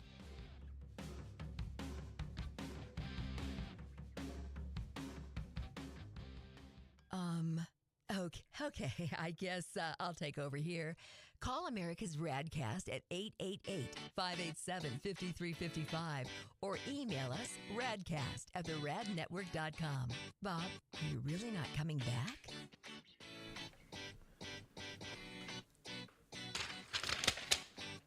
Got this email to radcast at the radnetwork.com. We were talking about toffee and Rory McIlroy last night at the Masters dinner was serving it, but then now they're doing some sweet, gooey, soft toffee pizza in Great Britain that's gone viral. And I was like, what exactly is toffee? And Kyle, you basically described it as like hard caramel. And I said, well, is it caramel brittle? Yeah. Kevin wrote in and said, it sounds like you're describing almond roca. Yeah, kind of. Yeah, almond roca is very similar to toffee. Yeah. Yeah, and the Without stuff the from nuts. Trader Joe's is kind of similar to that, actually. It's just a bigger square, and it's not round. Doesn't look like something you got out of a cat box. Right. It's not, and it's not rolled in the nuts, right? No, it is. It is rolled in nuts. Oh, it is? It is. Yeah. Oh. You would probably like it because you are a fan of almond roca, aren't you? I do like me some almond roca. Okay. Yes. Yeah, I'm gonna have to get you a All box right. of almond toffee from Trader Joe's. See how you like it. All right. All right. Yeah. I'm not gonna say no. Yeah, he's not opposed. A couple other of food news items. So we talked about the Wingstop is teaming with Sprite for this Sprite Fanta lime something or other. Sounded citrusy good. thing. God, that sounded Now, really okay. good. So snack packs with like the single serving pudding cups and wannabe Jello cups. Right? Yes. They come in 4 packs with the cardboard, and then you open it, you peel it back. The Okay. butterscotch one is delicious. Oh, I haven't had that in a while. Ooh, If you like butterscotch. Yeah. Oh, and the tapioca. Ooh. Are you 80? Butterscotch I know, right? and tapioca. They're 2 different flavors. They have the tapioca ones, which are good, and then they got the butterscotch ones, and of course they got the classic, just regular chocolate. But that's basic, bitch. There we go. And you know what else they have? Well, I don't know if it's them. I don't know if it's this company, but the combination chocolate and vanilla. Oh, do they really? Oh, a little tuxedo pudding. Mm-hmm. Exactly. All right. Now they are teaming up with Dr. Pepper Oh, to transform Dr. Pepper into a snack pack Dr. Pepper flavored juicy gel. Yes. gel. Yes. So it's not gonna be a pudding texture. It's gonna be a Jello texture. That's what they're saying. Oh, They're calling it a gel. Is it? Yeah, because Dr. Pepper pudding. I wouldn't. I don't think I would like that. It'd be prune pudding. And it looks like a gel. It does. Okay. And they're calling it that, and it comes in a 4-pack for $2.49, and it is supposed to be showing up in our stores as we speak. Okay. Now, do you know if it is a sparkling Jello with Dr. Pepper? Because I don't know if you've ever made this before. I've had it before, but you can make Jello with carbonated water, and it has a little sparkle to it. And it's very pleasant, and it would need to have that with the Dr. Pepper because it needs to be carbonated. It definitely looks like a more Jello. Yeah. Because I don't want flat Jello from Dr. Pepper. But I don't think it's going to be. Yeah, but see, I don't think it's going to be carbonated. In this. Doesn't look Bitch. like it. It doesn't say It in says there. juicy gels. Juicy Yeah. gels. So it looks like That a sounds like Jello. the Jello thing to me. Yeah, Yeah. that's what it looks like too. Okay. Hey, I'm going to try it. You know I am. If I find it, I'm eating it. We like the Dr. Pepper peeps. So That's true. Yeah, you're right. Okay. But they did have the little sugar granulates on there, and it gave a little bit of the sparkliness in the mouth. That's what I'm calling the sparkliness, the carbonation.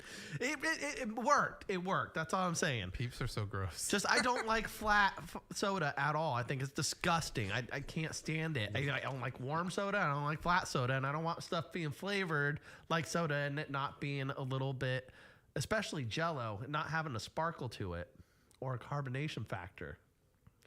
all right, settle down till you try it. All right, and Getting then worked up over like nothing. we've talked about, everything goes viral, and everybody thinks, "Oh, look, this is something new." No, it's not. This is not new at all. This is like a century old, but it's gone viral. And in fact, if you're from the South, if you ever visited the South, you're like, we still do that. Dumping peanuts into your bottle of Coca-Cola. Oh yeah, haven't tried it yet. It's nothing. It's okay. So it still tastes like Coke, and the peanuts still taste like peanuts. There's just a salty sweet thing going on because the peanuts are resting in the Coke Gotcha. as you drink it. The only thing is you have to drink some of the Coke out of the bottle or the can or whatever, so you can get the peanuts in there before it fizzes. Oh, and there's the fact that it's a choking hazard if you guzzle it too much. Didn't think about that. Okay. Other than that, it's great. Have a great Wednesday. We'll be back tomorrow. Okay.